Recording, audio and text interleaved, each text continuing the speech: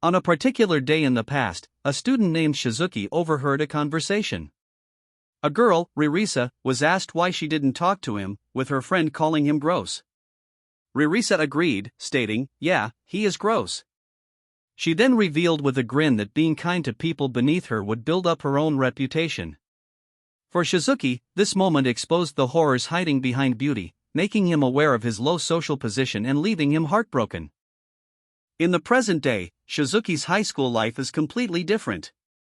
His friends call out to him, telling him to hurry up so they can all go to the school cafeteria together.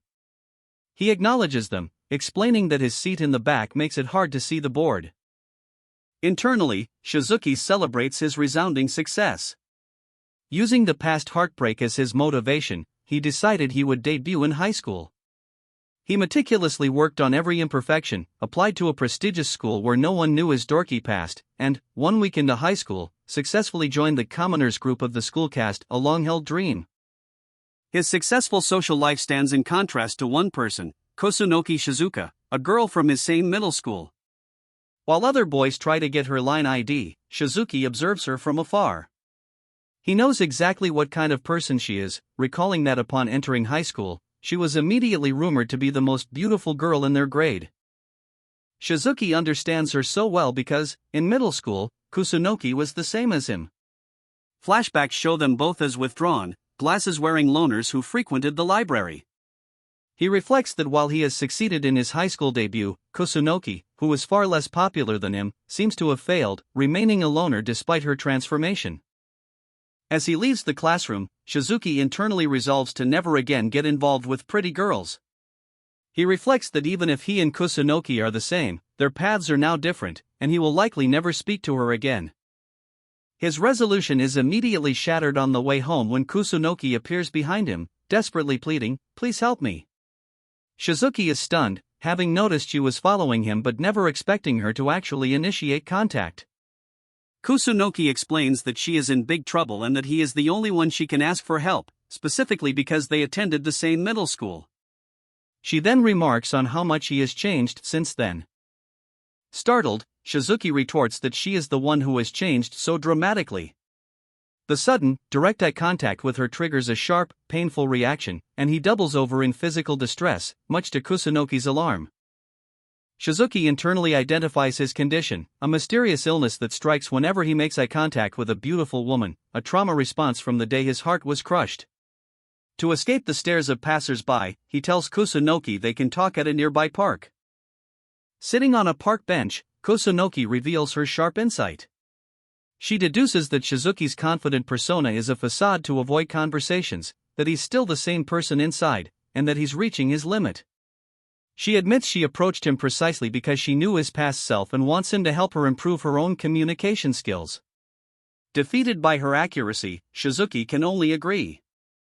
As they sit on a park bench, Shizuki internally berates himself for his social awkwardness. Kusunoki, however, misinterprets his demeanor, praising him for being able to talk to everyone and admitting she respects him. Shizuki flusteredly denies being charismatic, but she counters by asking what he means, pointing out that he's always surrounded by people and must have many friends. Kusunoki clarifies that she, in fact, has no friends. The boys she speaks with aren't truly her friends, and the girls in her class actively stay away from her. Shizuki is shocked, realizing he had completely misunderstood her situation. He now sees that her popularity with boys has inadvertently caused her to be ostracized by the girls.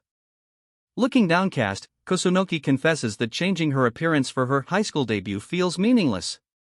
Despite the external change, she feels she's still the same lonely nobody she was in middle school, calling herself hopeless.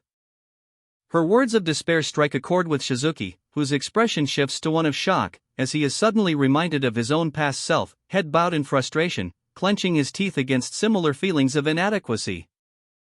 Galvanized by this memory, Shizuki abruptly stands and shouts at her to be more confident.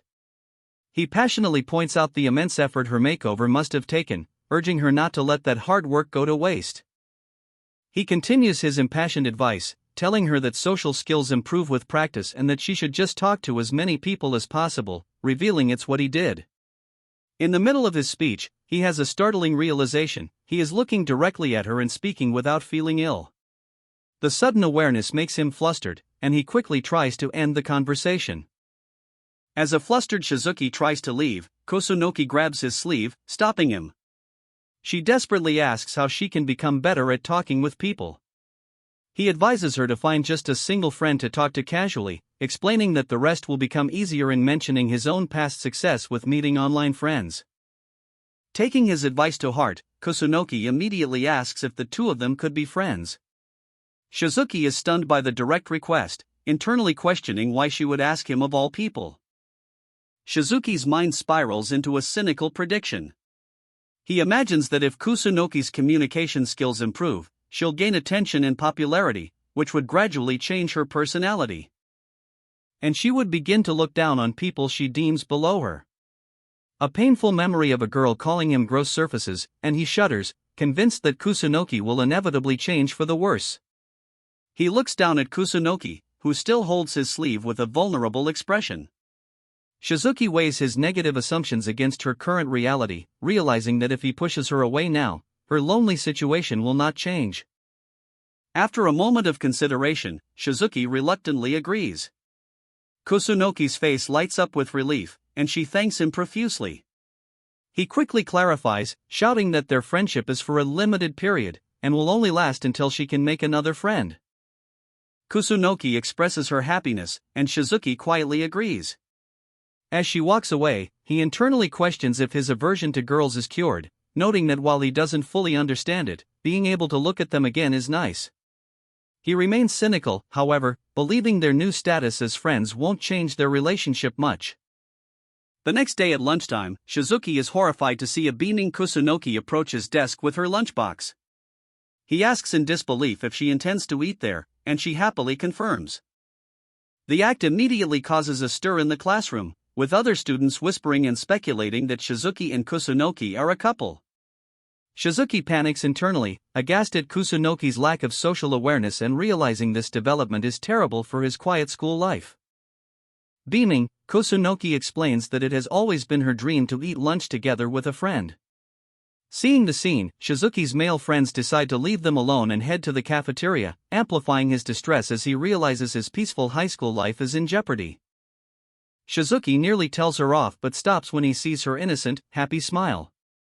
Feeling bad for her and acknowledging she has never had a friend before, he internally resigns himself to the situation, deciding to just go along with it for today. Kusunoki then escalates their intimacy, hesitantly asking if she can call him by his first name, Keisuke-kun, since they are friends now.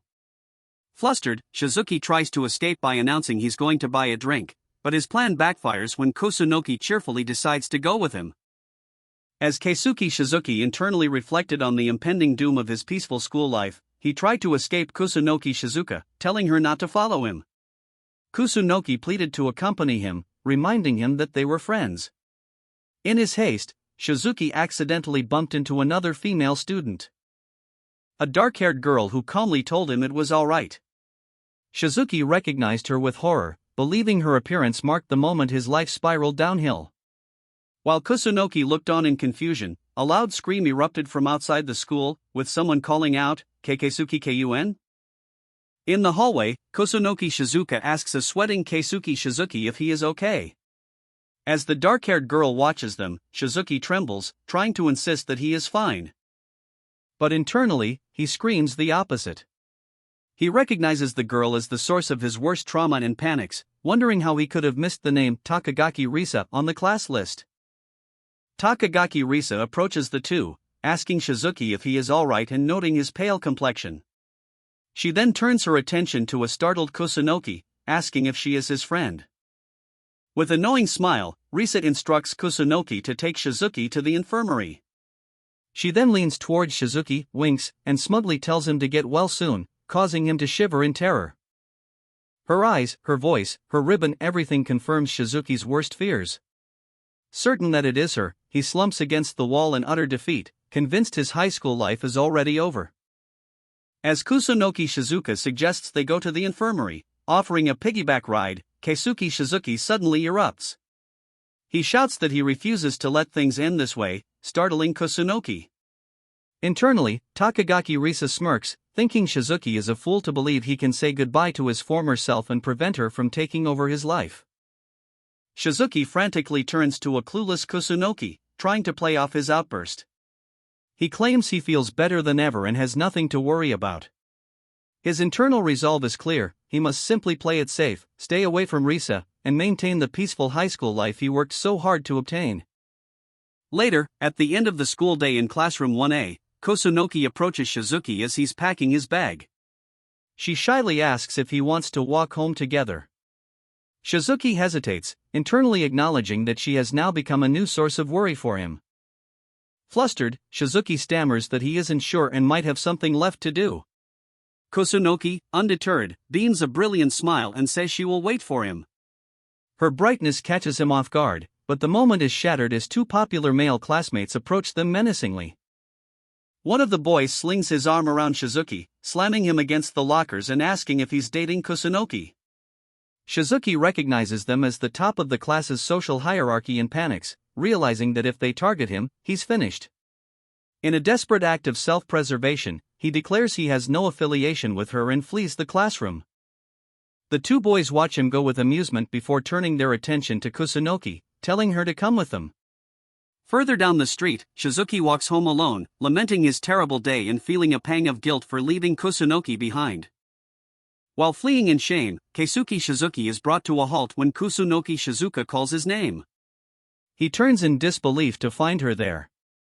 She explains that she saw his back and ran to catch up, leaving him to wonder why she would do such a thing. Internally, he thinks she's insane. Kusunoki cheerfully clarifies that she ran because she wanted to go home with him. When she asks if he doesn't want to, a flustered Shizuki covers his face in exasperation, unable to process her directness. Shizuki attempts to explain social conventions, stating that even as friends, boys and girls don't typically go home or eat lunch together. Kusunoki is genuinely shocked by this revelation, which only confuses Shizuki further. Blushing, Shizuki insists that she shouldn't talk to him so much in the classroom to prevent others from getting the wrong idea. He feels a brief sense of accomplishment for setting a boundary, as Kusunoki quietly walks beside him, pondering his words. Kusunoki counters his argument with sharp logic, pointing out that if they can't talk at school, she'll have no opportunity to speak with him at all. She then reminds him that he was the one who told her to talk to people more. The contradiction hits Shizuki with physical force, and he staggers, realizing he's been completely outmaneuvered. As a solution, Kusunoki proposes that she call him every evening so they can talk without anyone getting the wrong idea. Shizuki is stunned into silence. As she confirms that even a short call would be fine, his mind begins to spin, questioning her sanity and his own, wondering if this is a normal thing for friends to do.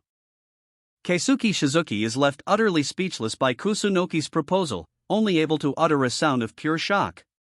Looking up at him with earnest, hopeful eyes, she clasps her hands together and asks if her plan to call him would be okay. Later that evening, Keisuke Shizuki lies in his room, looking at Kusunoki Shizuka's contact on his phone. He reflects on the fact that she got what she wanted, recalling the events at school that led to this moment. In a flashback, Kusunoki had earnestly asked to call him, suggesting it would be a way for them to talk without causing misunderstandings. Overwhelmed by her persistence, which he identified as his weakness, Shizuki countered with an offer of twice a week, which made her beam with delight. And they immediately exchanged contact information. Kusunoki looked at her phone, pleased to see Shizuki's name added to her contacts. Not content to wait, Kusunoki then surprised Shizuki by asking if she could call him that very night. Flustered, he agreed but insisted that he would be the one to call her, needing time to mentally prepare. Kusunoki happily accepted, promising to wait however long it took. Back in the present, Shizuki agonizes in his bed, admitting to himself that he's powerless to refuse her when she smiles. He frets over what they could possibly talk about, deciding to set a 10-minute timer to limit the call. Precisely at midnight, his phone alarm rings, signaling it's time to call her. He makes the call, and Kusunoki answers quickly. They exchange nervous greetings, with Kusunoki thanking him for calling. The initial pleasantries end, and Shizuki immediately panics, desperately trying to think of what to say next to fill the silence. The first phone call between Keisuke Shizuki and Kusunoki Shizuka begins with painful awkwardness. After a brief, stilted exchange about the cold weather, the conversation dies, leaving an uncomfortable silence. Internally panicking as he watches his 10-minute timer tick down, Shizuki desperately searches for any topic to keep the conversation alive and asks Kusunoki about her hobbies. To his surprise, she reveals that she likes manga and anime, a hobby they share. When asked for specifics, Kusunoki suddenly unleashes a torrent of passionate, rapid-fire analysis on a detective manga, revealing a side of herself Shizuki had never seen. He is stunned to realize she is, by definition, a true otaku. She then turns the question back to him, asking what manga he enjoys. Shizuki mentions a title he likes, and Kusunoki erupts with excitement, exclaiming that she loves the series and owns every volume. Just as their 10-minute timer rings, she ignores it and eagerly asks him about rumors of a sequel, completely engrossed in their discussion. The next morning, Shizuki's phone reveals their conversation lasted for over an hour and a half. He sits at his desk in class, completely exhausted but mentally buzzing, realizing he has so much more he wants to talk about with Kusunoki. However, when Kusunoki arrives, Shizuki is shocked to see her looking utterly depressed. Her cheerful energy from the previous night is gone, replaced by a gloomy demeanor as she offers a quiet greeting. He is left completely bewildered by her drastic change in mood. At school the next day, Keisuke struggles internally. He tries to honor Kusunoki's wish to be ignored, but her palpable bloom makes it impossible. He resolves that he must keep his distance from her while they are at school. As the school day ends and other students prepare to leave, Keisuke's resolve crumbles. He decides he has to know what happened to cause her sudden change in demeanor and calls out her name as she walks away. Outside the classroom, Keisuke confronts a hesitant Kusunoki. He immediately questions his own actions, wondering what he should even say now that he's approached her, and awkwardly manages to comment that she seems to have been feeling down all day. Overcome with embarrassment for breaking the rule he'd set for himself, Keisuke listens as Kusunoki begins to speak. She apologizes profusely, explaining that while he was kind enough to call her the previous day, she didn't even let him talk. Keisuke is stunned into silence. He realizes this misunderstanding is the sole reason for her depression. He quickly tries to reassure her, stating that their call was just practice for talking and that she has no reason to feel sorry or stress herself out. Despite his words, Kusunoki remains consumed by guilt. She collapses into a ball of gloom, thinking she is the worst for talking non-stop and wishing she could disappear. Keisuke watches, understanding the situation but unsure how to comfort her further. Kusunoki quietly tells Keisuke that she found their conversation fun, leaving him momentarily surprised. Their moment is interrupted by the arrival of Keisuke's friends, Harino and Tsuji, who spot them together. Harino immediately starts teasing them, asking if they're interrupting something and demanding to know the nature of their relationship. A flustered Keisuke shouts that it's not like that and quickly tells Kusunoki he's leaving now. But as Kusunoki starts to walk away, his friends physically restrain him, accusing him of secretly dating her. Just then, Kusunoki turns back and calls out his first name, Keisuke-kun. With a radiant smile, she clarifies that she also had a really fun time talking with him the previous night.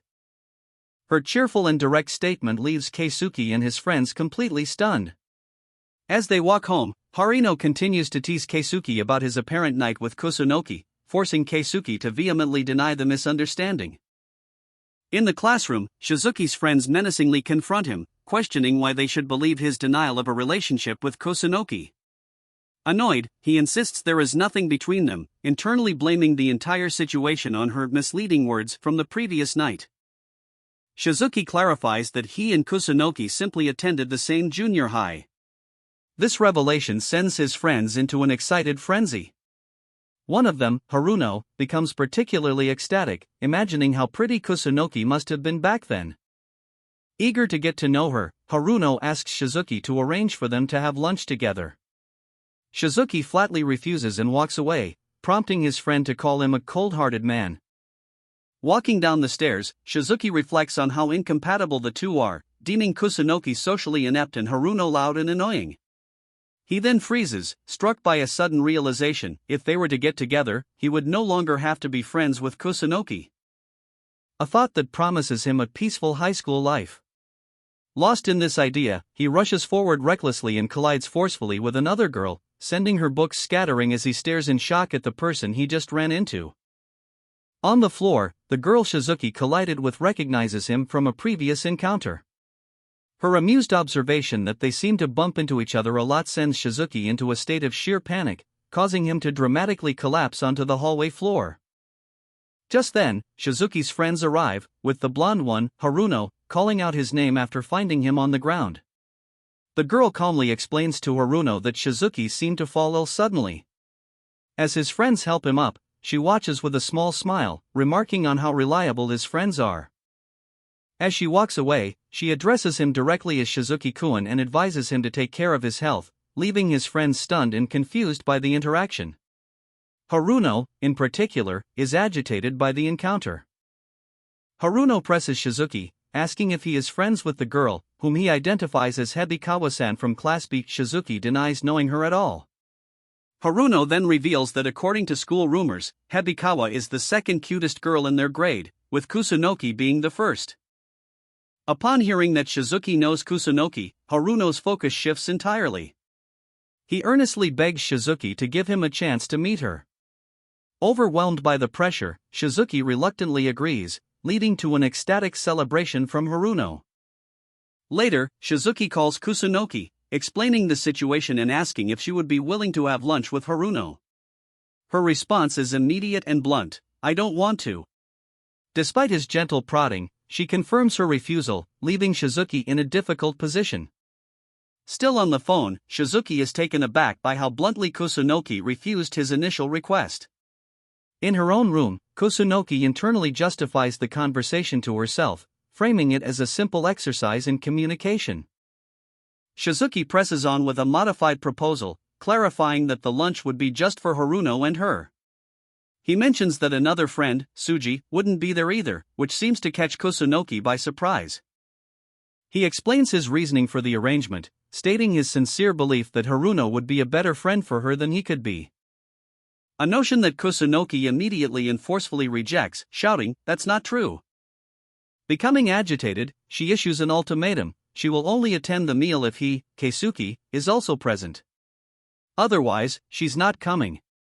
Her sudden intensity makes Shizuki realize something is wrong. Kusunoki offers a hasty apology and abruptly hangs up, claiming she is going to sleep. Shizuki is left staring at his phone in bewilderment, concluding that he must have upset her. His call log shows their conversation lasted for 15 minutes. Alone in her room after the phone call, Kusunoki sits hunched over, her earlier agitation replaced by quiet concern. She stares into the distance, questioning her own words and wondering if she said something she shouldn't have to Shizuki. At an outdoor table during lunch, Shizuki's friend Haruno enthusiastically declares that everything tastes delicious, a sentiment his other friend Tsuji does not share. Shizuki tells Haruno to calm down, while silently observing Kusunoki, who sits quietly beside him. Shizuki internally notes that Kusunoki looks miserable and hasn't spoken at all. Meanwhile, Haruno asks Kusunoki if she and Shizuki attended the same middle school, which she quietly denies. Upon learning that Shizuki and Kusunoki only recently started talking, Haruno is overcome with excitement.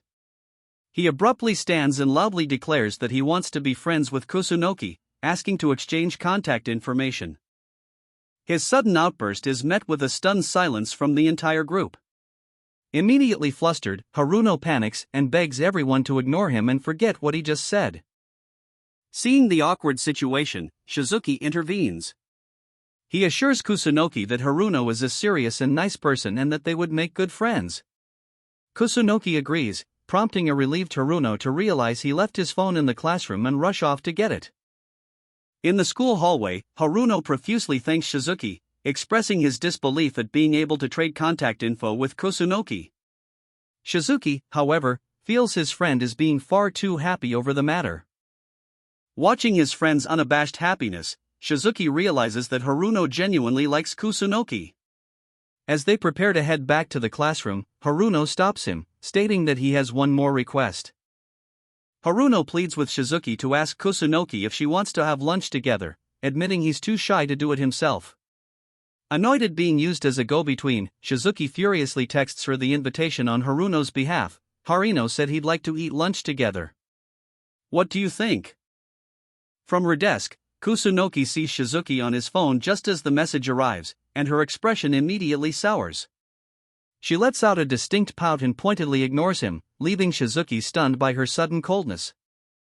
Shizuki is bewildered, wondering if Kusunoki is upset with him and for what reason. He recalls that she has been acting strange ever since their phone call the previous day and during lunch. As the school day ends, Shizuki tries to force the issue from his mind. He tells himself that whether Kusunoki is angry or not is none of his business and that he needs to pull himself together. However, he finds he can't let it go. Clenching his fist in frustration at his own inability to ignore the situation, he follows Kusunoki outside and calls out to her, asking what is wrong. Confronted by Shizuki about why she is ignoring him, Kusunoki nervously reminds him that he was the one who said they shouldn't talk to each other at school. Shizuki is flustered, unable to argue with her point. Internally, he acknowledges that Kusunoki knows how to argue effectively. Seeing his reaction, Kusunoki seems to confirm a suspicion, sadly addressing him by his first name, Keisuke. As she begins to walk away, Kusunoki asks if he hates her. She accuses him of pushing her onto his other friends because he wants to end their friendship, which is why he's been acting this way. Shizuki is stunned by her interpretation. Shizuki freezes, realizing with a jolt that he cannot deny her accusation. He reflects that even though he reached out to her because he saw her in a situation similar to his own, he became too caught up in his own thoughts and ended up treating her as if she were worthless. His mind flashes back to a painful memory from the past. During gym class, he was the last one left without a partner. A classmate, Satu, paired with him out of a sense of duty, telling him it was only because he was on the school grades committee and that Shizuki shouldn't get the wrong idea. Shizuki recalls how this kind of half-assed kindness hurt him the most. Returning to the present, Shizuki turns to Kusunoki and offers a sincere apology, asking her to forgive him. Stunned by his earnestness, Kusunoki crouches to the ground, overwhelmed and at a loss for words. Kusunoki confesses the truth behind her reluctance to interact with his friends: she isn't good with boys. She explains that back in middle school, she was bullied, and ever since, she has found them scary. As Shizuki points out that he is also a boy, she quickly clarifies that he is an exception. Because she feels at ease with him. She recalls that they were in the same class in middle school, often in the library together, and have a lot in common. Because of this shared history, she tells him she is perfectly fine with him being her only male friend. Overwhelmed by her words, a blushing Shizuki immediately understands and agrees to stop trying to find other friends for her. As he processes her thanks, his heart begins to beat uncontrollably fast, a reaction that startles him. Looking at his shocked expression, Kusunoki smiles gently and reveals that this is the first time she has ever had a fight with a friend. Shizuki seizes upon her statement as an explanation for his physical reaction, rationalizing to himself that his heart was pounding because he'd just had his first fight with a female friend. As they prepare to leave, Kusunoki asks if they can start taking a bit more time at school, and he readily agrees. They walk off together, their conflict resolved. In class, a teacher announces a traditional inter-class dodgeball tournament to help the newly enrolled students get to know each other. She explains that teams will be decided by drawing lots and calls on Aota-kun to go first, much to his immediate, silent dismay. Aota-kun's mind races with anxiety. He finds the idea of dodgeball childish and fears messing up in front of everyone. His panic intensifies when he realizes that a particular girl will also be participating if they face other classes. As he reaches to draw his lot, he desperately prays to God that he won't be chosen. Later, sitting on the sidelines in his gym clothes, Aota-kun is utterly dejected.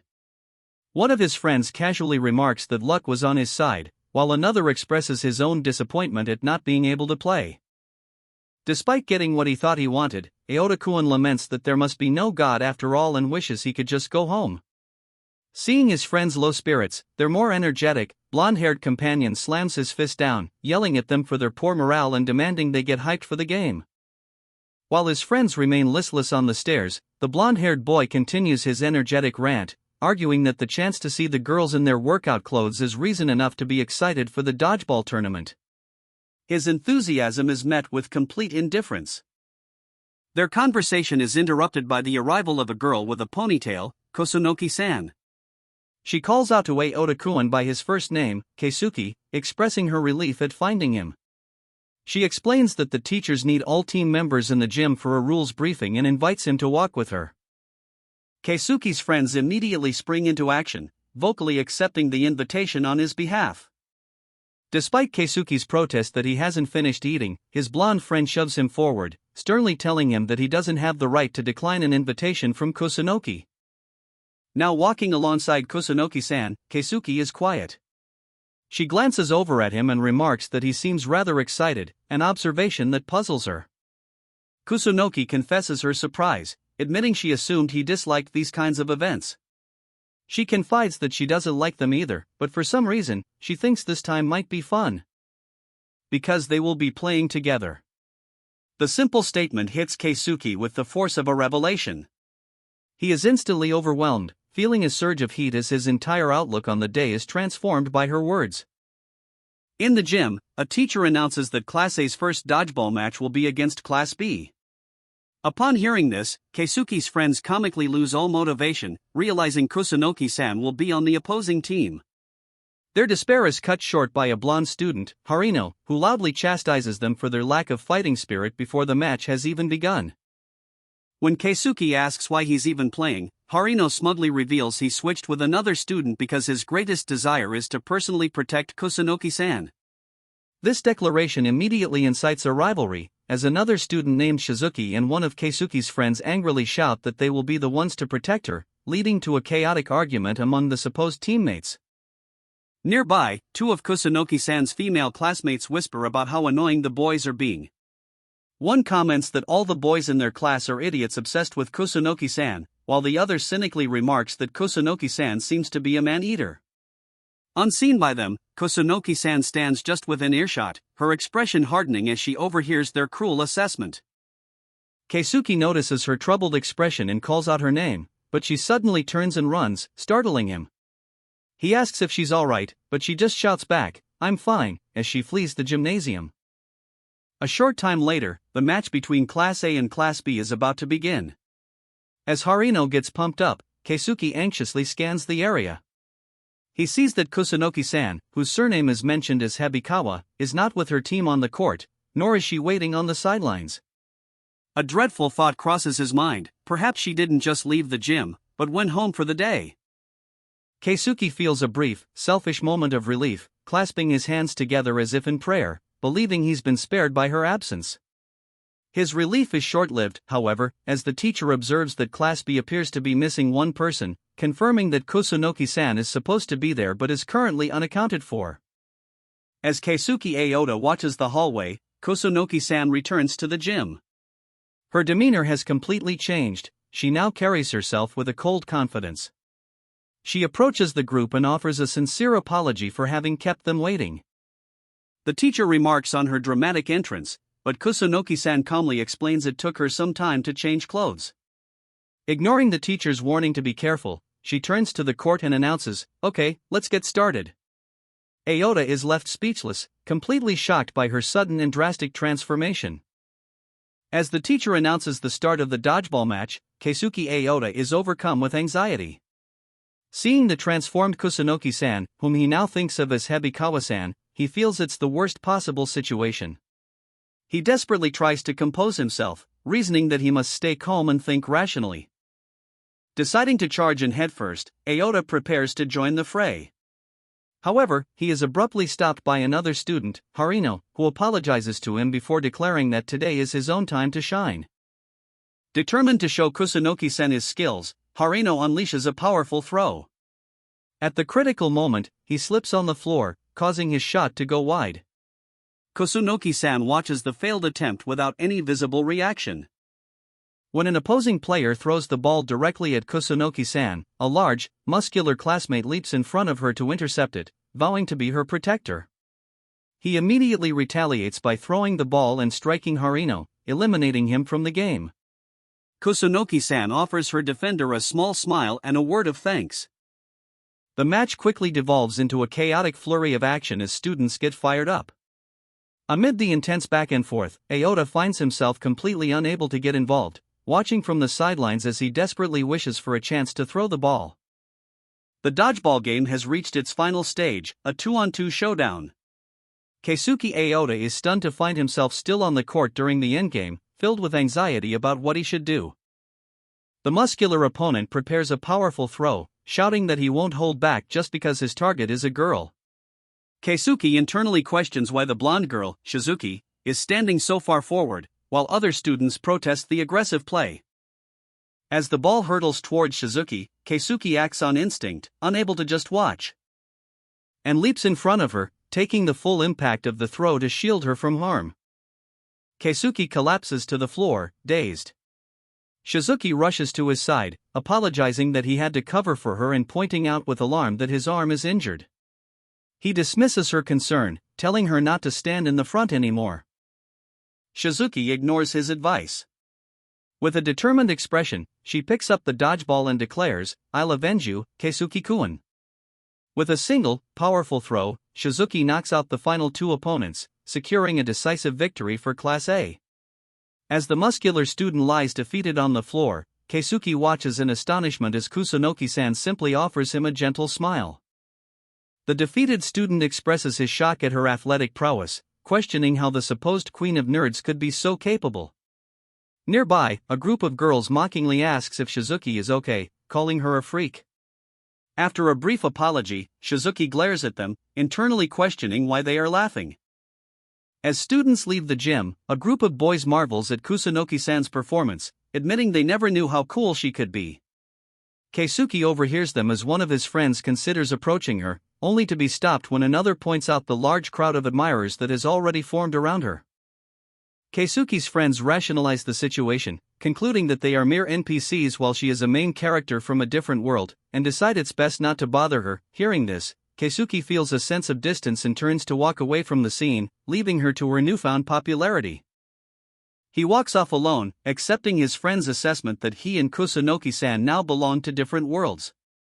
Suddenly, Kusunoki-san appears behind him and asks if she has done something to offend him. She explains that she saw him look at her and then try to run away, which prompted her to follow. Startled, Keisuke tries to explain that he wasn't running away but was worried he would be a bother to her. Kusunoki-san leans in close and passionately declares, "You are never a bother to me." She then shyly admits that she was overwhelmed by the crowd and had actually hoped he would call out to her. Keisuke processes Kusunoki-san's words, only to be startled when she suddenly doubles over with a loud cry. He rushes to her side, asking what's wrong. Straightening up with a cheerful smile, Kusunoki-san explains that she's just relieved now that they've talked, leaving Keisuke stunned by the anticlimax. Overwhelmed with embarrassment, Keisuke mutters that he's relieved too, but quickly dismisses it when she asks what he said. He tells her to ignore it and hastily waves goodbye, urging her to go change as he flees the scene, leaving a confused Kusunoki-san behind. Walking through the school hallway, Kusunoki-san wonders what Keisuke had said. Her thoughts are interrupted when she is approached by Shizuki, who recognizes her as Hebikawa from Class B. Kusunoki-san, in turn, is struck by Shizuki's beauty. Shizuki remarks that Kusunoki-san is even more beautiful up close and then notices her swollen arm. Expressing concern, she suddenly grabs Kusunoki-san's arm and offers dramatic, unnecessary apologies. She dismisses Kusunoki-san's attempts to downplay the injury, instead complimenting her surprising strength. Still holding her arm, Shizuki leans in close, calling Kusunoki-san interesting. With an intense gaze, she confesses, "I've actually been thinking about you for a while now," leaving Kusunoki-san completely speechless. Leaning in close to a stunned Kusunoki-san, Shizuki follows up on her confession of interest with a direct and hopeful proposal. She asks if they can be friends. Kusunoki-san is internally stunned and overjoyed, thinking to herself that she has finally made a friend. Shizuki confirms that she is happy to become friends with such a cute girl. Flustered but happy, Kusunoki-san formally accepts the friendship. Shizuki then suggests they move to a first-name basis, revealing her name as Risa and asking to call Kusunoki-san by her first name, Shizuka. They happily agree, reintroducing themselves as Shizuka and Risa.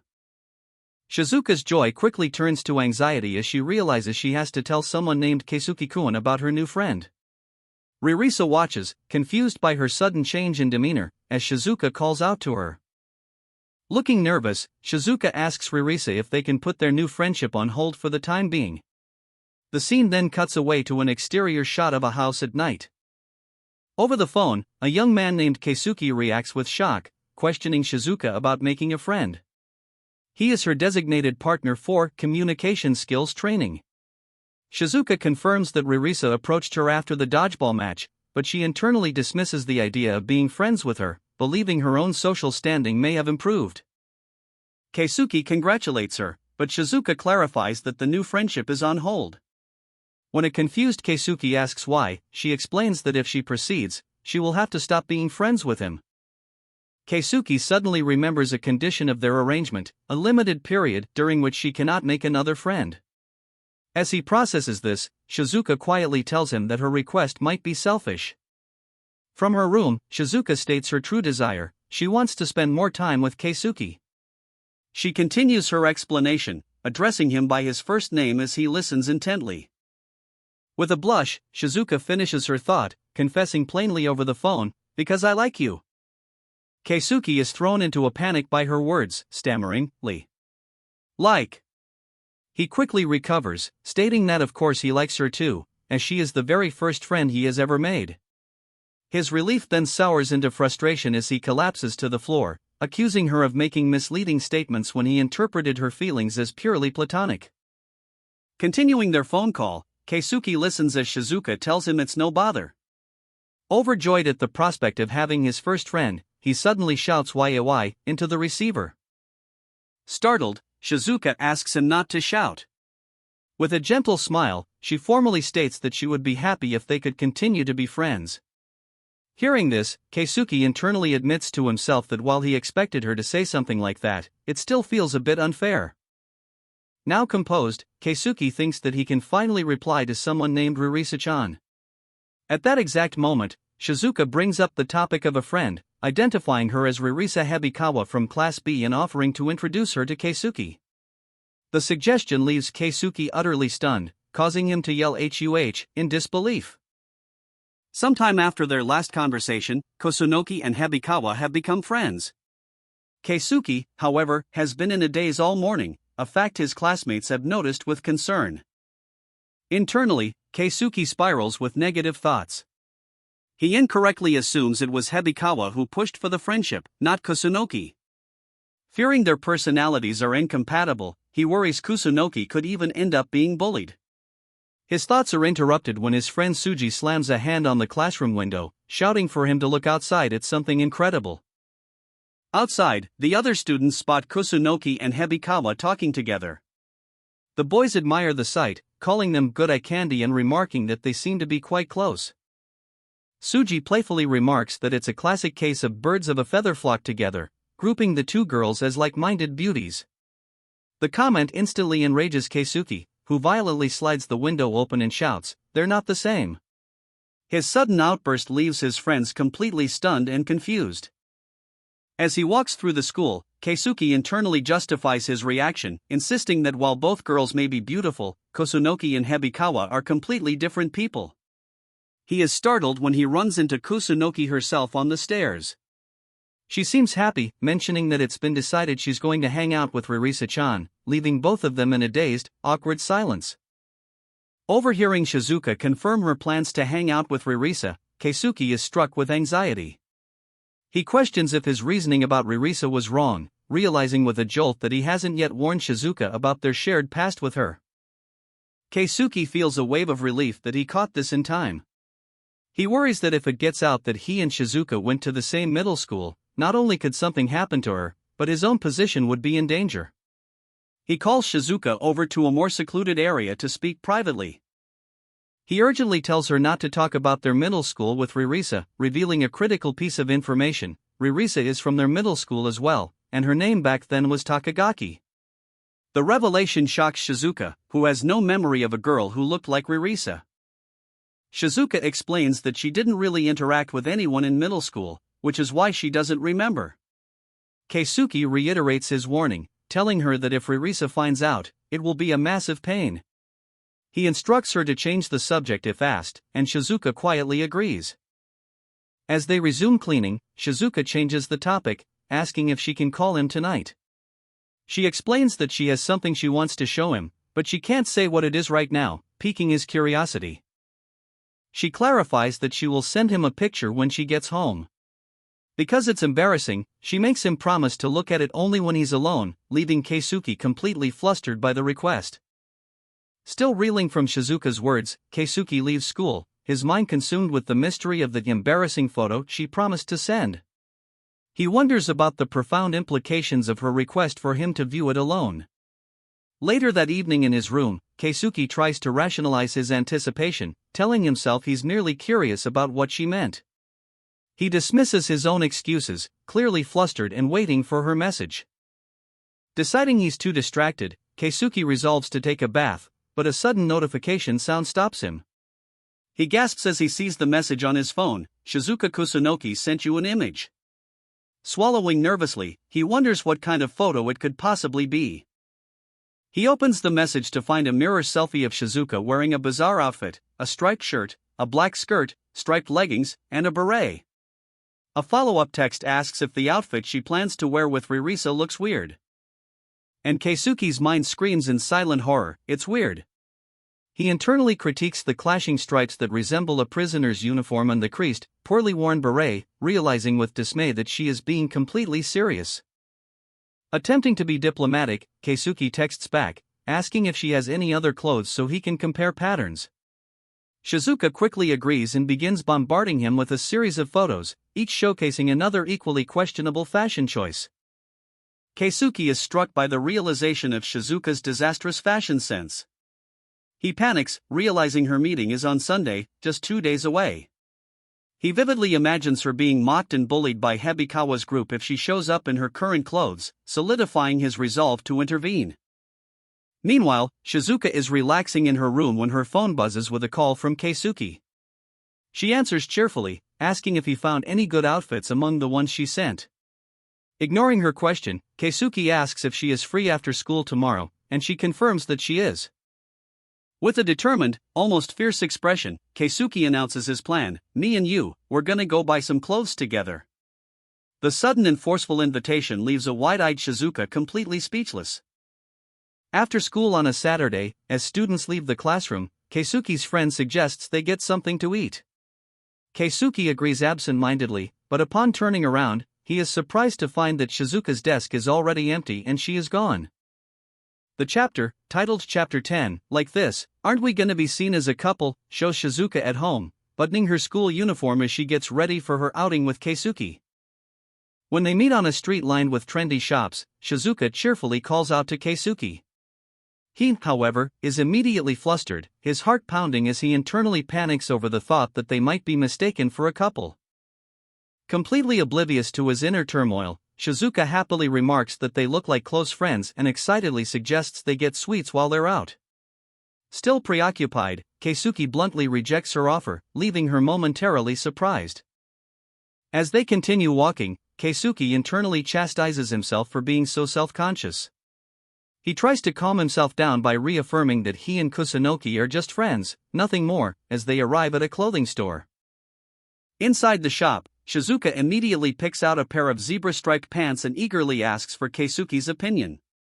His fears are instantly realized as he recalls the photo of her, remembering her tendency to pair clothes with the exact same pattern.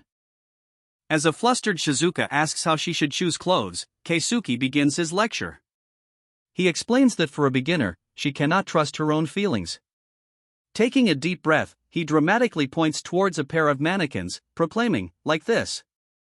Keisuke elaborates on his strategy, simply by the entire outfit straight from the mannequin.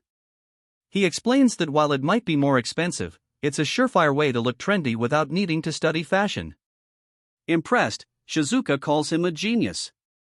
When Keisuke asks if she has money, she salutes and confirms she brought all the cash she could find. Keisuke points out a mannequin wearing a spring-like dress and cardigan, suggesting it would work well for this time of year. Shizuka looks at it with hesitation, nervously wondering if she could really wear something that seems so adult before starting to excuse herself. Just then, a stylish shop assistant approaches and asks if they need help. Shizuka shyly indicates she likes the dress on the mannequin. The assistant's confident and pretty aura immediately overwhelms Keisuke, who physically weakens and collapses, internally cursing himself for letting his guard down around such people.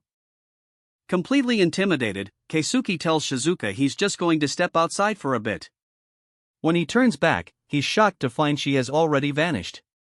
As he wonders where she went, he hears a sudden "Kyaa" from the direction of the changing rooms. Inside, the shop assistant praises Shizuka, telling her the dress looks wonderful and immaculate on her. Shizuka then steps out of the changing room, revealing her new look. Keisuke can only stare, completely stunned and speechless at her transformation. Shizuka emerges from the fitting room and asks Keisuke for his opinion on the new outfit. Struck by her appearance, he can only manage to say a single word, "cute." Immediately becoming flustered, Keisuke waves his hands defensively, clarifying that he meant the clothes look good. His reaction is enough for Shizuka, who smiles and decides to buy the outfit. As she heads back to change, Keisuke is overcome with embarrassment, convinced he sounded cringy and wanting to disappear. Inside the privacy of the changing room, Shizuka clutches her chest, her heart beating rapidly. Keisuke's compliment clearly had a significant effect on her. After purchasing the clothes, the two stand outside and prepare to part ways. Shizuka thanks Keisuke again and insists she will pay him back, but he casually dismisses it. She bows and says she'll see him at school. As Shizuka turns and walks towards the station entrance, Keisuke watches her go. On an impulse, he suddenly calls out her name, Kusunoki. He shouts a final message of encouragement, wishing her good luck for tomorrow. Shizuka turns back, her face breaking into a radiant, determined smile as she raises a fist. The sight of her genuine happiness causes Keisuke to blush intensely. Sometime later, Shizuka waits alone, her stomach fluttering with nerves. Dressed in her new outfit, she tries to reassure herself, believing her image training will be sufficient for when her friend, Risa-chan, arrives. She plans for them to get something to eat first. A voice calls her name, and Shizuka looks up to see Risa waving. However, Risa is not alone, she is accompanied by two other girls whom Shizuka does not recognize. Visibly surprised, Shizuka stares at the newcomers. Risa apologizes, explaining that when she told her friends from class she was meeting Shizuka, they insisted on coming along. She then asks if it would be alright for them to join the outing. Risa casually asks if her two friends can join them, explaining they are close and it would be great if everyone got together. The sudden request sends a jolt of panic through Shizuka, whose mind races with anxiety. Seeing her friend's hesitation, Risa worries that her surprise has backfired. Shizuka quickly denies that there's a problem, bowing formally and introducing herself as Shizuka Kusunoki. The two newcomers introduce themselves in turn. The energetic girl with twin tails is Koukou Tada, and her calmer companion is Reika Kurita. With the introductions over, Risa suggests they drop the formality and go grab some lunch. As they walk, Reika observes Shizuka, noting her pastel cardigan and white dress. She internally concludes that Shizuka's fashion sense shows a clear understanding of her own attractiveness, which makes her solitary status at school all the more puzzling. A flashback reveals the origin of their meeting. Reika had told Koukou about a cute but solitary girl from Class 1A she was curious about. When Koukou suggested they go see what she's like, Reika agreed, prompting Koukou to invite herself along, much to Reika's mild annoyance. Returning to the present, Reika's internal monologue solidifies her view of Shizuka as a girl shrouded in mystery. She resolves that today, she will be the one to take off that mask. The group of four arrives at a hamburger shop for their lunch. At the fast food restaurant, the group is taken aback by the sheer volume of food Shizuka has ordered. Koukou Tada expresses her amazement, while Reika Kurita observes silently. Internally, Shizuka panics, admitting to herself that she didn't know how to order properly and just added a lot of items. As they eat, Reika begins to probe, asking Shizuka if she lives far away and commutes by train. When Shizuka confirms, Reika follows up by asking which middle school she attended. The question triggers a memory for Shizuka of her brother, Shizuki, specifically advising her not to discuss her middle school life. Flustered, Shizuka gives a vague, non-committal answer about her middle school, suggesting it was unremarkable and similar to anyone else's. Seeing her friends accept the answer, she feels a wave of relief, believing she has successfully navigated the dangerous topic. Reika, however, watches her with a knowing look, thinking to herself that everything is proceeding smoothly according to her plan. The group then moves on to the next part of their outing, the cinema, much to Kouko's excitement. Inside the theater, Koukou can barely contain her anticipation for the movie, while Reika tells her to be quiet. Reika's attention then shifts back to Shizuka, once again commenting on the large quantity of food she has, this time a massive bucket of popcorn. Shizuka is mortified, explaining internally that she bought the huge bucket because she thought it was the standard thing to do. As the others question her appetite, Reika poses another pointed question, asking what kind of movies Shizuka usually watches. This forces Shizuka to recall another piece of advice from her brother on how to handle such conversations without revealing her lack of experience. Put on the spot about her movie preferences, Shizuka vaguely claims to sometimes watch romance films. Koukou Tada immediately lights up, asking if she's seen Love Mirror and praising the actress Akiina. Internally, Shizuka panics, having lied in the moment and having no idea who Akiina is, guessing it might be an actress's name. Trying to bluff her way through, Shizuka's comment about the father's acting being cute causes confusion. She has mistakenly assumed Akiina was a male actor, a critical error that does not go unnoticed by Reika Kurita, who observes the exchange with a sharp, calculating gaze. After the movie finishes, the group exits the theater. Overwhelmed by her social missteps and the general experience, Shizuka quietly excuses herself from the group as they discuss what to do next. She nervously asks if it would be alright for her to quickly use the restroom, promising to be right back.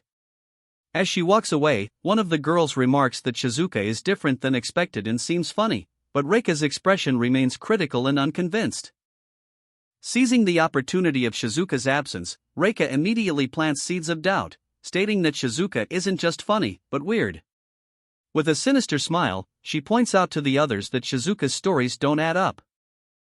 Reika's manipulation is successful. Koukou and Risa quickly agree, recalling Shizuka's strange comment about Akiina during their earlier conversation.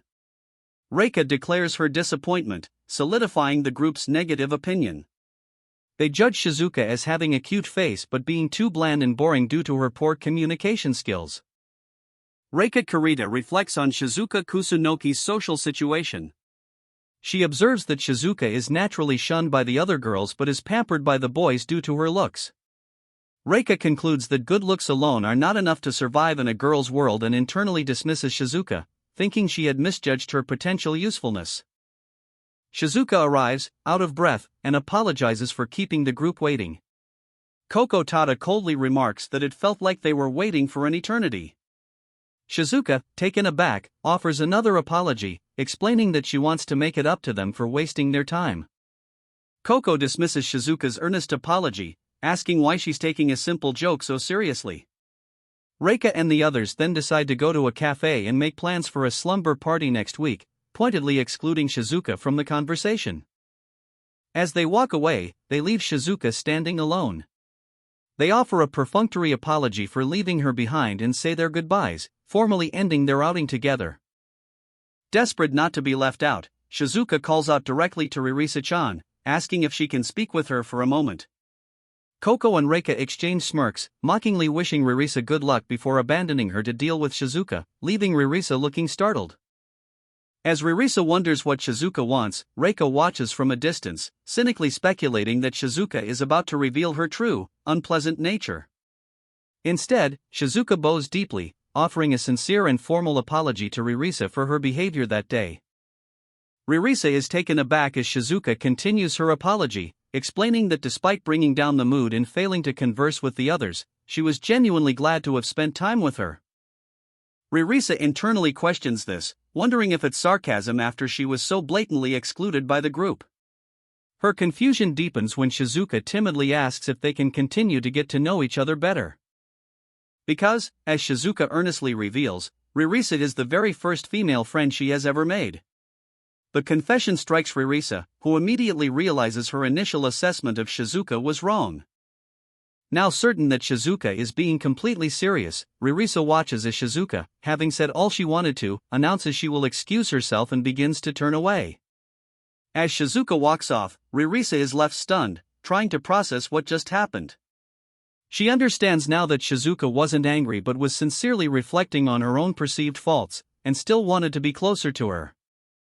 This leads Risa to a profound conclusion: Shizuka Kusunoki is a straightforward, pure girl, the kind of person she herself aspired to be as a child. However, as the memory surfaces, she forcefully rejects the thought with a firm, internal no. Still reeling from their conversation, Risa's thoughts spiral into disbelief. She concludes that it's simply impossible for a girl as genuinely pure as Shizuka to actually exist. Later that night, Kusunoki checks his phone. He had sent a message asking, "How was today? Did it go well?" and sees Shizuka's reply, "Yes.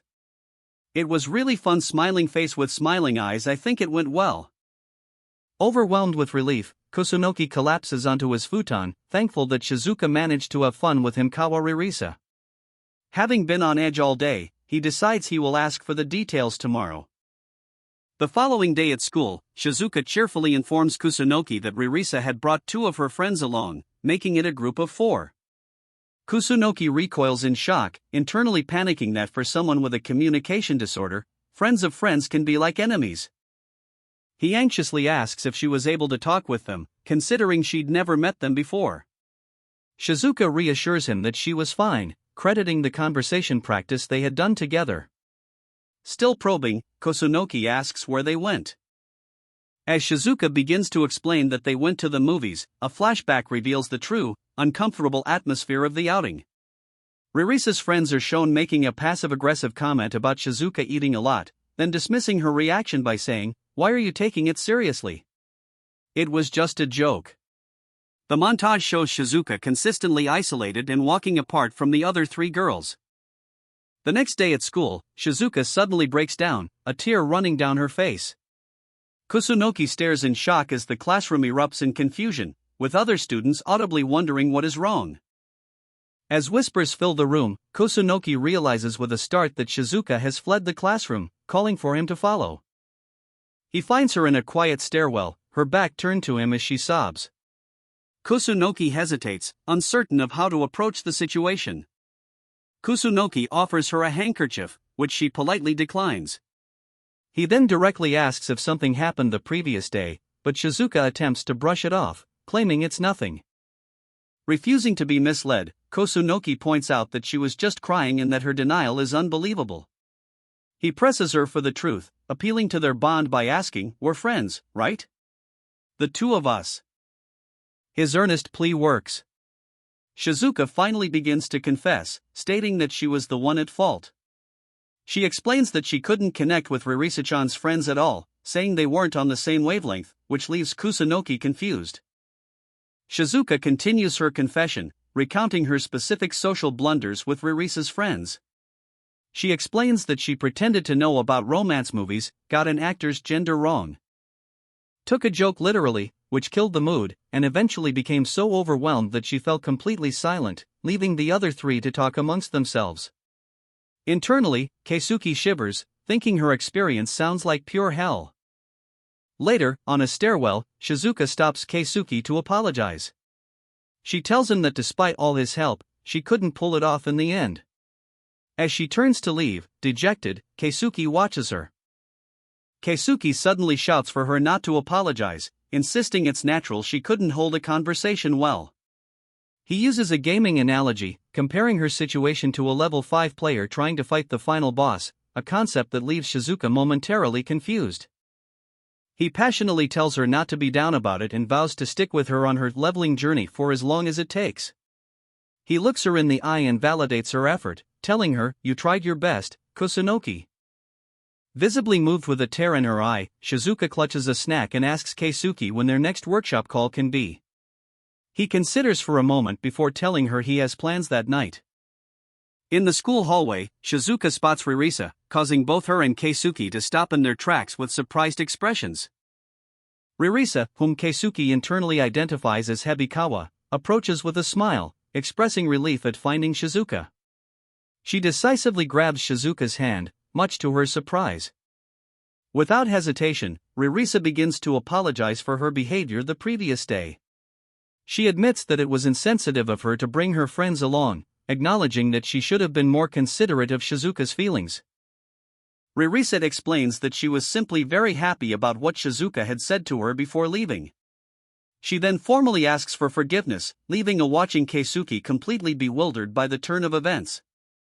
A flustered Shizuka tries to refuse the apology, insisting that she was the one at fault, but Risa joyfully cuts her off with an enthusiastic hug, exclaiming, "Love you, Shizuke." Stepping back but keeping her hands on Shizuka's shoulders, Risa turns her attention to Keisuke and poses a new request, this time, "Could you introduce your friend to me, Shizuka?" Chapter 13 begins, titled, "She's the Trauma That Still Haunts Me to This Day." Keisuke recalls a traumatic memory where Shizuka's friend asked to be introduced to him, a moment that left both him and the friend in a state of shock. In the present, the same friend asks Shizuka to introduce her to Keisuke. Shizuka cheerfully agrees and turns to him for approval, but the question sends him into a state of shock, causing him to shiver and tremble. As he internally screams, "No way in hell!" He recognizes Shizuka as the source of his ongoing trauma. Trying to compose himself, he attempts to dismiss the introduction as nothing important, startling the girls with his sudden movement. Confused by his reaction, the friend asks if he doesn't want to get to know her. She explains that her only motive was to learn more about Shizuka, and she thought becoming friends with Keisuke would be a good way to do that. Sensing his hesitation, the friend sadly concludes that it's not possible. As Keisuke continues to wobble in fear, Shizuka suddenly grabs his arm, causing him to yelp in terror. While she leans in close, her expression serious, and asks, "You really can't?" Keisuke can only grimace in distress as the scene ends on an exterior shot of the school. In the classroom, one of Keisuke's friends confronts him, loudly questioning how he managed to get introductions to both Kusunoki-san and Hebikawa-san. Another friend remarks on Keisuke's sudden popularity, while Keisuke himself explains that this means he can't go home with them. The jealous friend grabs Keisuke's collar, accusing him of being a harem protagonist. Annoyed, Keisuke shoves him away, telling him to take the role if he wants it so badly. As he turns away, Keisuke mutters about his peaceful high school life being ruined, leaving his friends confused about what problems he's dealing with. Deciding to get it over with, Keisuke tells his friends he's leaving and heads for the door. As he steps into the hallway, he is immediately spotted by a girl with long, dark hair waiting by the shoe lockers. The girl, Hebikawa-san, cheerfully calls out to him as Shizuki-kun. Standing beside her is Kusunoki-san, who also offers a warm smile. Keisuke reacts with visible dread, covering his mouth as they ask him to go. The scene shifts to the school grounds, where other students and a teacher observe the trio, murmuring with a mixture of jealousy and amusement at the spectacle of youth. The group is seen sitting on a bench, with Keisuke uncomfortably positioned between the two girls. He internally questions why he has to be in the middle, while an excited Kusunoki-san exclaims that, this time, he is the lead role. Internally, Keisuke resolved to get through the meeting by preparing for the worst and trying not to look at Hebikawa. Kusunoki, however, cheerfully initiated the conversation, formally introducing Keisuke to her friend. The girl introduced herself as Risa Hebikawa. As Keisuke nervously processed the introduction, Hebikawa immediately leaned in close to ask him a question. She directly questioned him about his closeness to another girl named Shizuka. Keisuke, attempting to downplay the connection, explained that it was only natural since their classroom seats were next to each other, an answer Hebikawa seemed to find insufficient. As Hebikawa considered his response, Kusunoki cheerfully added that Keisuke and Shizuka must get along well, remarking how much fun it is to talk with him. Taking this as her cue, Hebikawa suddenly placed her hand over Keisuke's, startling him. She looked at him intently and declared that she, too, wants to be close with him. Kusunoki, oblivious to the escalating tension, praised Keisuke's conversational skills, which only caused him to panic internally. Hebikawa then commented that she felt as though she had been shunned for a while. Risa Hebikawa forcefully grabs Keisuke's face, demanding that he look at her. Internally, Keisuke panics as he feels his body begin to shiver uncontrollably from her touch. And his overwhelming panic culminates in a violent physical reaction. He vomits directly onto a stunned Hebikawa, as a horrified Kusunoki-san looks on. Following a scream from the school grounds, the scene shifts to the infirmary, where a staff member addresses Keisuke, asking if he feels like he's going to be sick again. Lying in an infirmary bed, Keisuke is told that his vomiting episode was quite a scene. The staff member instructs him to apologize to the girl he threw up on and also informs him that another girl from his class helped clean up the mess, so he must apologize to her as well. Alone, Keisuke reflects on the incident, realizing with despair that Hebikawa's touch triggered his trauma and caused the panic attack. He curls up, feeling hopeless and questioning if he will ever be able to overcome this condition. The sound of the infirmary door sliding open catches his attention. Keisuke sits up, wondering if it's Kusunoki-san, but is surprised to see a different, unfamiliar girl standing silently in the doorway. The girl who visited Keisuke asks how he is feeling. He covers his face, groaning in embarrassment, and says he is fine. He then notices her clothes, and she explains that since her blouse got dirty, she changed into a jacket. Keisuke, mortified, apologizes profusely and offers to pay the cleaning fee. She observes him coolly, asking if he has a weak immune system, as it seems he's ill every time she sees him. Keisuke can only agree, admitting she isn't wrong. The girl immediately calls his statement a lie. She points out that he always looks so happy when he's with his male friends, then pointedly asks if he only acts sick when he's with her. Feeling cornered, Keisuke abruptly says he has to go and tries to get up from the bed. Before he can escape, the girl lunges forward, grabbing his ankle and causing him to cry out as he tumbles back onto the mattress. He lands on his back, stunned by her sudden action. She looks down at him with an intense expression and tells him, "No running away." She then leans over his body, effectively pinning him to the bed.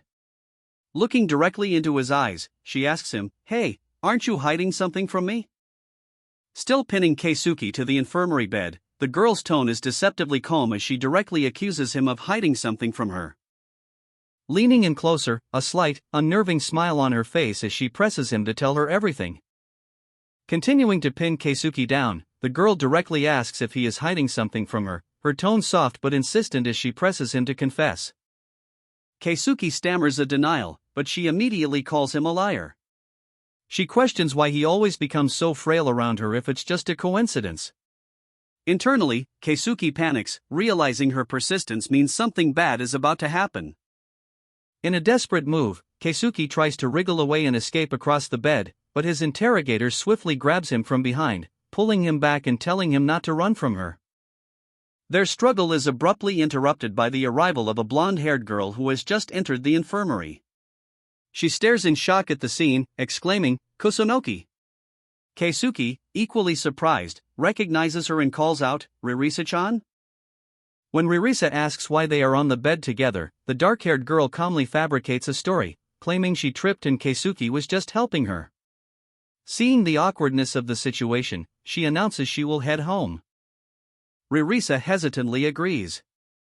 The dark-haired girl says they can put introductions on hold and then turns to Keisuke.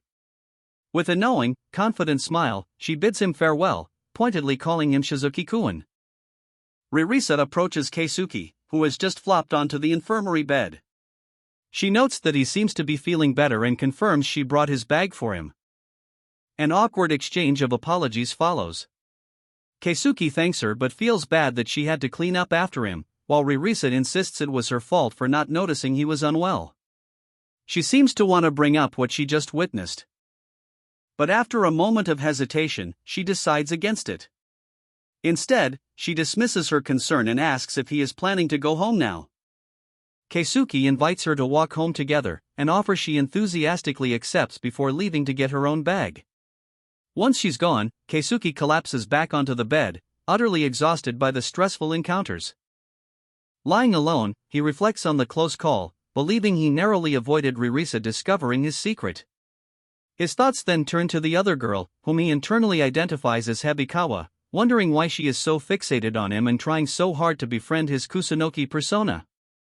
His pondering of Hebikawa's true goal is cut short as the scene abruptly shifts.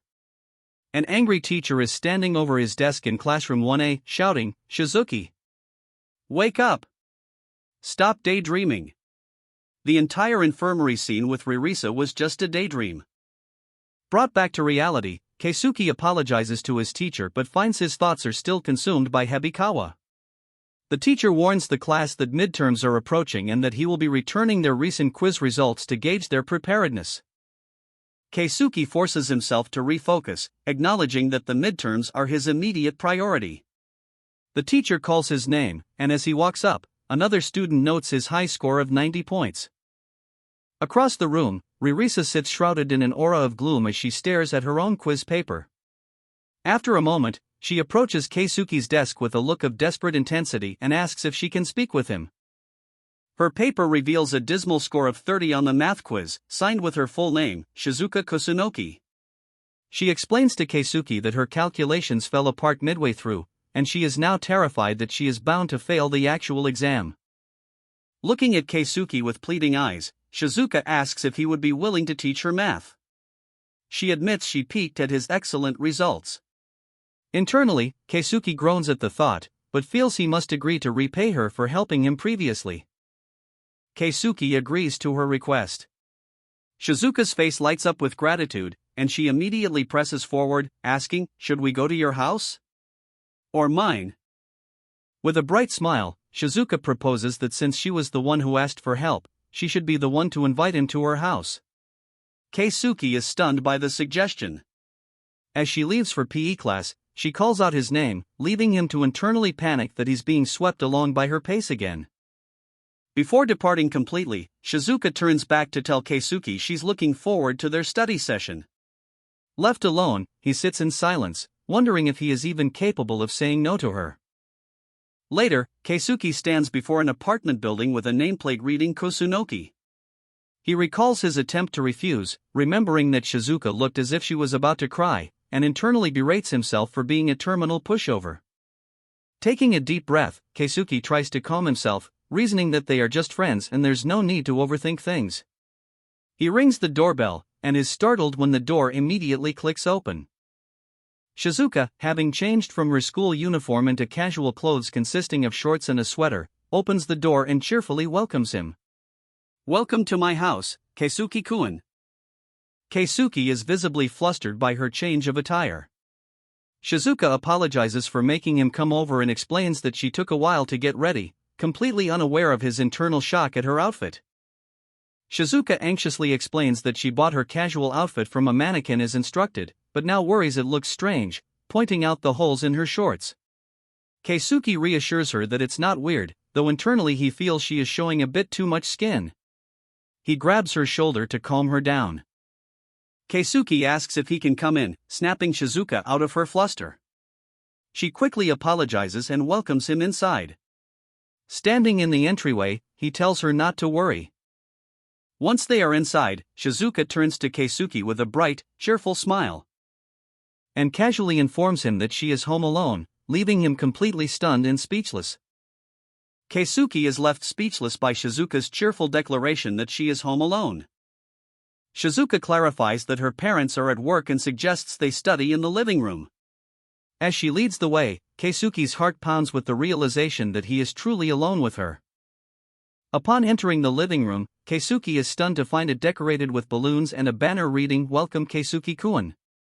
Shizuka explains that since it's the first time she's ever invited a friend over, she wanted to make the occasion special. Internally, Keisuke thinks she has mistaken their study session for a party and finds the display a bit excessive. His thoughts are interrupted by Shizuka, who excitedly suggests they play games after studying. She then heads to the kitchen to make tea, telling him to have a seat. Watching her prepare the tea, Keisuke comes to a sudden realization: Shizuka genuinely only sees him as a friend. He internally accepts this obvious truth, concluding with a sense of resignation that it's best for things to stay just the way they are. Having accepted that his relationship with Shizuka is purely platonic, Keisuke resolves that it's best to leave things as they are. He finishes tutoring her for the day, and she thanks him, delighted by how easy he made the material to understand. Noticing they finished earlier than expected, at just after 4 p.m., Shizuka suggests they play some games. Keisuke agrees, but her expression shifts, revealing something more serious is on her mind. Shizuka hesitates, apologizing in advance if she's wrong, but states that there's something she needs to ask him. Keisuke, caught off guard by her sudden change in demeanor, waits for her question. She directly asks him if he dislikes Risa-chan. Shizuka explains that after his adverse reaction when he threw up, she couldn't help but wonder if that was the case. The question hits Keisuke with physical force, his heart beginning to race. He panics, wondering what to do and how to possibly explain himself. His mind flashes back to his middle school trauma, where his first love, a girl named Hebikawa, had gossiped about him behind his back. He feels he can't tell her the truth. His experience has taught him that his friends would either pull away or laugh at him. However, as he looks at Shizuka, a thought emerges: perhaps she would be different. With Shizuka's hand tugging at his shirt, Keisuke finally speaks, admitting with a pained expression that he can't deal with her Risa persona, leaving Shizuka stunned. He clarifies that he can't explain why. Internally, Keisuke acknowledges that he trusts Shizuka wouldn't laugh at him, but the fear of telling anyone his story is still too great. To Keisuke's utter shock, Shizuka suddenly bows her head and apologizes profusely. She expresses deep regret for not realizing she was doing something that made him uncomfortable. She reassures him that she won't try to introduce Risa-chan to him anymore. When a surprised Keisuke asks if that's okay, she smiles warmly, stating that his preference is reason enough for her. Moved by her unconditional acceptance, Keisuke finds a new resolve. He looks at her directly and promises that while he can't tell her the reason right now, he definitely will eventually. Visibly delighted, Shizuka accepts his promise. To change the subject, she suggests they play some games and heads to her room to get them, stumbling loudly and comically on her way. The moment of understanding is suddenly broken as Shizuka loses her balance, falling directly on top of Keisuke on the floor. Caught beneath her, Keisuke's immediate reaction is concern. He calls out her name, asking if she is okay while gently tugging on her shirt.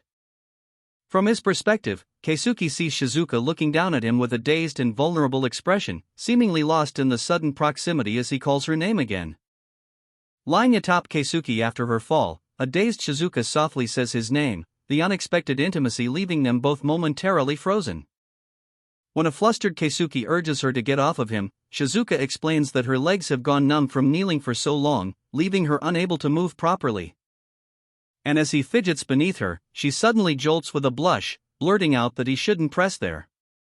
She confesses that she has been needing to use the restroom for a while, much to his confusion. The situation devolves into panic as Shizuka struggles to stand. Exasperated, Keisuke offers his shoulder for support, wondering to himself what is wrong with this day. Later, at the apartment door, a worn-out Shizuka thanks and apologizes to Keisuke for all the trouble. He internally reflects on how troublesome the day was but tells her not to worry and reminds her to study. Shizuka suggests they play games again, and while Keisuke internally disagrees, he verbally accepts. Noticing it has gotten dark, he then offers to walk her home, an idea she shyly seems to accept.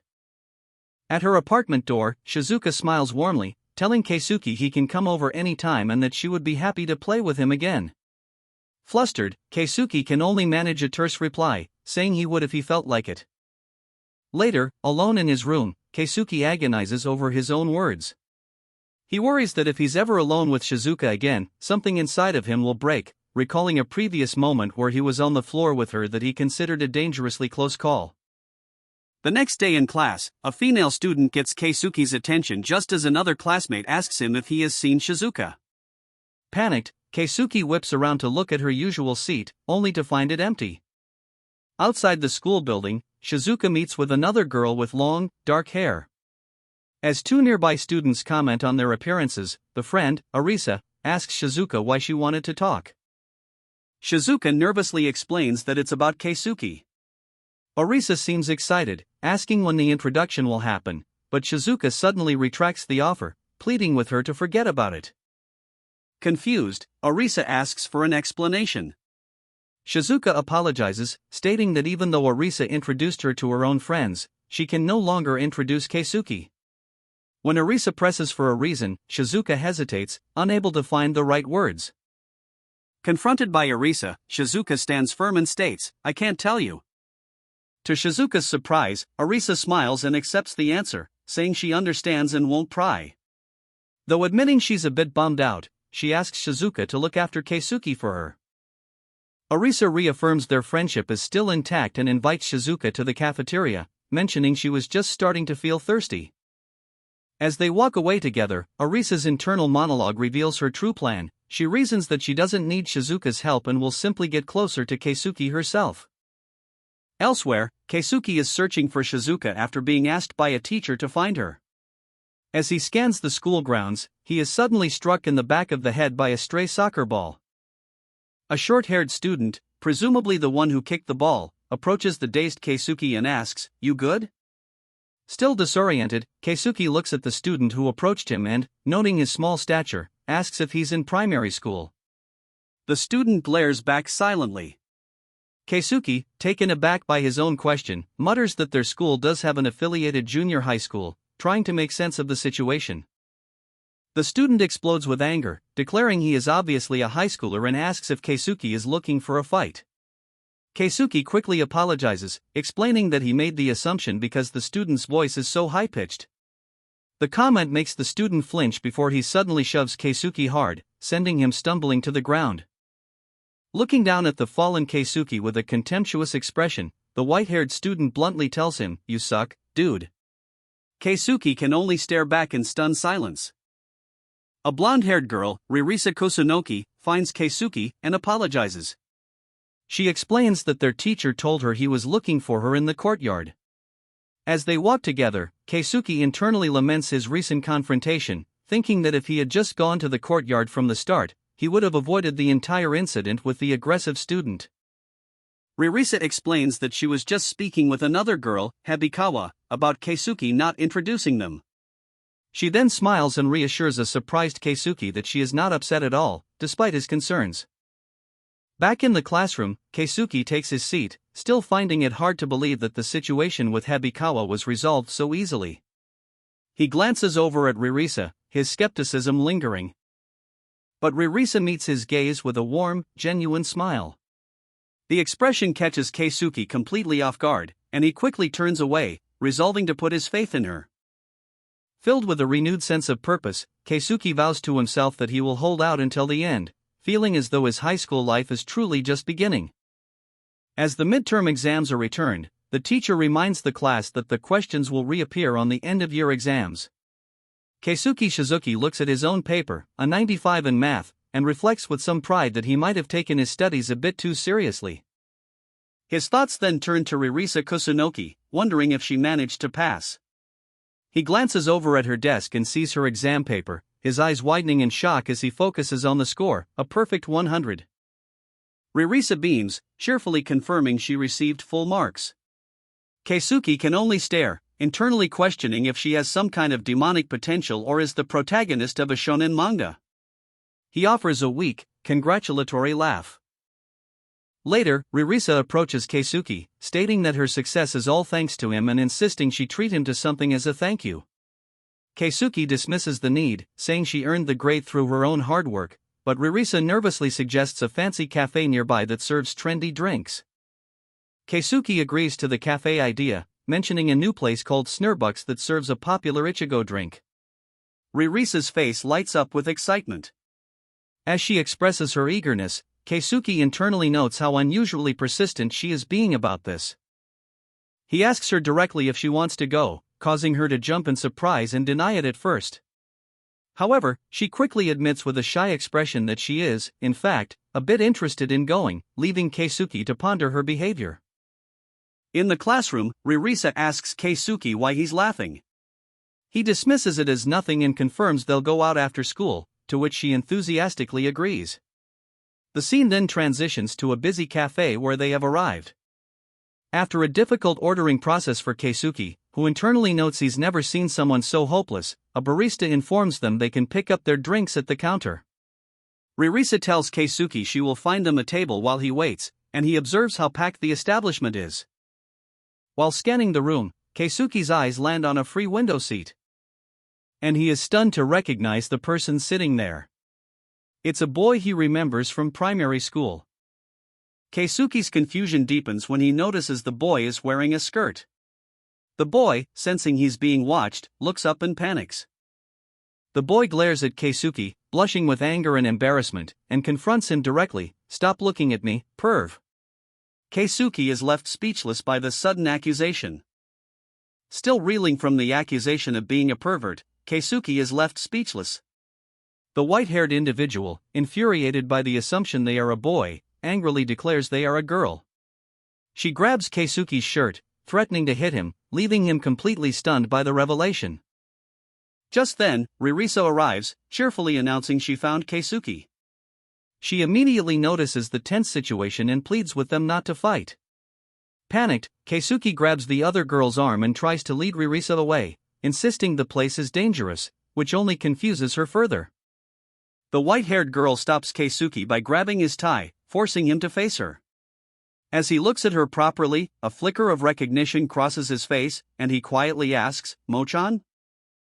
As Keisuke utters the name Mo-chan, Risa, holding a drink, looks on with surprise and confusion. She quietly asks Keisuke if he knows the white-haired girl. Mo-chan, however, completely ignores Keisuke. Her attention shifts entirely to Risa, whom she tentatively addresses, asking, "Is that you, my lady?" Risa looks back, her expression filled with unease. Her uncertainty erupts into joyous recognition as Mo-chan grabs Ririsa's arm, exclaiming that it really is her lady. She explains she didn't recognize her at first because her hair was straight now. Keisuke is left bewildered, wondering how Risa knows her. Overwhelmed and flustered, Risa shouts, "You've got the wrong person," and dashes away from the scene. Mo-chan watches her go, calling out her name. Later, as they walk outside, Keisuke asks Risa if the girl was a friend from primary school. Risa confirms this, explaining that only Mo-chan calls her my lady and that her full name is Mo Otobe. Keisuke internally notes that Mo hasn't seemed to have grown at all since then. Keisuke, surprised that Risa had other female friends, asks if she's spoken to Mo since graduation. Risa explains that they were very good friends since first grade, but they drifted apart after Mo moved overseas in the fourth grade. As they walk home, Keisuke asks Risa why Mo called her lady. Flustered, Risa explains that the protagonist of Mo's favorite movie was called that, and Mo used to say she resembled the character. Keisuke then presses her on the more important question, why she ran away after they were finally reunited. Risa confesses that she is a different person now. She explains that back when she was friends with Mo, she was brighter, livelier, and much more boisterous, the center of her class. Keisuke is stunned, unable to reconcile this description with the quiet girl he knew in middle school. Risa clarifies that her outgoing personality was from primary school. Afterward, she became a loner and hadn't overcome her social anxiety by the time she entered high school. She looks away, convinced that Mo would be disillusioned if she saw her now. With quiet determination, Risa tells Keisuke that until she can get over her social anxiety, she won't get closer to Mo at school. At school, this resolution plays out exactly as she intended. Keisuke observes as Mo, unaware of Ririsa's internal conflict, tries to approach and greet her every day. Yet, each time, a strong-willed Risa evades her. Frustrated by the lack of progress, Mo changes her strategy. She approaches Keisuke and his friends, forcefully grabs his arm, and demands, "Come with me for a sec," leaving his classmates stunned. Mo Otobe confronts Keisuke Shizuki, demanding to know what he wants. Keisuke, taken aback, internally worries that she is angry at him for becoming friends with Risa. Mo then pointedly asks how he managed to get on good terms with her lady. Her aggressive facade crumbles as she desperately pleads with Keisuke, asking him to teach her how he did it. Mo explains that she wants to be friends with Risa like they were before, but Risa keeps avoiding her, leading her to believe her own approach must be off-putting. Surprised by her emotional outburst, Keisuke admits he doesn't really have anything to teach her. Instead, he pivots the conversation, asking Mo what her friendship with Risa was like back then. Mo recalls that everyone, including Risa, used to call her a henchman. She explains that she was always following Risa around and cheering her on, though she admits she would punch anyone else who called her that. Keisuke asks why she followed Risa so devotedly. With a blush, Mo confesses it's because she admires Risa a great deal. She begins to reminisce about the Risa she knew as a child, describing her as incredibly cute, bright, smart, strong, and kind. Mo continues, explaining that Risa was always the center of attention in their class, which is why she looked up to her so much. Keisuke finds this image of a popular Risa hard to reconcile with the girl he knows, even though Risa had told him something similar. Mo's expression saddens as she wonders if her belief that they were close was just a misunderstanding on her part. Keisuke suggests that Risa must have her own circumstances, noting that a lot has changed for her since primary school. Mo agrees, observing that Risa seems to have become much more adult-like since starting high school. And in contrast, she feels she has remained immature and childish. Overcome with emotion, she begins to cry, prompting a concerned Keisuke to call out her name. Abruptly, Mo declares that she gives up, thanking Keisuke for his help. She states her belief that Risa is now on a completely different level than her and walks away, leaving a stunned Keisuke calling after her. The narrative shifts to a flashback from Keisuke's perspective, who recalls that as a lonely child, the first person to ever talk to him was Risa, whom he refers to as his lady. The memory continues to a day at school when Risa asked to join the boys' soccer game. Keisuke reflects that while he was an outcast, the very popular Risa was immediately and enthusiastically welcomed by the others. Keisuke internally scoffs at the other boys fawning over Risa. Meanwhile, Risa looks towards him and states that she really wants to play with Otobe-san, Mo.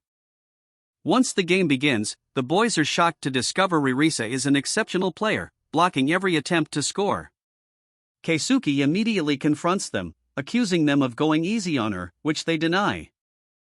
Watching her dominate the field, Keisuke becomes annoyed, thinking she seems even more talented than Mo. Convinced the others are subconsciously holding back, he calls for a pass, determined to score a goal himself.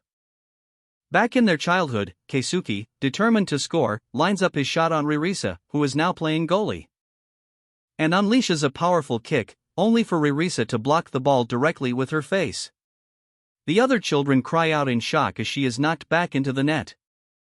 Despite a nosebleed, Risa cheerfully gives a thumbs up, declaring she's okay and praising Keisuke for his amazing shot.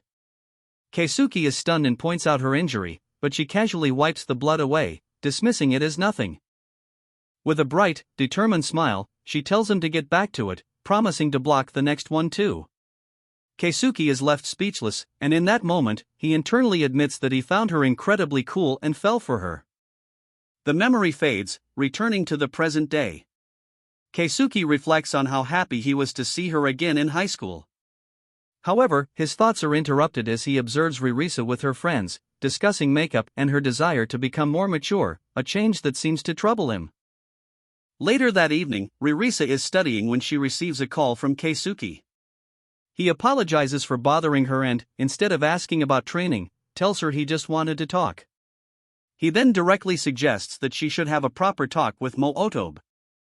Keisuke continues to press Risa over the phone, warning her that she'll miss out on making friends if she continues to avoid talking. Risa confesses her core fear: she believes she's changed from who she used to be and is afraid of disappointing Mo or, worse, being hated for it. Setting aside her anxieties, Keisuke asks a simple, direct question: does she want to be friends with Mo Otobe again? After a moment of quiet contemplation, Risa admits that she does. Her quiet admission quickly turns into a passionate declaration: I really want to. Hearing her conviction, Keisuke advises her to face Mo head-on, reassuring her that he thinks her communication skills have improved. Surprised but encouraged by his confidence in her, Risa asks if he truly believes that. His quiet affirmation is enough to steel her nerves, and she resolves to give it a shot. After Keisuke wishes her good luck, the scene shifts to the school hallway. Putting her newfound resolve into action, Risa spots Mo by the lockers and calls out to her. Mo turns around, surprised to hear Risa address her as my lady. Taking the initiative, Risa asks if Mo wants to walk home together as they head out of the school. As Risa and Mo walk home together, an awkward silence hangs between them. Mo internally questions Risa's sudden invitation, leading her to voice her concern aloud, telling Risa that she doesn't have to force herself to do this. Risa misinterprets this, beginning to apologize for following Mo around and stating that there's no reason they have to be friends again just because of their past. Mo is shocked by this and immediately shouts that Risa is wrong, confessing she was actually very happy when Risa spoke to her. Emboldened, Risa reveals her true feelings, admitting she was scared of disappointing Mo. She explains that a lot has happened since Mo moved away. She's no longer as cheerful, became a loner in middle school, and now prefers manga and games to playing outside. Risa finishes her confession by stating that while she's not the person Mo used to know, she still wants to be friends. As she clenches her fist, Keisuke, who was secretly following, suddenly appears. He comically misinterprets the conversation and shouts with relief, asking if this means Risa doesn't hate him. While Risa is startled, Mo collapses to the ground, overwhelmed with relief. Watching the scene, Keisuke reflects internally. He admits he's surprised to learn about this side of Risa's personality, but concludes that it doesn't matter to him. Risa, momentarily ignoring Keisuke, turns back to Mo and asks if she is truly okay being with someone like her. Mo deflects with some self-deprecation, pointing out her own childish appearance and that they're both still just kids. In response, Risa's face breaks into a warm, genuine smile as she tells Mo that none of that matters, she likes her for who she is, solidifying their renewed bond. Risa and Mo walk together, their friendship clearly restored as they laugh and remark that great minds think alike. Walking behind them, Keisuke observes their easy rapport and privately wonders if their conversation went well. The next morning at school, Keisuke greets the two girls. While Risa responds with a simple good morning, Mo notices his cheerful demeanor and asks why he's grinning. Flustered, Keisuke loudly denies it. In the days following their reconciliation, Risa and Mo have become inseparable. Mo now dotes on Risa, enthusiastically presenting her with a lunch she made and calling her my lady. Keisuke observes their renewed, warm friendship from a distance.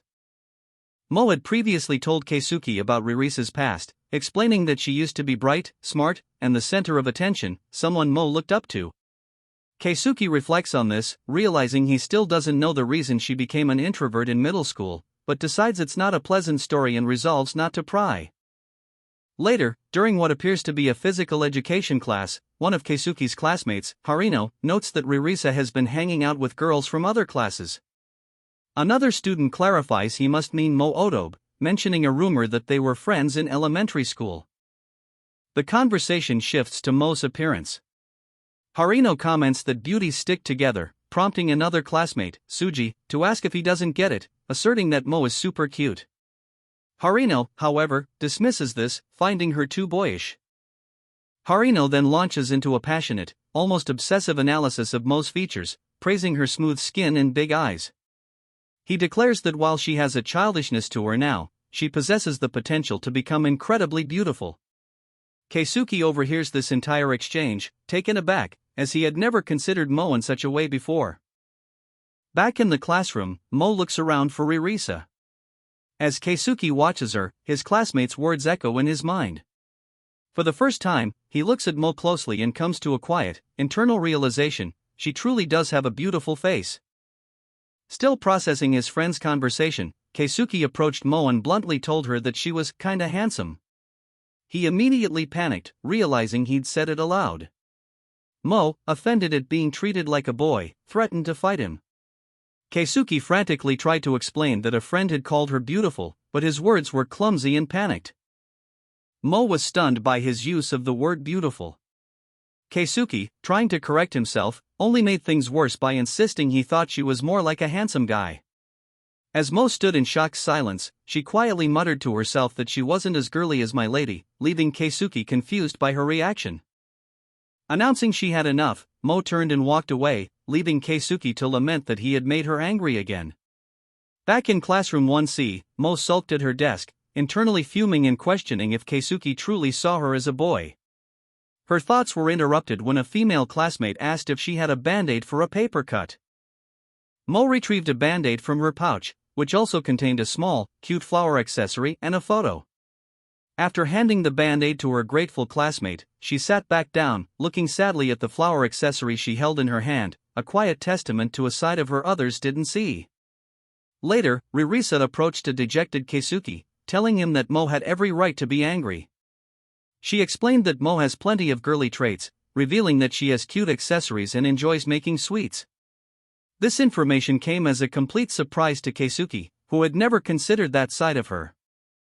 Risa added that Mo is likely self-conscious about her appearance. The realization hit Keisuke hard, and he felt a wave of guilt. Later that day, while cleaning, he wondered if Mo was still angry and resolved that he needed to find her and apologize properly. Keisuke encounters Mo on the school staircase and immediately feels a sense of dread. He notices her overt look of disgust and wonders if she was wearing the small, flower-shaped hairpin he now sees in her hair during lunch. Mo confronts him directly, asking what he is staring at and if he intends to treat her like a guy again. Her pointed question confirms Keisuke's fear that she is, in fact, deeply self-conscious about his earlier remark. Gathering his courage, Keisuke offers a sincere apology for being insensitive. He insists he meant no harm and, in an attempt to properly compliment her, blurts out that he thinks she has a beautiful face, immediately flustering himself and shocking Mo. Embarrassed by the sudden compliment, Mo calls him an idiot for saying such strange things. As she turns, she loses her footing on the stairs, sending her hairpin clattering away as she begins to fall. But Keisuke reacts instantly, catching her and pulling her into a secure embrace. He asks if she is okay, while Mo can only register the sound of her own heart pounding in her chest. After they separate, Keisuke picks up the fallen pin and offers it back to her. When he asks if she is going to put it back on, Mo quietly declines, saying that it doesn't suit her anyway, leaving Keisuke looking on in confusion. Standing on the stairs, Keisuke tells Mo that the hairpin suits her. In response, Mo shouts for him to shut up and quickly walks away. Left alone, Keisuke sighs, believing he has once again made her angry and lamenting the difficulty of the situation. Once out of Keisuke's sight, Mo leans against a wall, breathing heavily. Her heart pounds in her chest as she clutches her intensely blushing face, overwhelmed with embarrassment and thinking he is being too nosy. With final exams concluded, a teacher announces that summer vacation will begin the following day, encouraging her students to make the most of their break. In the hallway, Keisuke and his classmate Kusunoki both express their mutual excitement for the time off. Keisuke explains his summer plans internally. Having no particular arrangements and wanting to earn money, he accepted a short-term part-time job at a cafe run by his uncle. While working, Keisuke is pestered by his uncle, who teases him about getting a girlfriend after his high school debut. Keisuke flatly denies any interest, but when his uncle asks if there's anyone he likes, an image of Kusunoki unexpectedly flashes through his mind. Startled by this thought, Keisuke wonders why Kusunoki's face appeared and curtly tells his uncle to stop chatting. As his uncle calls him cold, Keisuke privately questions if he might actually have feelings for Kusunoki, only to be interrupted by the sound of the cafe's door opening. Turning to greet the new arrivals, Keisuke is shocked to see both Kusunoki and Mootobe. He blurts out in surprise, asking why they are there. Kusunoki apologizes, explaining that after she told Mo about his job, Mo insisted that they come visit. As Mo and Kusunoki admire the cafe's retro feel, Keisuke's uncle immediately puts him on the spot, asking which of the two is his girlfriend candidate. Flustered, Keisuke vehemently denies it, insisting they are just friends and internally lamenting that this is exactly the kind of situation he wanted to avoid.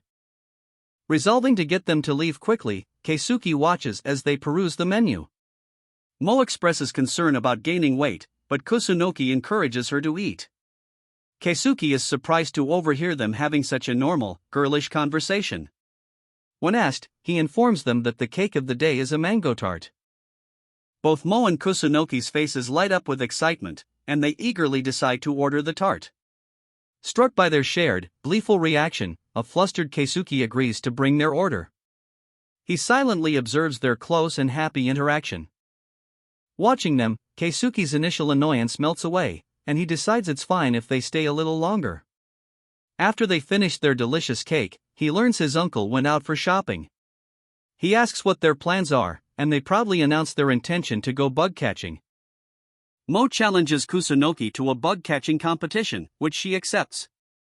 As they prepare to leave, Kusunoki asks to use the restroom, leaving her alone with Keisuke. He reflects that he can see why the two get along so well. Kusunoki then turns to him and apologizes for their sudden visit. Keisuke reassures her that it's fine, commenting that she seems to be having a fun summer vacation. Kusunoki agrees that she and Mo have many plans, but then quietly admits that she feels lonely somehow. She looks directly at a surprised Keisuke and confesses, "Maybe because I can't get to see you, Keisuke-kun." After her confession, Kusunoki nervously asks Keisuke if he would like to hang out during the upcoming summer vacation. Keisuke, flustered by her directness, internally notes her tendency to say things that catch him off guard. Sensing his hesitation, Kusunoki clarifies her invitation with a blush, "Just me and you." The explicit nature of her request leaves Keisuke completely stunned and speechless. The tense moment is broken by Mo's return. She announces that she'll take care of the bill and that it's time for them to leave, prompting a hesitant agreement from Kusunoki. As they head for the door, Mo tells Keisuke she came because she wanted to see his face. He misinterprets her blunt honesty as a sign of annoyance, thinking to himself that Oto must dislike him. His gaze drifts towards Kusunoki. Keisuke calls out to Kusunoki, promising to contact her about her earlier question. His focus is immediately broken as the cafe's door chimes, and he reflexively greets the new customers. Only to find two more girls, who appear to know him, walking in just as Kusunoki and Mo are leaving, creating a new, awkward encounter. The long-haired girl, looking surprised, recognizes Keisuke and calls out his name. Visibly flustered, Keisuke identifies her in turn as Hebikawa. The unexpected reunion drew the attention of Hebikawa's friends. The girl in the cap, Risa, exclaimed in surprise that Keisuke worked there, calling him by his family name, Shizuka. Overwhelmed, Keisuke could only panic internally, questioning why both Hebikawa and Risa were at his family's cafe. Hebikawa calmly explained that she was just meeting friends from middle school by chance. As Risa asked if Hebikawa was also out with her friends, Ririsa's short-haired companion suddenly grabbed her hand, addressing her as "my lady" and insisting they leave. As Risa was pulled away, she and Keisuke exchanged concerned glances before the door shut behind her group, leaving Keisuke alone with Hebikawa and her remaining friend. Outside, Ririsa's friends discussed her, noting she goes to the same school as Hebikawa. Risa, however, was preoccupied, wondering to herself if Keisuke would be alright. Inside, Hebikawa sat down with her friend, who admired the cafe's retro aesthetic. Keisuke immediately recognized Hebikawa's companion as Maya Yamamori, a girl from their first-year class. He internally despaired, considering them the worst possible pair. Unaware of his turmoil, Hebikawa smiled to herself, thinking she ought to thank Keisuke's friends for inadvertently leading her right to him. At school, Hebikawa observes from a distance as two of Keisuke's male classmates complain that he is having lunch with two beautiful girls. She internally notes that the two girls must be friends of Keisuke. Overhearing the classmates mention that Keisuke will be working a part-time job at his uncle's cafe all summer, Hebikawa's expression shifts to one of focused determination. She approaches the boys with a bright smile, asking them to tell her which cafe it is. Later, at the cafe, Hebikawa reflects on how Keisuke has been avoiding her at school, making it difficult to talk to him. She resolves that this time, she will succeed. Nearby, Keisuke's uncle teases him about being a chick magnet and asks if Hebikawa is another one of his classmates. Keisuke, annoyed, tells his uncle to stop the stupid jokes. As he does, the cafe's bell chimes, and he turns to welcome two new customers, Hebikawa and her friend, Maya Yamamori. He directs them to sit wherever they like. As they take seats at the counter, Maya asks Hebikawa if Keisuke is the boy she's interested in. Hebikawa confirms that he is. Keisuke overhears their conversation and, flustered, asks them to keep their voices down as he hands them menus. Hebikawa explains to Maya that Keisuke is in the class next to theirs. As Maya asks about the daily special, she casually mentions that she knew someone named Shizuki in middle school. The name and the connection trigger a sudden, panicked realization in Keisuke as his heart begins to pound. Keisuke's heart pounds in his chest as Maya tries to place him, remembering a classmate from her first year of middle school, the loner Shizuki. He panics, terrified that Hebikawa will discover his past. Completely oblivious to the situation, Hebikawa asks Maya who she's talking about. From behind the counter, Keisuke can only watch in frozen horror. When her friend Risa asks if she can't remember, Maya casually dismisses the thought, stating that she tends to forget people who don't matter to her. She quickly changes the subject, and Keisuke, having heard everything, retreats from the main floor. Alone in the kitchen, the reality of the situation sinks in. Keisuke realizes Maya doesn't remember who he was, or even that he existed at all. He tries to rationalize it as a good thing, something more convenient for his current life. He repeats the thought to himself, trying to find solace in the fact that his secret is safe, but even as he insists that it's good, a conflicting wave of emotion begins to build within him. Despite the apparent victory, tears stream down his face as he is overcome with sadness, silently questioning why being completely forgotten hurts him so deeply. Still reeling, Keisuke tells his uncle he needs to step outside for a bit, prompting concern from the older man. His friends, Hebikawa and Risa, notice his abrupt departure and wonder what's wrong. As Keisuke walks away with his head down, his dejected figure catches Maya Yamamori's attention, her expression shifting from indifference to confusion as she watches him go. The confusion on Maya's face instantly transforms into wide-eyed shock. She lets out a soft gasp as the memory of Keisuke Shizuki, the classmate she had just dismissed, suddenly and forcefully returns to her. The narrative flashes back to a past memory, where a young boy triumphantly catches a praying mantis in a net.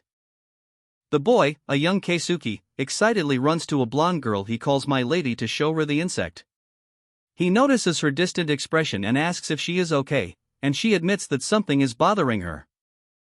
In the present, the same blonde girl, now a teenager, wonders to herself if Keisuke and Risa are getting along. Back at the house, Hebikawa looks around the empty room and realizes with surprise that both of them have left. Upon returning to the main room, Keisuke finds it empty. His uncle informs him that Hebikawa and Risa left shortly after he did, then asks Keisuke why he disappeared so suddenly and if something had happened. A brief flashback shows Hebikawa asking about the blonde girl. In the present, Keisuke avoids his uncle's question, dismissing it as nothing important. His uncle seems to accept the non-answer, telling him not to take breaks without permission. Internally, Keisuke grapples with his feelings, concluding that even if Hebikawa doesn't remember him, it ultimately doesn't change anything. Another memory surfaces of the blonde girl calling out, "Keisuke." Noticing his nephew's troubled state, his uncle tells him he can head home early, offering to take care of closing the shop and advising him to get some food to cheer up. Keisuke agrees and excuses himself. As he walks away, he feels a pang of guilt for making his uncle worry, and a wave of anxiety washes over him. In a back room, Keisuke crouches in frustration, questioning how long he's going to keep sulking. He clutches his head and resolves to forget everything that happened that day. Walking home after being dismissed from work, Keisuke Shizuki considers buying some manga to improve his mood. As he walks, his eyes fall upon a familiar figure down the street. He is stunned to realize it's Hebikawa, who greets him with a smile and wishes him well on his work for the day. Keisuke recoils, turning away abruptly in an attempt to leave.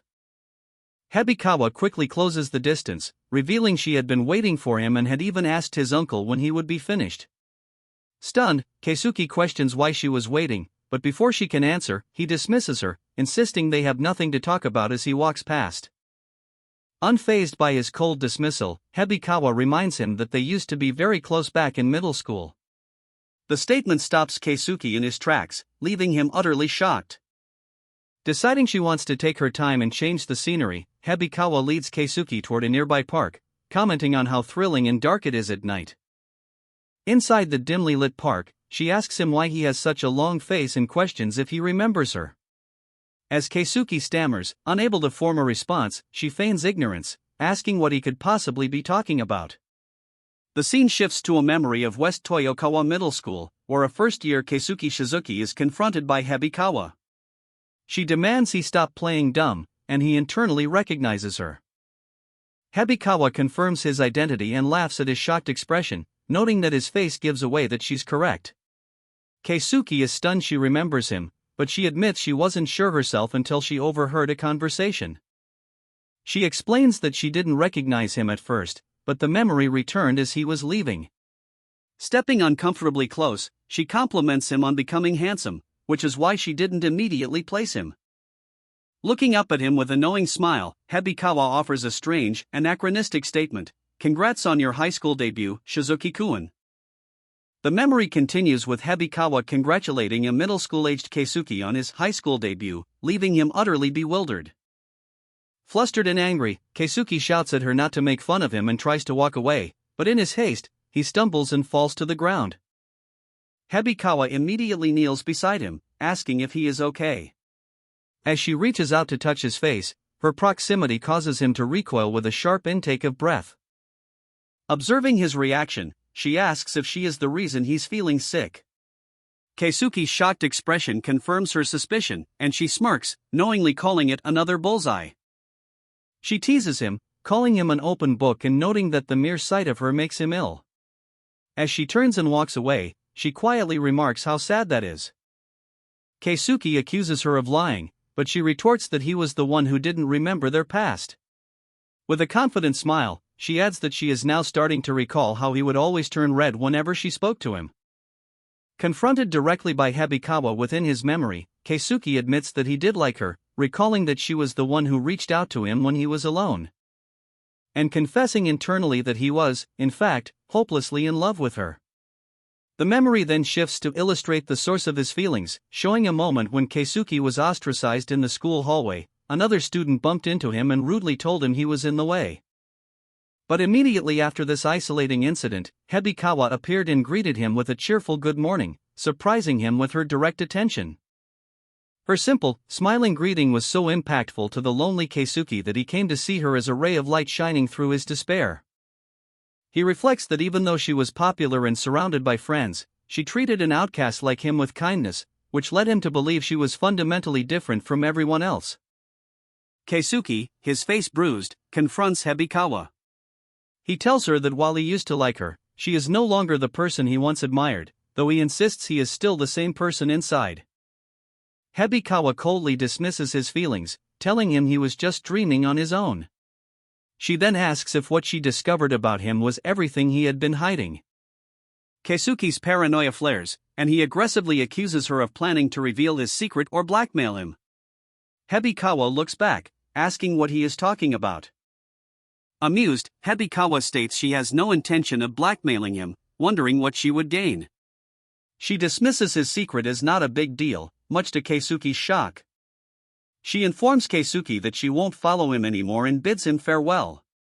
As she turns to leave, Keisuke makes a desperate demand: stop getting involved with Kusunoki. With a bright, cheerful smile, Hebikawa turns back and flatly refuses his request, saying, "No can do." She then walks away, leaving Keisuke stunned. Walking alone through the city at night, Keisuke Shizuki is lost in thought, his head bowed in dejection after his encounter with Hebikawa. He replays Hebikawa's dismissive words in his mind, realizing with a sinking feeling that the secret he was so afraid of meant nothing to her and held no value as leverage. And the realization makes him feel like an idiot. As he continues down the crowded street, a young woman in a baseball cap suddenly stops, having just noticed him. The woman's face lights up with recognition as she calls out to him, "Keisuke-kun." Startled from his thoughts, Keisuke recognizes Kusunoki calling his name on the busy street. Kusunoki nervously claims their meeting is a coincidence, but Keisuke sees through her excuse, correctly guessing that she was waiting for him. She admits that she saw him earlier and was worried because he looked so anxious. Hearing this, Keisuke internally laments his pathetic state, acknowledging he must have seemed like a nervous wreck. After a moment of quiet walking, Kusunoki breaks the silence by asking Keisuke if he is thirsty. Before he can properly respond, she grabs his arm and insists on treating him to a drink, reasoning that he must be tired from work. She cheerfully pulls him along, telling him not to worry. At a nearby vending machine, they each get a canned drink. They stand together as the sound of the can's opening punctuates the evening air. As Kusunoki hands Keisuke a cold drink, she cheerfully remarks that nothing is better on a hot summer day. Keisuke apologizes for worrying her, but she cuts straight to the point, asking him directly if something happened. Instead of answering, Keisuke looks away and poses a question of his own, asking Kusunoki how she deals with bad memories that she wishes she could erase. Kusunoki's demeanor brightens as she gives her immediate, enthusiastic answer: anime and manga. Keisuke is momentarily taken aback by her simple solution. He manages a small smile, remarking that her answer is very typical of her. However, his expression sobers as he admits that for him, distractions like anime or games wouldn't be enough to completely forget. Because the painful memories always find a way to sneak back in.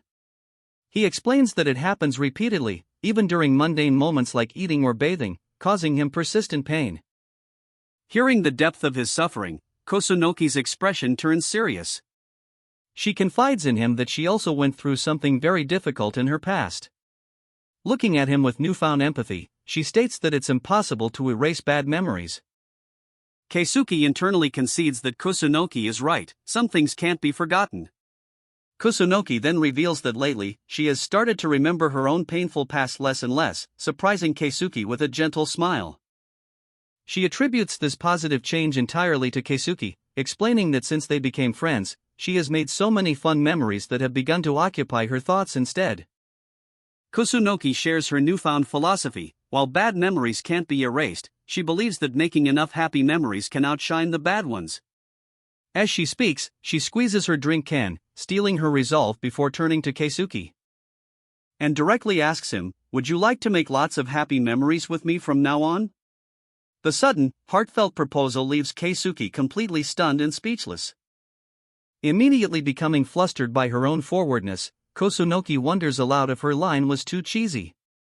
Keisuke remains silent, walking beside her as he processes her words. After a moment, Keisuke stops, his expression earnest. He looks down and quietly agrees, suggesting, "Let's hang out more during this summer vacation." Kusunoki looks at him, surprised by the sincerity of his response. Continuing their conversation, Keisuke formally suggests they hang out more during the summer vacation. To which Kusunoki readily agrees, a thoughtful expression on her face. As they part ways on the busy street, Keisuke begins to walk away, but Kusunoki suddenly calls out to him. And with a brilliant, joyful smile, she declares her wish for them to have a fulfilling summer vacation, a sentiment that brings a happy grin to Keisuke's face as he waves goodbye. Walking home alone, Keisuke reflects on the warmth spreading through his heart, a stark contrast to the despair he felt after his encounter with someone named Hebikawa. And he comes to a firm realization: when he is with Kusunoki, he can no longer hide his true feelings. Standing under the evening sky, Keisuke's complex emotions finally settled into a single, undeniable truth he admitted to himself: "I love Kusunoki." Keisuke reflects on his romantic history, recalling how he fell in love with the prettiest girl in his grade during middle school. The experience left him with a deep trauma. Now, in high school, he finds himself in the same situation, having fallen for Kusunoki, the prettiest girl in his current grade. Lying in his room, he questions if he simply has a weakness for beautiful girls. He quickly dismisses the thought, telling himself that his dislike for pretty girls began after what happened with Hebikawa. He insists that Kusunoki is a special case and that he doesn't like her just because she is cute and kind. He concludes that the feelings he has for Kusunoki are completely different from his past infatuation. His thoughts are suddenly interrupted by his phone buzzing on the bed. It's a message from Kusunoki, and the notification startles him. He reads her message, where she suggests they go to the beach together to cheer him up. Keisuke is taken aback, thinking a trip alone with her is impossible. He texts back that going to the beach with just the two of them feels wrong, to which Kusunoki agrees, suggesting they invite Mochan to make it more fun. Shocked at the mention of Otomo, Keisuke suggests inviting his friends Haruno and Suji instead. Kusunoki's reply leaves him speechless. She states that she doesn't want any other boys besides him to see her in a swimsuit. The directness of her message causes Keisuke to blush intensely, completely flustered. Keisuke is thrown into confusion by Kusunoki's follow-up text, where she apologizes for being selfish and offers to let him invite his friends. He concludes that her previous message held no special meaning for him, and collapses onto his bed, feeling as though he's being emotionally toyed with more than a ragdoll. Meanwhile, Kusunoki calls her friend, Mochan, and cheerfully invites her to the beach. Mochan is surprised to hear that Shizuki and his friends might be there and questions the reason for his inclusion, her thoughts immediately turning to the fact that the beach means swimsuits. Kusunoki's expression turns serious as she explains her true motive. Keisuke has been through a rough time recently, and she wanted to invite him to the beach to cheer him up. She asks if Mochan would be willing to help, adding that they can go by themselves if it's too much trouble. The idea of Kusunoki and Keisuke going alone jolts Mochan. Flustered, she quickly backtracks and enthusiastically agrees, shouting, "Let's all go together." Kusunoki is relieved and thanks her profusely. With the plan settled, Kusunoki asks Mochan if she is free the following day to go shopping for swimsuits. The scene then transitions to a clothing store where the two are browsing. While shopping, Kusunoki playfully suggests a cow-patterned bikini, which Mochan immediately rejects as not cute. As Kusunoki looks at other options, Mochan observes her friend's figure. While shopping for swimsuits, Kusunoki observes her friend, noting that Mochan has gotten bigger. She then bluntly asks Mochan for her cup size, causing her to flinch in embarrassment. Mochan fidgets, admitting she doesn't know her size. Kusunoki insists that she should be properly measured and offers to call a store clerk, but Mochan panics at the embarrassing prospect. Prompting Kusunoki to cheerfully offer an even more mortifying solution, "I measure it for you myself?" Before Mochan can protest further, Kusunoki dashes off to borrow a tape measure. After successfully completing their shopping, Kusunoki is pleased with their purchases. Mochan, however, appears drained from the experience. As she holds their shopping bags, Kusunoki's expression softens. In a quiet moment, she thinks to herself, "I hope Keisuke-kun enjoys himself," revealing her true motivation for the trip. While walking through the shopping district, Kusunoki snaps out of her thoughts and suggests they get a drink before heading back, an idea Mochan agrees to. As Kusunoki and Mochan walk home from their shopping trip, Kusunoki's thoughts drift back to Keisuke. She internally reflects that she has never seen my lady make a particular expression before, her own face turning somber at the memory. Keisuke Shizuki and his friends arrive at a crowded beach. While his friends are excited, Keisuke is internally nervous, as it's his first time coming to the sea with friends. His primary goal for the day is clear: he must avoid getting too close to Kusunoki. His friends tease him, remarking that they never thought he'd invite them to the beach with two girls. Flustered, Keisuke insists he had no choice, explaining that Kusunoki was the one who invited him, which earns him a playful smack from one of his friends. Just then, Kusunoki and Mochan arrive in their swimsuits, apologizing for the wait. The sight leaves Keisuke and his friends completely speechless and stunned. As the boys stare, Kusunoki approaches Keisuke. Feeling proud, she asks for his opinion on her swimsuit, noting that Mochan helped her pick it out. The direct question sends Keisuke into a panic, wondering how he is supposed to respond. He manages to stammer that it looks nice before quickly trying to change the subject by asking if everyone has done their warm-ups. With his heart pounding, Keisuke internally admits that this situation is far more dangerous than he had imagined.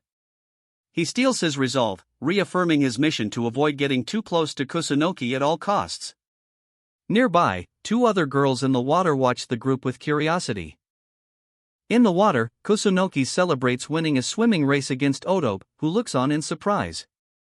Watching from the shore, Keisuke muses on Kusunoki's impressive swimming ability. His friend, Tsuji, interrupts, asking Keisuke to organize a beach volleyball game. The request angers Keisuke, who is frustrated at being pushed to interact with Kusunoki, whom he has barely spoken to. After playfully begging Keisuke, Tsuji decides to ask the girls himself. He calls out to Kusunoki and Odobe, who are just getting out of the water, and they enthusiastically agree to play. Keisuke observes this, privately hoping the game will help Kusunoki get closer to his friends, Haruno and Tsuji. The group gathers on the sand for a 2-on-2 match, with Tsuji volunteering to be the referee. As they contemplate how to split the teams, Keisuke makes a decision and declares that Odobe will be his partner. Odobe is surprised to be chosen, but Keisuke explains his reasoning is to balance the team's power. This leaves Kusunoki to team up with Haruno. Keisuke confidently tells Odobe that they will win because he is strong, though Odobe appears uncertain. The game concludes swiftly, with Haruno and Kusunoki declared the winners. Keisuke is left face down in the sand, completely exhausted and lamenting that despite their best efforts, he and Odobe still lost. In the aftermath of the volleyball game, Kusunoki enthusiastically congratulates Haruno on their victory. As the group reconvenes, Tsuji brings up that he's getting hungry, and Keisuke announces that he has an idea. Keisuke's idea is that, as punishment for losing, he should be the one to go buy food. Kusunoki playfully agrees, pointing directly at him. Keisuke complains that it's a pain, but Tsuji insists that's how competition works. As Kusunoki's hand gets close, Keisuke instinctively flinches away from her touch, a look of shock on his face. The sudden, sharp movement leaves them both momentarily frozen in an awkward silence. Keisuke quickly apologizes, explaining that she startled him. Kusunoki accepts his apology and clarifies that she was just thinking of tagging along to help. Keisuke, however, points out that she was on the winning team and instead calls for his losing partner, Otobe. He declares that since Otobe was on the losing side, she should come help. He then adds Tsuji to the shopping group, reasoning that since he was only the referee, it's only fair. Despite Tsuji's protests, Keisuke and Otobe begin to walk away, promising to get something for the girls. As the trio of Keisuke, Tsuji, and Otobe depart, Kusunoki is left standing alone on the beach, watching them go. Left on the beach, Kusunoki watches the others leave. Her expression quickly sours into a noticeable pout, her cheeks flushed with disappointment. As Haruno turns to suggest something to Kusunoki, he is shocked to find her openly sobbing, tears streaming down her face. Completely flustered, he asks what happened. Kusunoki dismisses it as nothing, so Haruno awkwardly suggests they wait by the parasol until the others get back. Once they are seated, Kusunoki, still visibly upset, asks Haruno if he also thinks Keisuke's attitude seems a bit cold and different today. Internally, Haruno panics, wondering what he should do about her crying. She elaborates that Keisuke is usually so much kinder, but something feels off. Haruno listens intently, beginning to ponder the situation seriously.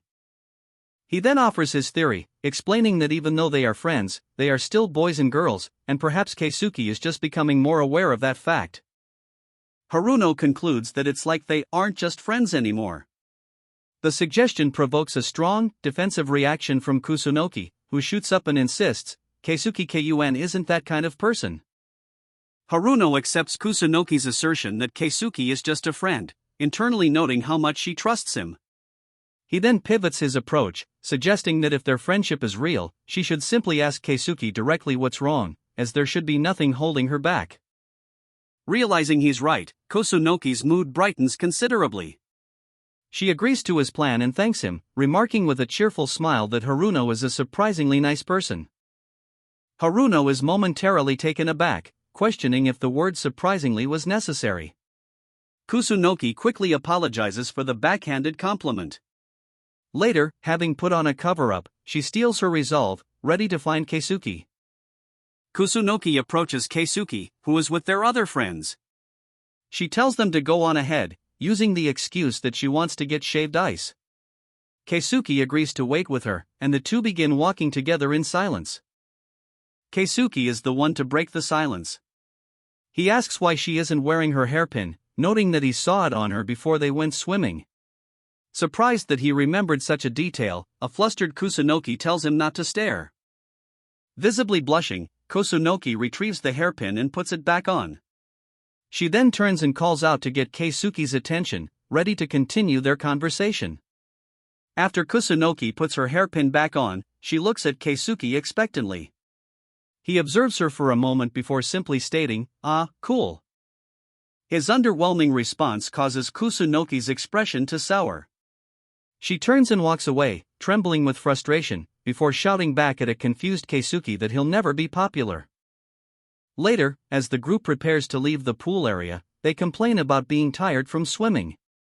Keisuke, however, feels it was a good break and internally resolves that he needs to properly thank Kusunoki. Just as he is about to act on this thought, Haruno stops him. With a tearful expression, she claims to have forgotten something and pleads for Keisuke to accompany her back. A request that leaves Keisuke baffled, as he questions why he would go to the girls' changing room.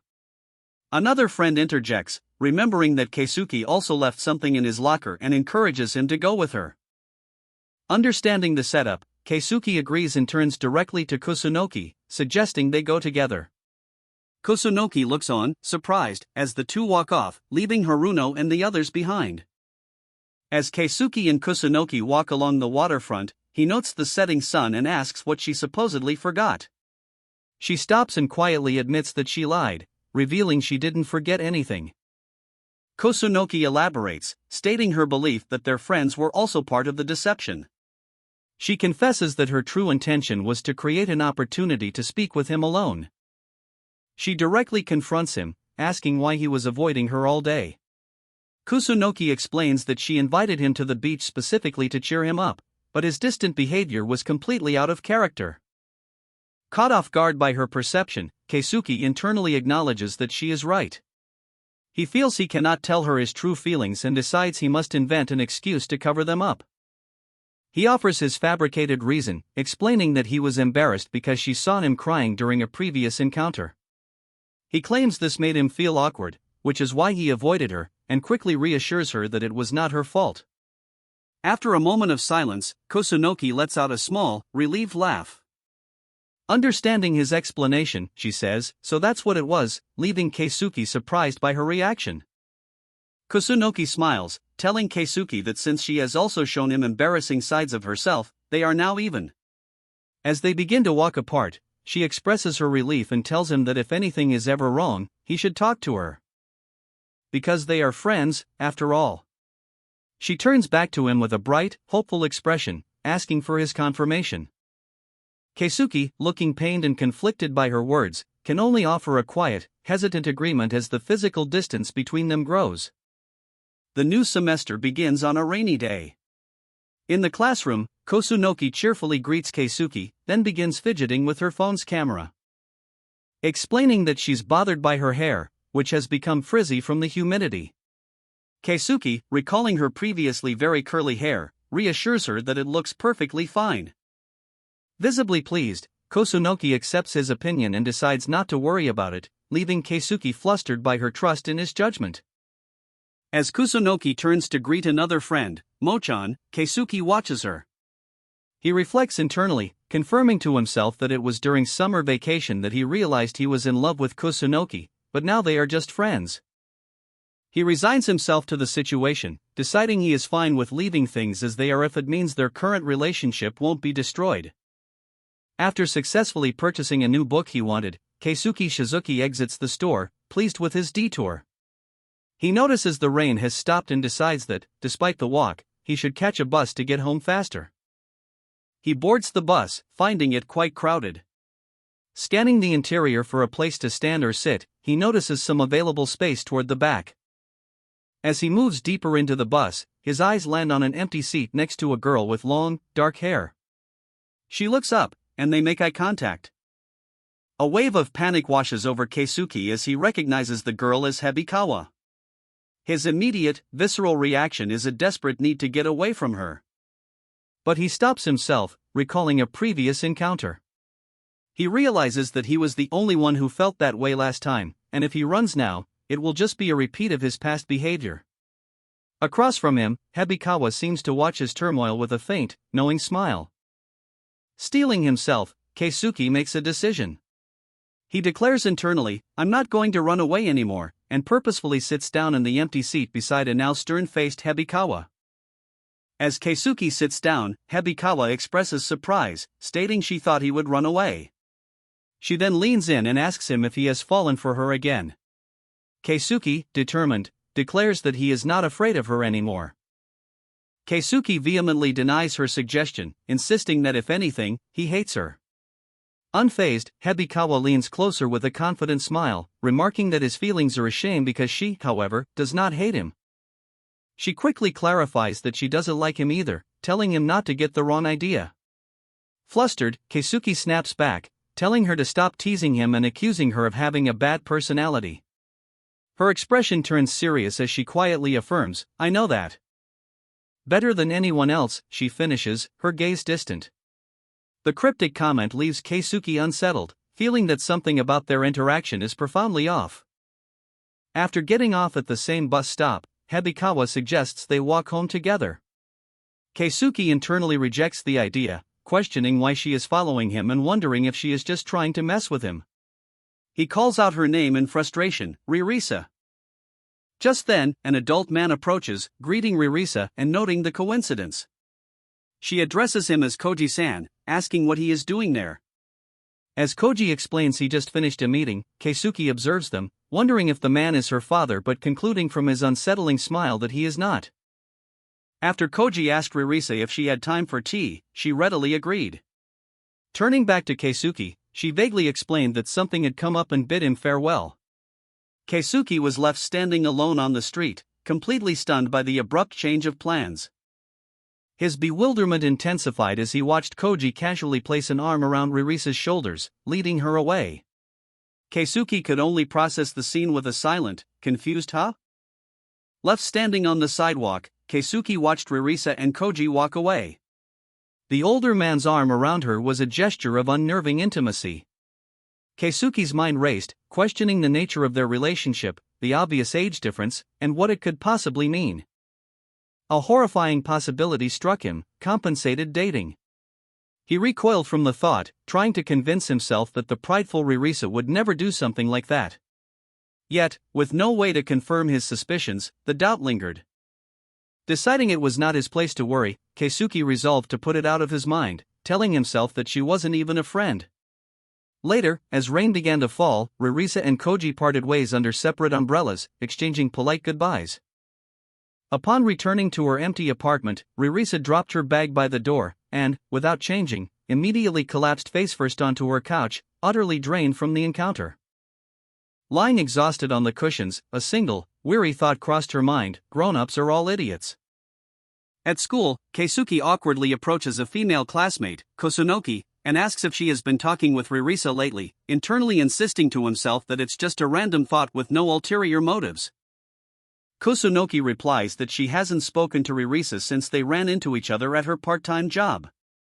She then reveals that Risa did invite her to hang out a few times during summer vacation. She explains that she declined the invitations because she knows Keisuke doesn't like Risa and thought it might bother him. Internally, Keisuke admits that he doesn't want Kusunoki getting too close to Risa, but he feels conflicted. Keisuke asks Kusunoki directly if she wants to be friends with Risa. Kusunoki confirms this internally, but hesitates to say so, admitting to herself that she doesn't want to do anything that would make Keisuke uncomfortable. Noticing her distress, Keisuke tells her not to worry about his feelings, reassuring her with a smile that it's fine. He adds that if anything ever bothers her, she should just let him know. Visibly moved, Kusunoki asks him not to just avoid her without saying anything. Flustered by her earnest plea, Keisuke agrees. As Keisuke watches, another male classmate approaches Kusunoki to talk. She agrees, and they make a promise before Keisuke turns away, observing the interaction with a neutral expression. Walking away alone, Keisuke lets out a heavy sigh. Elsewhere, Risa Hebikawa stands outside classroom 1B, her expression serious as she thinks of Kusunoki. Risa is informed by a classmate that a student from Class A is looking for her. She turns to see Kusunoki standing nervously at the classroom entrance. Risa expresses her surprise at Kusunoki's visit. To avoid the crowded classroom, Kusunoki suggests they talk somewhere else, and the two walk off together as Keisuke and another student watch them pass in the hallway. On a quiet stairwell landing, Kusunoki finally apologizes, explaining she is sorry she couldn't hang out during the summer despite Ririsa's many invitations. Risa, taken aback, reassures her it's fine but admits she was a bit lonely. Overwhelmed with guilt, Kusunoki gives a deep, formal bow, begging for forgiveness. A flustered Risa quickly accepts the apology, prompting a beaming smile from Kusunoki. Internally, Risa observes how honest and straightforward Kusunoki is, finding that very quality to be frustrating. Building on their reconciliation, Kusunoki shyly asks Risa if she would like to hang out sometime, suggesting it could be after school or whenever she is free. Internally, however, Kusunoki's desire is more immediate, hoping they can meet that very day. But before she can say more, Risa grabs her arm with surprising force. With a determined look, Risa declares that they will hang out after school today, taking the initiative herself. The chapter begins with Ririsa's inner monologue, titled Episode 31, I Realized I Was Slowly Drifting Away from My Ideal Self, Part 01. As she thinks about Shizuka Kusunoki.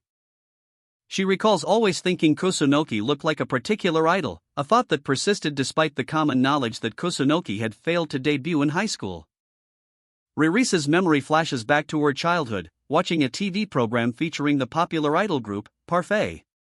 The leader, Yunoa, cheerfully introduces herself to the audience. A young Risa watched the screen, completely captivated. To her, Yunoa was the girl she looked up to, cute, kind, and effortlessly cheerful. Her older sister entered the room, telling Risa to stop watching TV and go to bed, but Risa insisted on finishing the segment. Her sister then asked how she was finding her new school and if she was fitting in. Risa quietly affirmed that she was getting along with everyone, though her expression suggested otherwise. The flashback continues to Ririsa's elementary school days, where she approaches a classmate, Takagaki-san, who is still eating her lunch while others have finished. Takagaki-san admits to being a slow eater. When two boys offer to help her finish, she smiles and politely declines, stating her resolve to finish it herself, which leaves the boys flustered. As other friends grow impatient, complaining that break time will end, a young Risa watches with a determined expression. And then apologizes to Takagaki-san, telling her not to worry. Internally, Risa reflects that she always wanted to be like her idol, Yunoa-chan, and was therefore always careful about other people's feelings.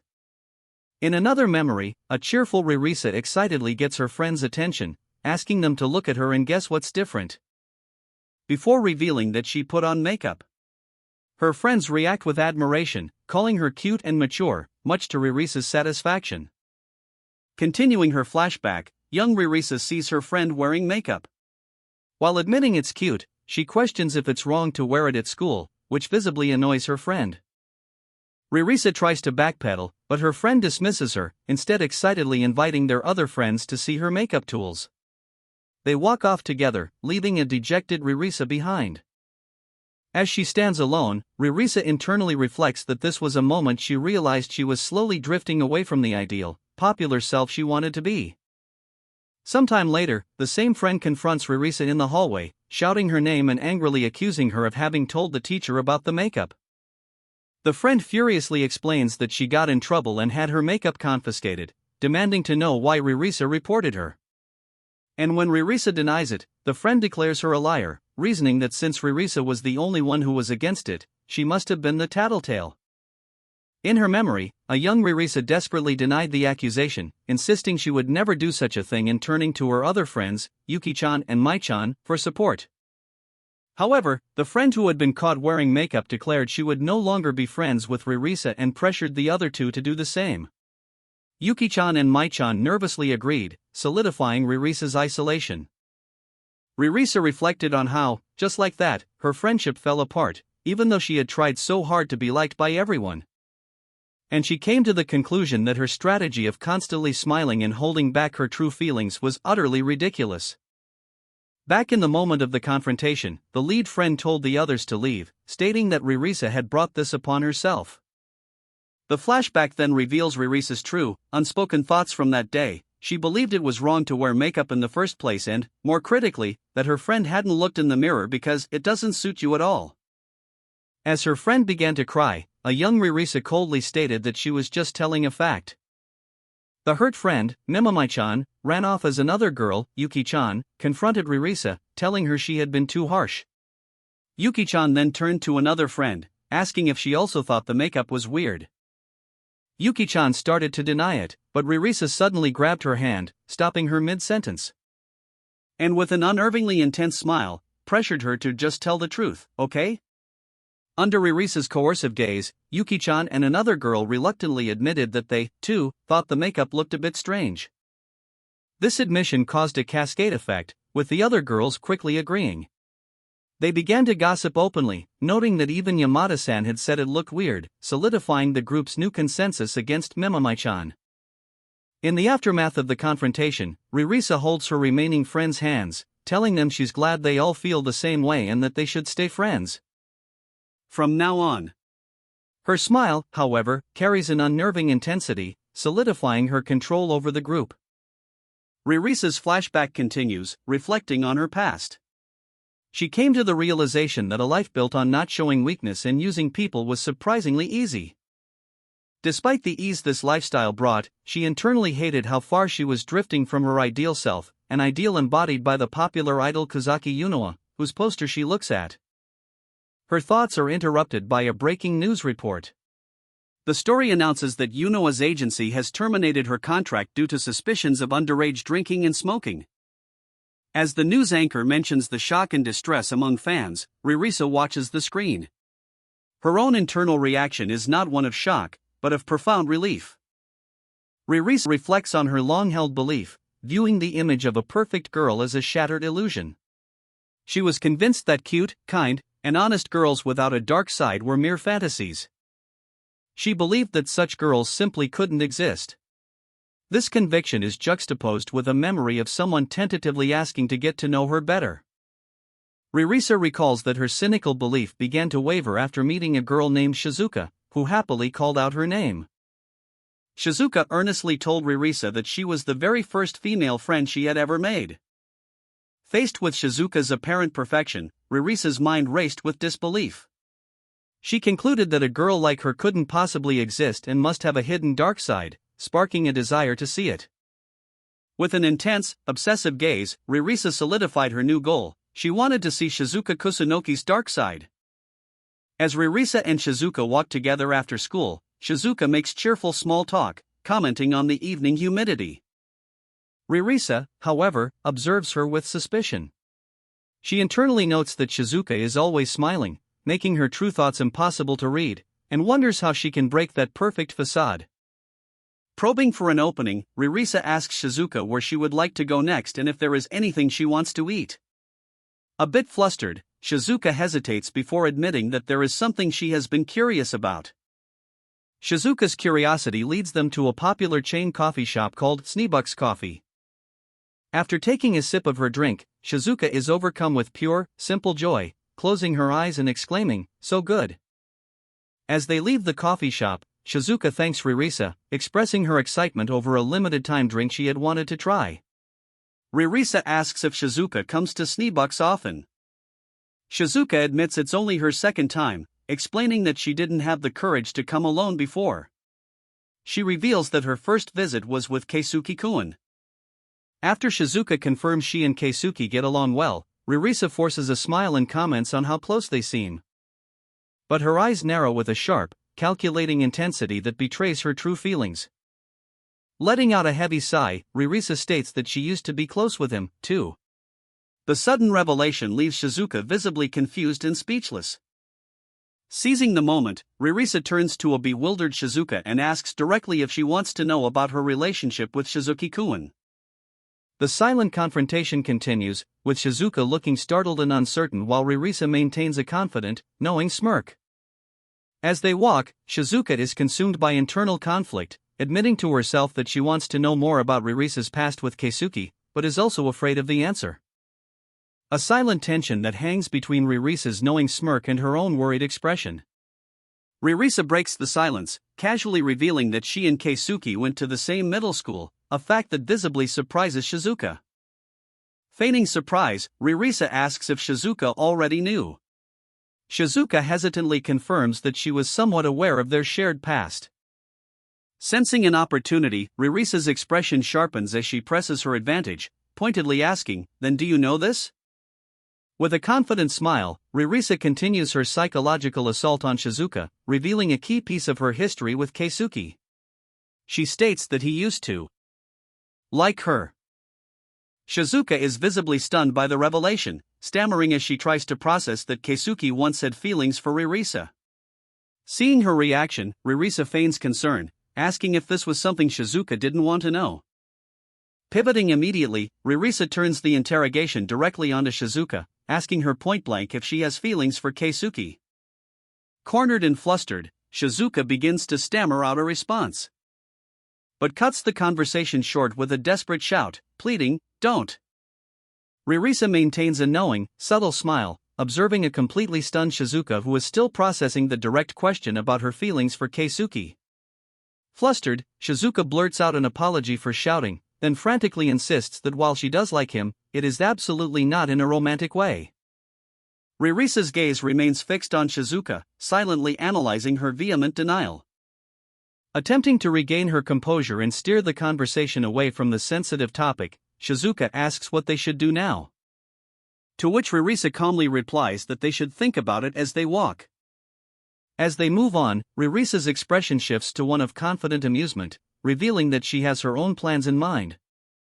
As Shizuka sits with her dessert, Risa calmly reassures her that they have plenty of time, her words carrying a subtle, deliberate weight.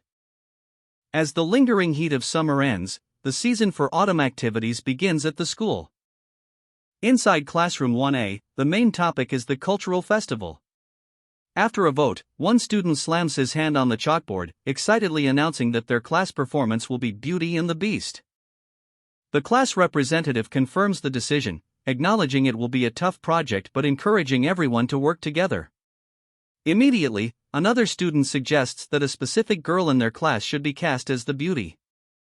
Amid the classroom's growing excitement, one male student remains completely unenthused. He internally questions the entire affair, thinking to himself, "What's so fun about cultural festivals anyway? I'm determined not to stand out."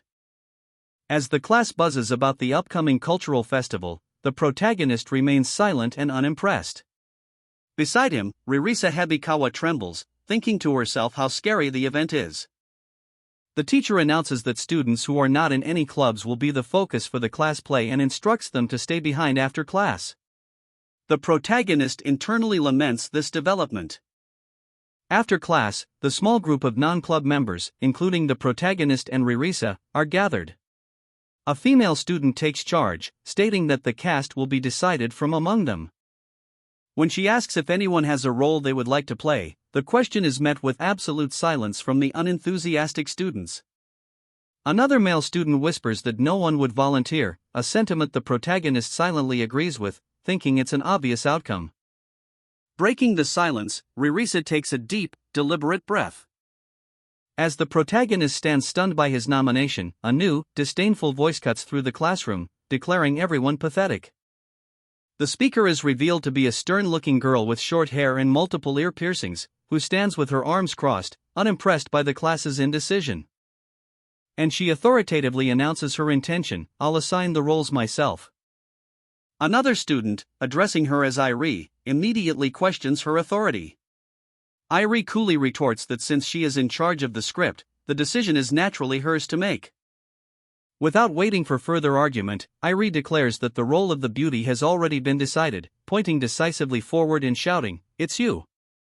Her finger aimed directly at a surprised, long-haired girl standing near the protagonist. The newly chosen female lead is stunned by the sudden appointment, stammering, "Me," as she clutches the front of her sweater. The rest of the class, however, erupts in unanimous approval. They praise Irie's good taste and declare they have no complaints or objections to the casting choice. A classmate turns to the protagonist, now identified as Kusunoki, urging him to do something about the situation. The female lead looks towards him, quietly addressing him as Keisuke-kun. Before Keisuke can respond, the girl makes a sudden decision. With a look of resolve, she announces, "I'll do it," leaving him completely shocked. Keisuke expresses his concern, asking if she'll be alright. She turns to him and quietly confides that she is super scared and, honestly, doesn't want to do it. But she reveals her true motivation. She feels a distance from the rest of the class and believes this play is a chance to finally get closer to them. The female lead clarifies her motivation to Keisuke with hopeful determination, explaining that this is her chance to make new friends. She looks at him directly and states that she can't keep relying on him forever. A declaration of independence that leaves Keisuke momentarily stunned. Nearby, Irie checks in, asking if the girl is truly okay with the decision. She responds with a confident yep. Watching this exchange, Keisuke is struck by a confusing emotion. He internally acknowledges that he should be happy for her, but feels something else entirely. With the role of the beauty settled, Irie addresses the class once more, moving on to the next major part and asking if anyone would like to play the Beast. As the casting for the role of the Beast begins, a trio of enthusiastic male students eagerly volunteer for the part. Irie, overseeing the process, calmly considers the eager volunteers from side to side, before bluntly rejecting all of them. The class erupts in confusion, questioning her decision. Irie simply states that she is following her gut.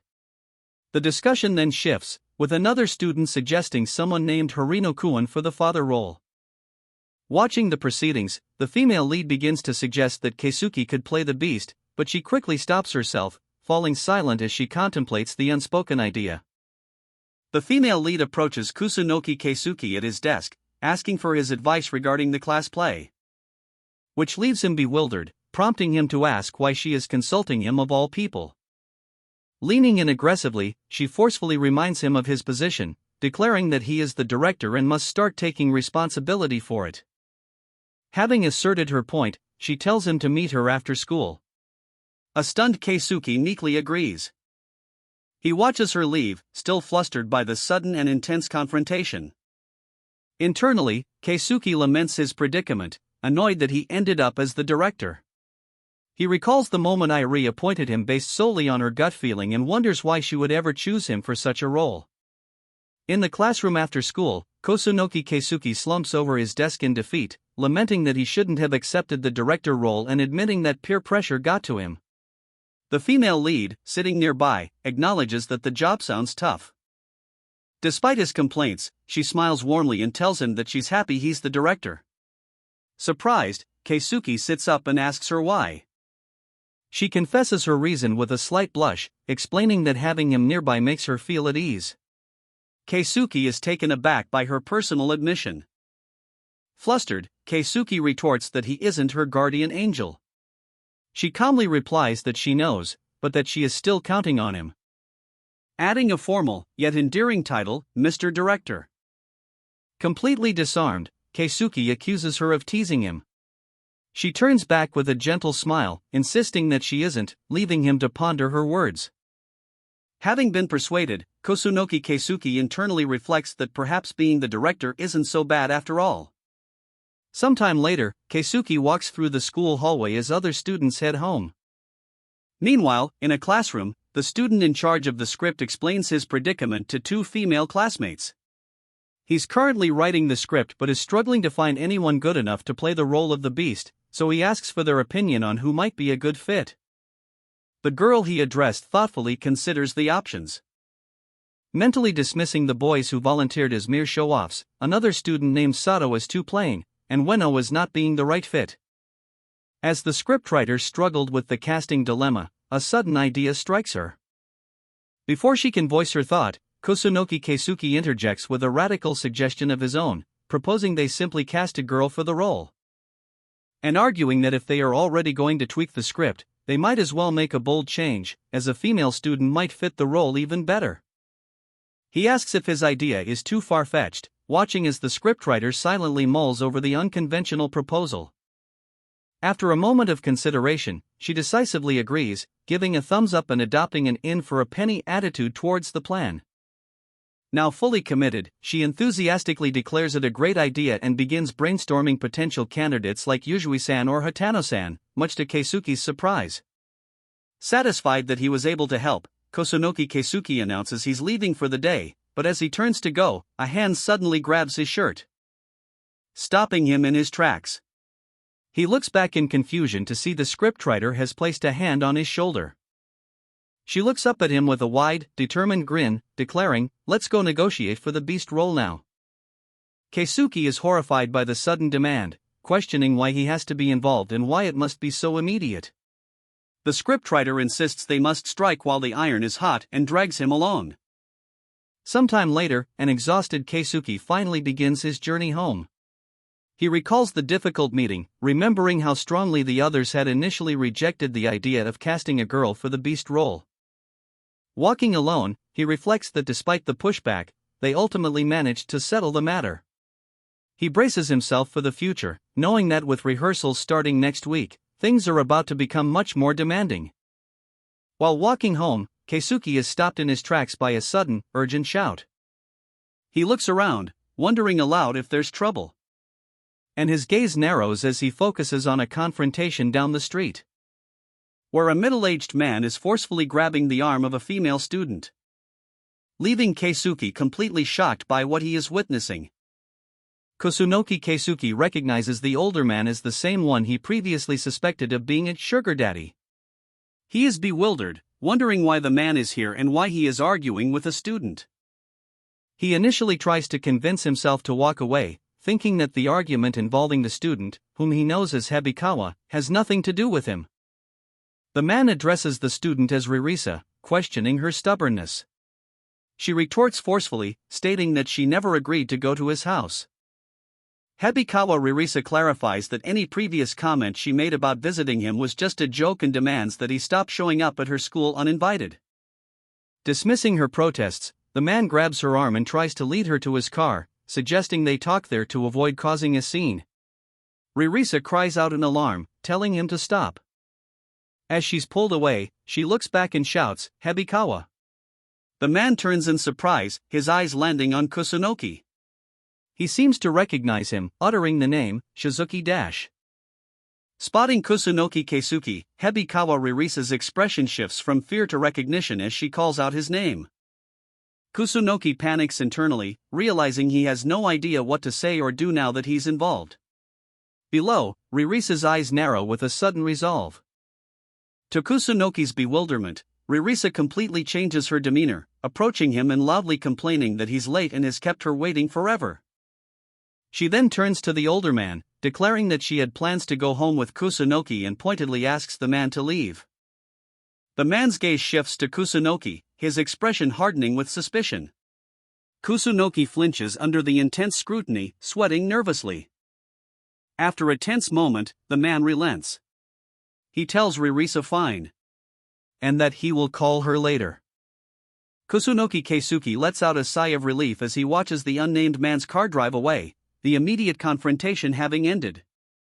Hebikawa Risa turns to face him, addressing him as Shizuki-kun and sincerely thanking him for his help.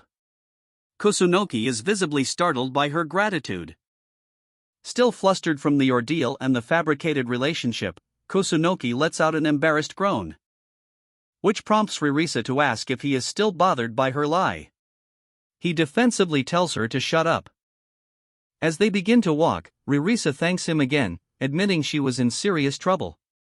She then reveals that she has seen the man before, causing Kusunoki to demand who he is. Risa falls silent, her expression becoming distant and unreadable as she contemplates his question.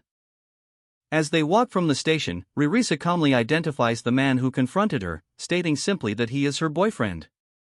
Keisuke is stunned by the revelation, unable to hide his shock, while Risa looks back at him with a knowing expression. She quickly clarifies the situation: the man is her mother's boyfriend. She explains that her parents divorced, and her mother began dating him afterward. The mention of a divorce triggers a realization for Keisuke. He now understands why Ririsa's last name was different back in middle school. Despite the explanation, Keisuke remains visibly troubled. Noticing his expression as they cross the street, Risa asks him what is wrong. And he voices his lingering concern, admitting that it seems the man is far too close to her. As they walk, Hebikawa Risa calmly confirms Kusunoki's fears, stating that her mother's boyfriend does indeed like her and has shown a keen interest ever since they were introduced. Kusunoki is visibly stunned by the admission. With a slight, knowing smile, Risa reveals her true feelings on the matter, confiding in Kusunoki that she finds the man's attention honestly disgusting. Kusunoki struggles to understand the contradiction, prompting Risa to explain that she is just playing along with him. Elaborating that she says things to make him happy and even accompanies him on what could be considered little dates. A bead of sweat forms on Kusunoki's face as he asks in disbelief why she would ever do something like that. Risa meets his question with a cold, serious expression. She turns away and gives a chillingly simple answer: to pass the time. The response leaves Kusunoki utterly shocked and horrified. With a smug smile, Hebikawa Risa adds that she finds it hilarious to see a grown man getting so serious over a high school girl. Kusunoki stops her as they walk, unable to accept her flippant explanation. He asks if that is really the only reason for her actions. Insisting with sudden intensity that someone like her would never take such a risk just to pass the time. Ririsa's demeanor shifts instantly. She smiles brightly and deflects his accusation by asking if he is that curious about her. Calling him Shizuki-kun, she teases that he must still be into her, a claim Keisuke quickly denies. She then announces she is stopping by the convenience store and bids him farewell, walking away and leaving a stunned Keisuke to watch her go. Still flustered from their previous exchange, Keisuke tries to reassert control by warning Risa not to mess with adults, telling her she will regret it. Risa remains silent for a moment, her expression unreadable in profile. Then turns to face him with a gentle, almost wistful smile, remarking that it's her first time seeing this side of him. Keisuke is immediately taken aback, internally noting that it's a sad-looking smile, an observation that directly contradicts her verbal claim that she is fine. In a scene from a play, an actress playing the role of Belle enthusiastically declares her love for a rose garden, calling it a dreamland. The scene is revealed to be a classroom rehearsal for the Class 1A production of Beauty and the Beast. A student named Irie calls cut and immediately begins praising the lead actress, Kusunoki, for her emotional performance, suggesting she has a future as an actress. As the flustered Kusunoki thanks her, Irie turns to the official director, Keisuke, and announces a quick break before the next scene, to which he can only stammer his agreement. Irie then informs the cast they will resume in 15 minutes, as she and another student need to speak with her. Keisuke is left standing by, looking shocked and sidelined. Keisuke reflects internally that while they have been practicing every day, he has become a director in name only. Feeling useless, he decides to leave the classroom, telling himself he will go grab drinks for everyone. As Keisuke walks away from the rehearsal, he reflects that things are proceeding smoothly without him, but his thoughts are consumed by a single, nagging question. He cannot comprehend how the actress Kusunoki is so exceptionally good at acting. Descending the stairs, he admits to himself that based on his assumptions about her personality, he had expected her performance to be terrible. In the hallway, he spots Kusunoki up ahead, walking and talking with another female student. Keisuke is startled when Kusunoki turns back, looking directly at him with a confident, knowing smile. He watches silently as she turns away and continues down the corridor with her friend. Kusunoki Keisuke reflects on his current relationship with the actress, whom he thinks of by the name Hebikawa, noting that they haven't spoken since their last encounter. As he walks through the school, he tries to convince himself that he doesn't particularly want to talk to her anyway. However, he cannot forget the knowing smile she gave him, an image that remains stuck in his mind. Attempting to push the thought aside, he dismisses it as unimportant while selecting a drink from a nearby vending machine. Just as he gets his drink, he is suddenly startled by a cheerful shout from someone appearing right beside him. And he spins around to see the actress Kusunoki herself. He yells her name in surprise, telling her not to scare him, to which she offers a playful apology. Kusunoki then notices the can of shake-and-drink apple jelly in his hand, remarks that it looks delicious, and decides she will buy the same one. Sitting together on a couch, the actress Kusunoki takes a sip of her drink and lets out a satisfied sigh, remarking how good it feels after a long day. Keisuke silently observes her, thinking that her mannerisms sometimes resemble those of a middle-aged man. Keisuke comments that she must be tired from her lead role, but she cheerfully deflects the praise. She insists that he has also been working hard and that another student, Irie, has been doing most of her job for her anyway. The actress laughs, confirming that Irie-san is incredibly motivated and passionate about acting. She reveals that Irie recently told her she wants to make it her career, a fact that impresses Keisuke. This leads Keisuke to wonder why Irie didn't take the director's role if she's so dedicated. The actress admits she doesn't know, before pivoting the conversation to compliment Keisuke directly, telling him that he's pretty amazing himself. And that even Irie has mentioned how good his acting is. Surprised, Keisuke dismisses the compliment as she asks him if he learned to act somewhere. As Keisuke waits for her to continue, the actress hesitates, trailing off with a simple well, and leaving him confused. The actress clarifies that her acting style isn't entirely her own, she was influenced by someone she liked in the past. The revelation sends Keisuke reeling, his mind shouting, "What?" Attempting to regain his composure, Keisuke takes a shaky sip from his drink and probes for more details, his thoughts racing about who this person could be. The actress explains that the person was straightforward, cheerful, and never gave up. Before cheerfully revealing the identity of her inspiration, Hama Pakari-chan. The blade of the star shining in the dark night from magical girl Serena Luce. Keisuke can only stare in utter confusion as the actress looks at him expectantly, sparkling with excitement over her favorite character. A brief glimpse into the actress's past reveals a time when she, dressed in a school uniform and holding a magical girl wand, had failed to successfully debut in high school. In the present, Keisuke tries to place the name, murmuring, magical girl Serena Luce's Hama Pikari. The actress lights up, excitedly asking if he knows the show and if he's also a fan. Keisuke quickly clarifies that he's never watched it, but recognizes it as a popular children's anime from some time ago. Attempting to regain his composure, Keisuke confirms his understanding. She admired the character and imitated her.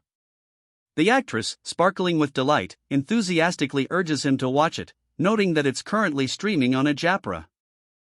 The actress explains that her love for the anime character Pikari's cute and energetic voice sparked her interest in voice acting, leading her to practice secretly on her own. And because she always wanted to be like Pikari, she constantly imitated her, which is how she developed the ability to produce a wide variety of voices.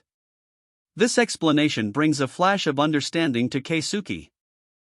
Keisuke internally processes this, comically imagining her using her vocal talents for mundane introductions or even imitating the sound of a turtle dove.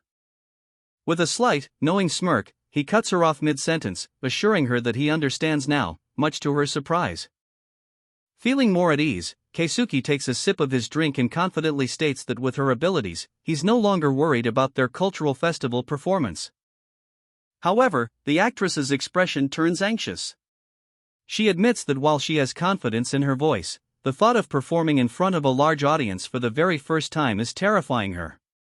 Kusunoki Keisuke leans in with a playful, fanged smile, addressing his partner directly. "I'm counting on you, Miss Lead Actress," he says, causing her to look up in wide-eyed surprise. Sitting together later, the actress expresses her slight annoyance at his teasing. Keisuke, pointing a finger, casually explains that it was simply payback for her teasing him on a previous day. Following their conversation, everything seemed to be progressing smoothly with their preparations for the cultural festival. Until a sudden, clumsy misstep during dance practice. The actress has accidentally stepped on another girl's foot, causing her to cry out in pain and fall to the floor. The actress panics, apologizing profusely, while another classmate looks on with a stern, unimpressed expression. The unimpressed classmate confronts the actress, asking if she doesn't remember this part of the dance. With tears in her eyes, the actress admits that she remembers the movements perfectly, but her body just can't seem to keep up. During a tense practice session, the student directing the dance looks on with concern while Kusunoki Keisuke watches from the side, a worried expression on his face. A few days have passed since dance practice began, and Keisuke internally reflects that progress has completely stalled because his partner, Kusunoki, cannot keep up with the choreography. The student director attempts to restart the dance scene from the beginning, but Kusunoki apologetically interrupts. Keisuke muses that despite her athleticism, dancing requires an entirely different skill set. Another classmate speaks up, complaining that her feet hurt and she can't move anymore, reiterating her complaint with a sigh of exhaustion. The frustrated student director relents, agreeing to practice just one more time before calling it a day. The complaining student turns to another classmate, openly blaming the actress Kusunoki for their lack of progress and stating they won't be ready in time. Sensing the toxic atmosphere, Keisuke quickly steps in, announcing that it's late and ending practice for everyone. The confrontational classmate, Irie, erupts in frustration, calling her peers weak for giving up so easily. Kusunoki Keisuke tries to reason with her, explaining that everyone is tired and forcing the issue won't help, but she dismisses his concerns. Declaring that she is leaving, Irie turns and walks out of the classroom, ignoring Keisuke's attempt to stop her. As Irie departs, other students, including the classmate who had complained earlier, express their relief and exhaustion, glad that the tense practice session is finally over. The actress Kusunoki watches the scene unfold with a worried expression. Keisuke observes the group's dynamic, realizing that Irie's intense passion is putting her completely out of sync with everyone else. Overwhelmed with guilt, the actress Kusunoki tearfully apologizes to the remaining students. "I'm really sorry," she says, "for dragging everyone down. Hearing this, Irie pauses, her back still turned to the group. She quietly admits to herself, "It's my fault." As she left, Irie-san delivered a final, cutting remark, stating that she had overestimated her classmates. Kusunoki called out her name, but she was already gone. The actress Kusunoki remained silent, tears welling in her eyes as the weight of the conflict settled upon her. Noticing her distress, Keisuke turned his attention away from the door and directly addressed her, saying her name. Their eyes met. His expression was one of firm concern, while hers was a mixture of surprise and lingering sadness. He then broke the silence with a simple question, "Wanna walk home together?" As Kusunoki and the actress walk home from school in silence, he observes her somber mood and internally resolves that he should probably try to smooth things over. Breaking the quiet, Keisuke turns to her with a reassuring expression, telling her not to worry about what happened earlier.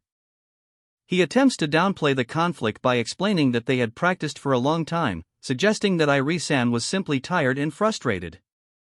Unbeknownst to them, two other female classmates are walking ahead, discussing the same practice. One complains that she can't take it anymore, finding Irie-san's direction too nitpicky and accusing the actress Kusunoki of repeatedly stepping on her feet, questioning if it was done on purpose. The girl laments that if she had known it would be such a hassle, she never would have taken the role of the beast. Her friend agrees, stating plainly that the whole situation sucks. As Kusunoki and the actress Kusunoki walked together after practice, a heavy silence hung between them. She kept her gaze lowered, still clearly dejected from the earlier confrontation. They came to a stop at a crosswalk, waiting for the signal to change, the quiet tension persisting. Keisuke, filled with concern, began to speak her name, trying to break the silence. Before he could continue, she looked at him with tears in her eyes and announced her decision, "I'm quitting." She forced a smile as she explained her reasoning, believing that if she continued, she would only hold everyone back and ultimately ruin the play.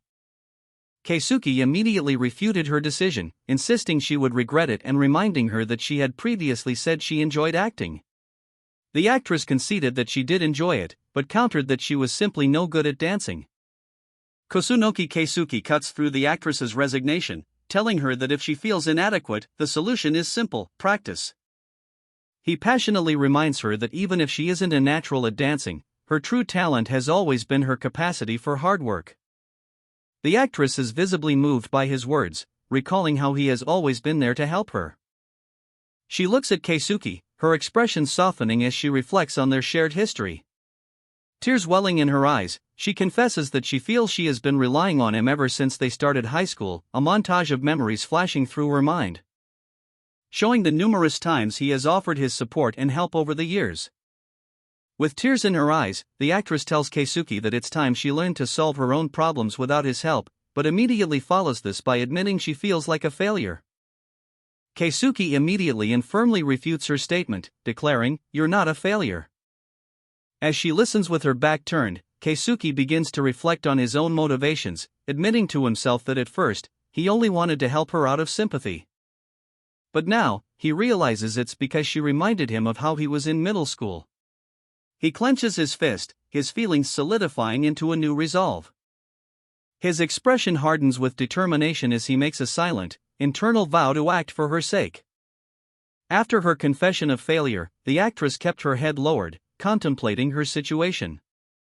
She then posed a hesitant question to a momentarily confused Keisuke, asking if it was okay if she were to keep relying on him, her expression a mixture of hope and vulnerability as she clutched her bag strap. With a confident and reassuring smile, Keisuke immediately affirmed that it was, of course, okay.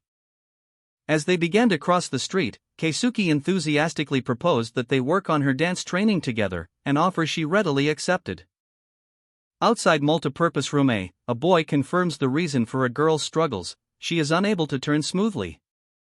He provides her with detailed technical advice, instructing her to keep her core stable, support her weight with the entire sole of her foot, and use the base of her big toe to change direction. The girl, Kusunoki, looks on with tears welling in her eyes. Inside a classroom, the two sit on the floor amidst his notes. He asks if she understood his explanation, but Kusunoki remains silent, processing the information. Startled when he calls her name, Kusunoki, she apologizes, admitting internally that she is shocked he has researched her problem in such detail. But he explains that it was necessary. He states that practice starts again on Monday, leaving them only today and tomorrow for special training. He proudly reveals that he already begged a teacher on his knees to get permission to use the multipurpose room. When Kusunoki asks if they can use it tomorrow, he confirms they can. Overwhelmed by his efforts, Kusunoki begins to cry, wondering aloud why Keisuke-kun would do so much for someone like her.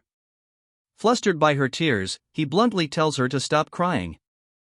Kusunoki quickly composes herself, a determined smile replacing her tears. Keisuke tells her that if she has time to cry, then she has time to practice, and urges her to come with him. Inside their practice space, Kusunoki formally asks her new coach, whom she calls Mr. Director, to begin her lesson.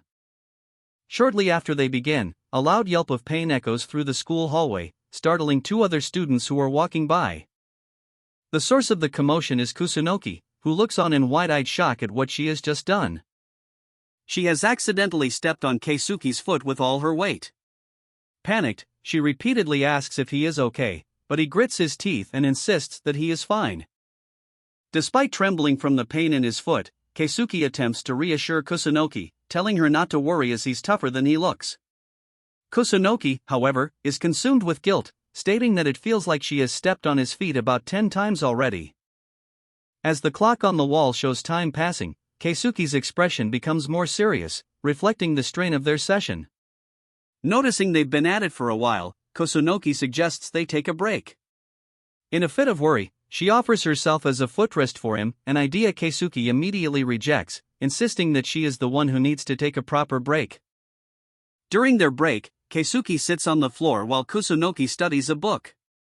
He again tells her she should seriously rest, but she replies that she doesn't have the time. After a moment of observation, Kusunoki addresses Keisuke, remarking that he is quite amazing, much to his confusion. And she tearfully exclaims that he has a natural talent, as he's already better than her despite her own practice. Flustered, Keisuke thinks to himself that he can't possibly admit he stayed up all night practicing just for this session. While reviewing her notes, Kusunoki voices her frustration, feeling pathetic for not improving. Keisuke, standing nearby, listens with a serious expression. Keisuke steps forward to offer his analysis, explaining that after dancing with her, he believes her individual movements are fine, the problem is that it feels like she's dancing by herself. He elaborates that her timing feels off because she focuses too much on her next move instead of the current one. He advises her that she should trust her partner's lead more. Taken aback by the direct feedback, Kusunoki quietly agrees. Keisuke isn't finished, adding that she also cares too much about minor mistakes, much to Kusunoki's surprise. He concludes his critique by pointing out that whenever she makes a mistake, she becomes distracted and freezes up. Kusunoki's wide-eyed expression reveals that his words have struck a chord. Visibly distressed, Kusunoki confirms Keisuke's assessment, admitting that if she makes a single mistake, all she can do is panic. Leaning back casually, Keisuke reassures her, stating that she's not a professional and no one expects perfection, so she shouldn't worry about minor mistakes. And advises her to simply enjoy it more, just as she does when she's acting. Kusunoki quietly ponders his words, the idea of enjoying the dance resonating with her. After a moment of reflection, she calls out his name, getting his attention.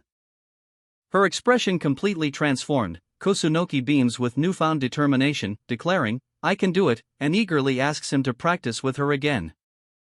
Keisuke smiles warmly and readily agrees to her request for another practice session.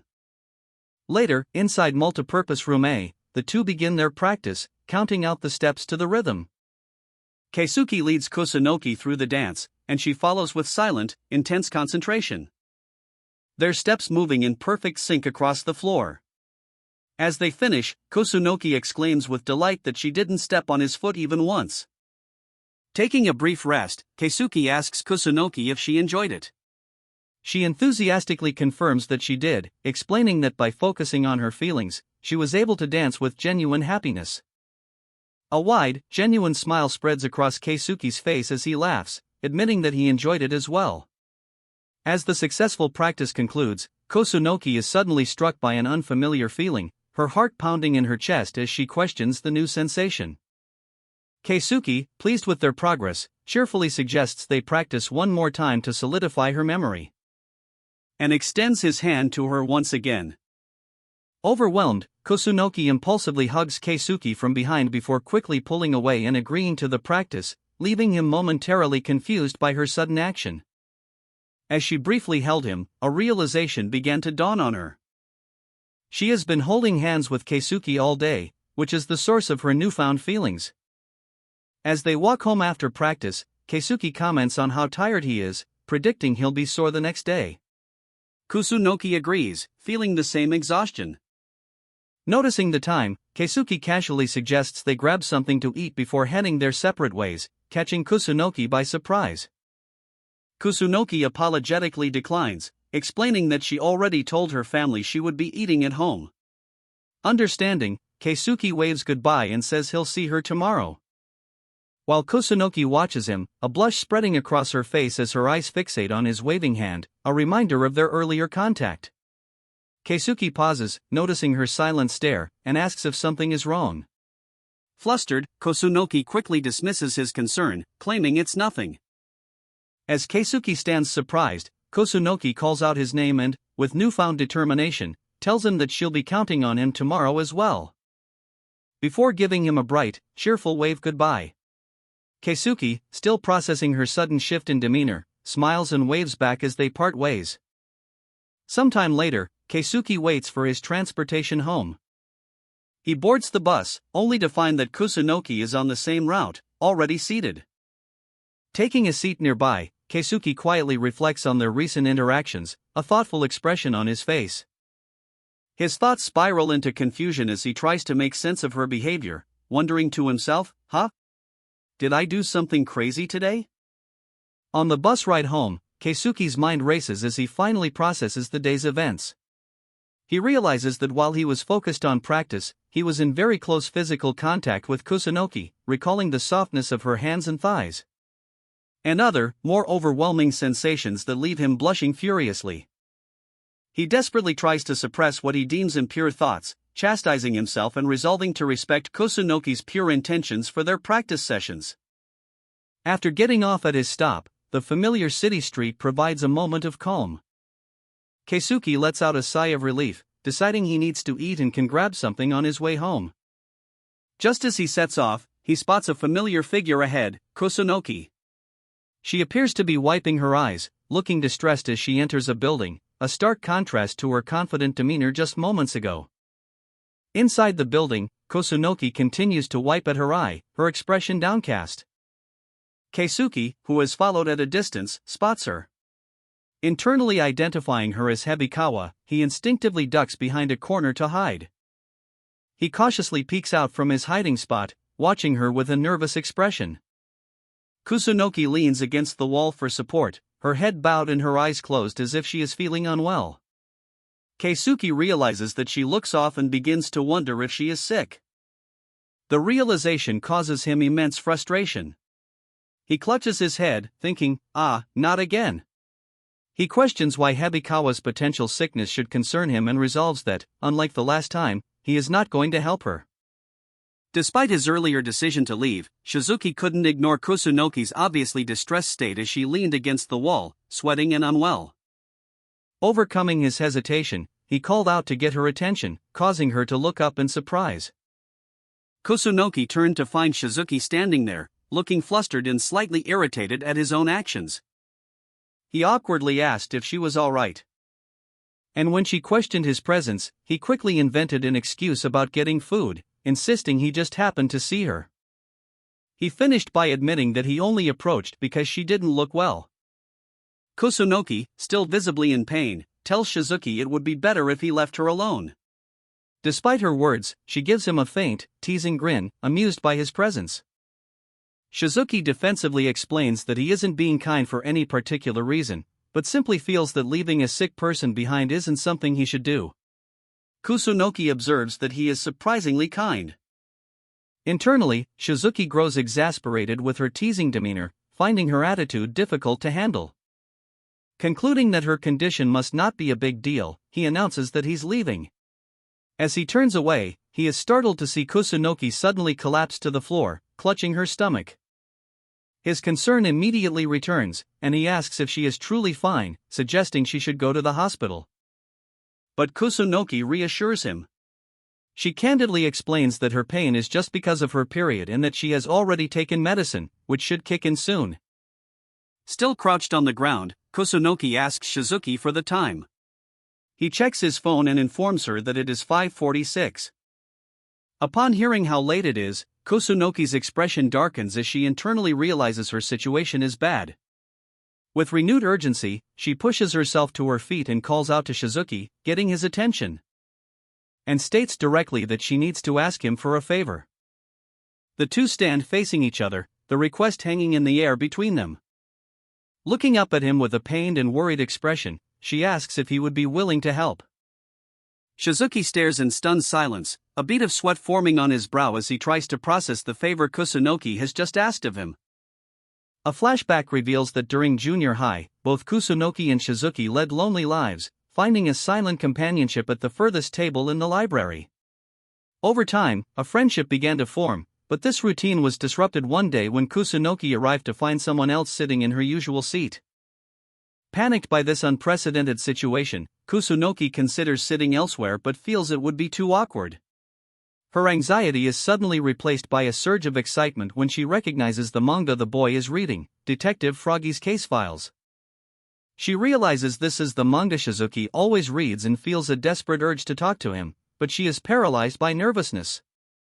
Determined not to waste the opportunity, she considers subtly placing a volume by the same author on the table to get his attention. Ultimately, she musters her courage, calls out to Shizuki, and declares that she is also a fan of the author. The perspective shifts to Shizuki, who recalls his own lonely high school life and the library as his sanctuary. He remembers being annoyed by Kusunoki, who sat next to him scribbling loudly, and he was startled by her presence, internally questioning who this disruptive person was. Despite his initial annoyance, Shizuki found himself wondering if she was absent one day.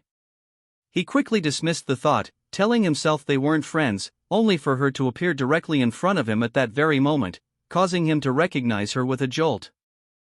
Continuing his recollection, Shizuki remembered his shock at seeing Kusunoki sitting in front of him.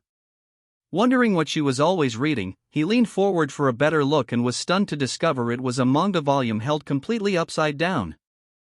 He internally acknowledged her weirdness just as she looked up, causing him to flinch as their eyes met for the first time. He stared in surprise while she offered a faint, knowing smile. Shizuki was bewildered by her smile, while Kusunoki felt a surge of triumph, believing she had successfully gotten him to notice her. This marked the beginning of their shared encounters. Though they rarely spoke, the two lonely students began to spend their time together in the library. In Classroom 1A, Kusunoki-san's work at the chalkboard earns her an enthusiastic hug from a classmate, leaving the rest of the students watching in stunned silence. The moment concludes with a loud BAM as the two stand together, prompting the entire class to praise Kusunoki-san's amazing and sudden improvement, with her friend asking how she did it. When questioned about her sudden improvement, a slightly flustered Kusunoki-san claims that she did some secret training over the weekend. A dark-haired male classmate seems pleased and impressed by her explanation, mirroring her smile. The focus of the group shifts as the male classmate asks another student, Irie, if the dance scene is ready, but she looks on with a stern, unimpressed expression. Irie curtly dismisses the topic, stating they are running out of time and must move on. She calls out to another student, Yuzui-san, to check on something for the next scene as the group begins to disperse. As they watch the others leave, the male classmate quietly complains to Kusunoki-san, wondering aloud what Irie's problem is and why she couldn't offer some straightforward praise. Kusunoki-san, however, looks at him with newfound determination. She tells him it doesn't matter, resolving that she will simply work even harder to improve and earn everyone's recognition. Watching Kusunoki-san, who is radiating an aura of intense focus, the male classmate observes to himself that she is really fired up. He smiles, thinking that it seems she has finally broken through her personal barriers.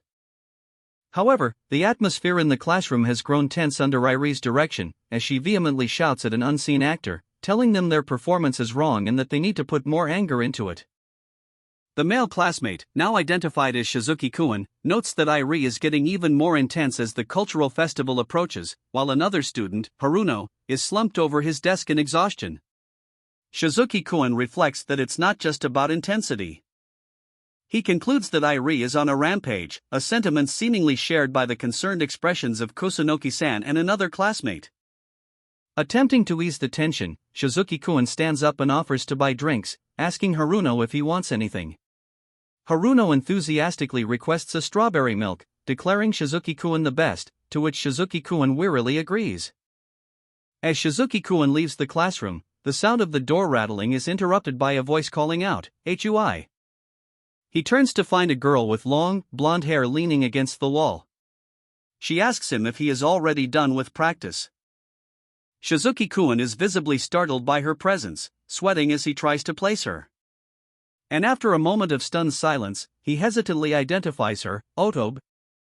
When she questions his surprised tone, he explains that he didn't recognize her for a moment because of her hair.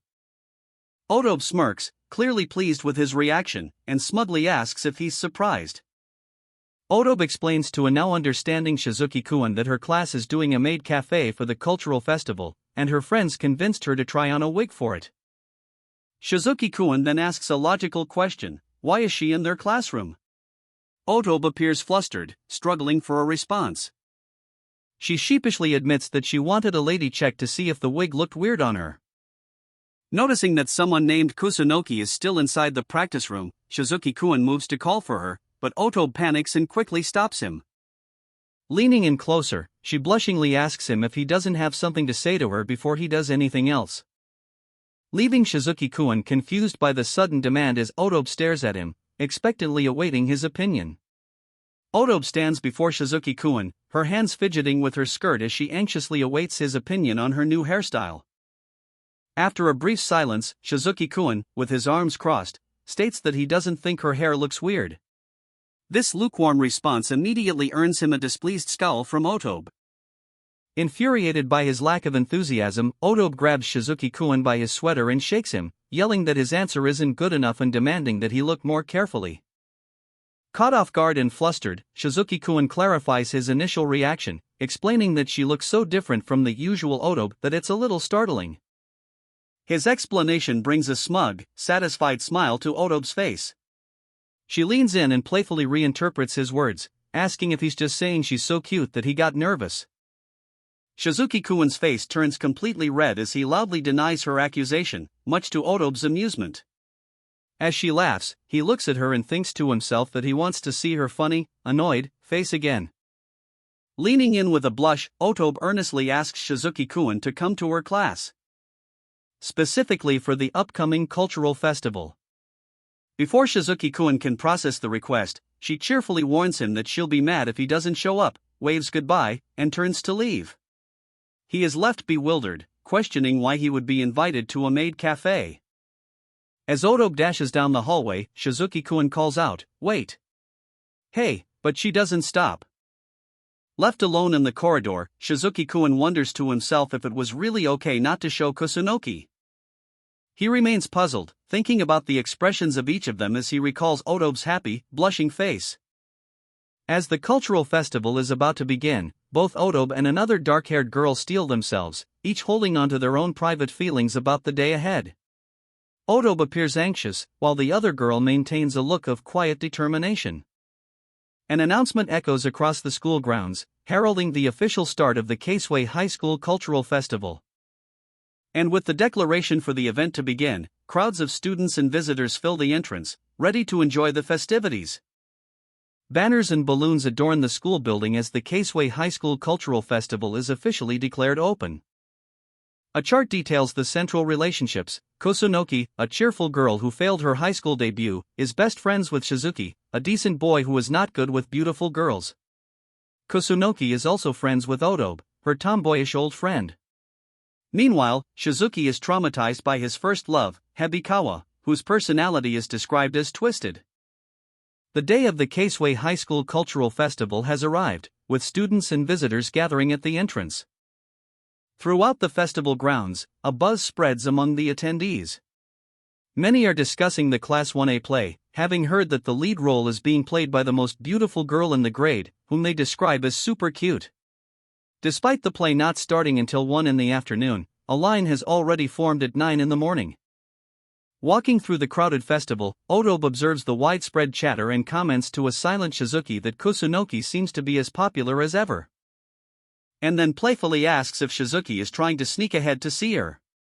As he heads up the stairs toward the Class 1A play, Shizuki internally reflects that he has been around Kusunoki so much he'd grown used to her, but now he is forced to confront a simple fact: turns out Kusunoki is really that beautiful. As they walk up the stairs, Otobe asks Shizuki if he made plans to go around the festival with Kusunoki. Visibly flustered, Shizuki shouts, "Huh? Of course not." Internally, Shizuki reflects that he was too busy preparing for the play to even think about that kind of thing.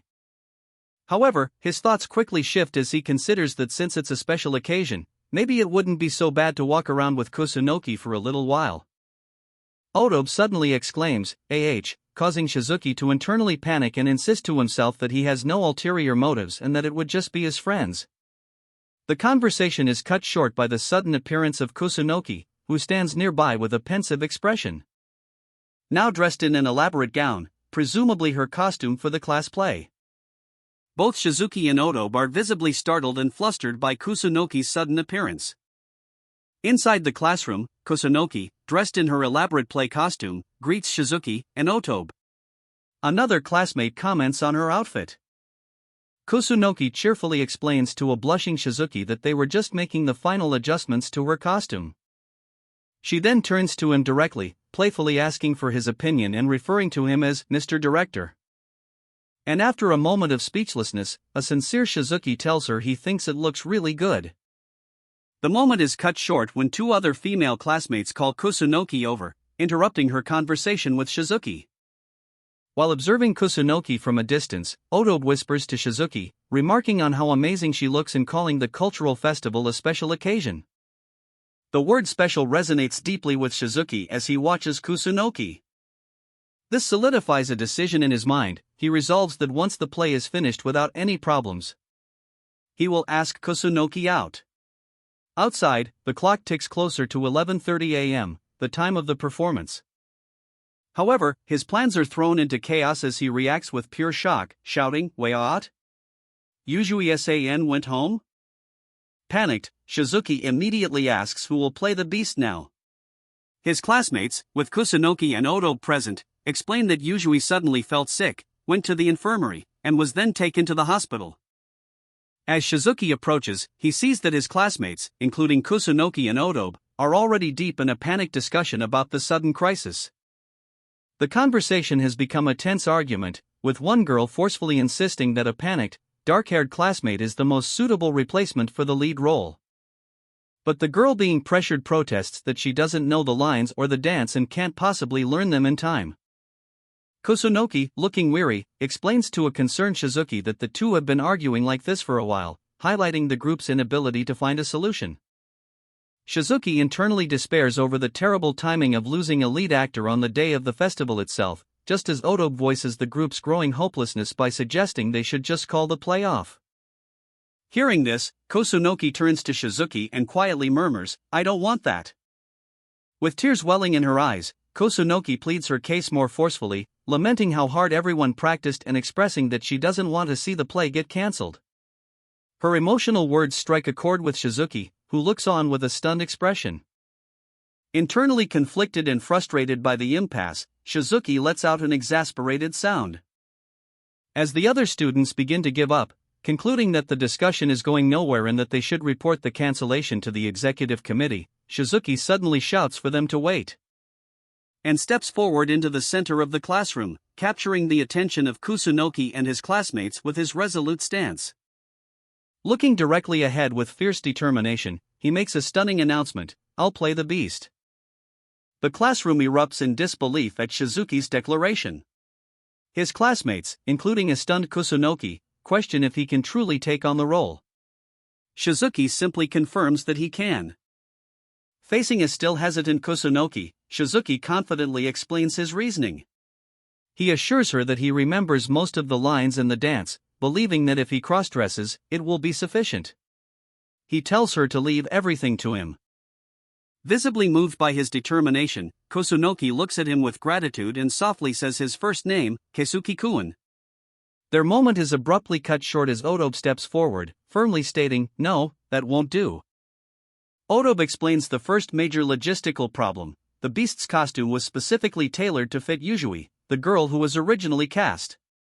She declares that there is no way a boy could wear it, leaving Shizuki and Kusunoki shocked. The debate quickly spreads. One classmate suggests rewriting the script to make the beast a male character, but Otobe dismisses this, arguing they lack the time to rewrite the script and remake costumes. Another student agrees with her, adding that the script was written as a story between two women, and having a male actor crossdress would ruin half of its intended charm. As the debate over Shizuki's proposal reaches an impasse, another female classmate interjects with a new idea, suggesting that Otobe is actually the most suitable person for the role of the beast. Otobe is utterly blindsided by the suggestion, stammering in disbelief. The rest of the class quickly realizes the logic in the proposal. They agree that since Otobe already knows the dance and the lines, and the costume adjustments would be minimal, she is indeed the most practical choice. Otobe tries to refuse, mumbling that she can't do it, but the girl who nominated her pouts and challenges her, questioning if she's forgotten the details after providing such a thorough critique. Her pride stung, Otobe defensively retorts, "Of course I remember. I know it better than any of you." Her confident declaration earns a surprised wow from Shizuki. Taking her outburst as confirmation, the class declares the matter settled, expressing relief at having found a replacement. Otobe protests, shouting for them not to decide without her, but her objections are ignored as the group moves forward with the new plan. Panicked by the sudden responsibility, Irie grabs Shizuki, the play's director, and desperately insists she cannot perform the role of the beast. Instead of relenting, Shizuki's expression hardens with determination. And he calls out her name to get her full attention. Leaning in close, he earnestly pleads with her, stating that she is the class's only hope and asking if she will accept the part. Suddenly, Kusunoki appears beside them, startling Irie as she adds her own desperate plea for her to take the role. Overwhelmed by the combined pressure from both the director and the female lead, Irie groans in utter defeat. The pressure proves too much for Irie, who lets out a piercing scream and flees the classroom, leaving her classmates stunned. In the chaotic aftermath, the students panic, realizing their newly cast lead actress has just run away and they are back to square one. Cutting through the confusion, Kusunoki announces she will go bring Irie back. Shizuki, concerned, asks if she will be all right on her own. Kusunoki turns back with a look of unwavering confidence, assuring Shizuki that she is fine and that he should leave it to her. Taken aback by her sudden display of resolve, Shizuki can only watch her go, murmuring her name in surprise.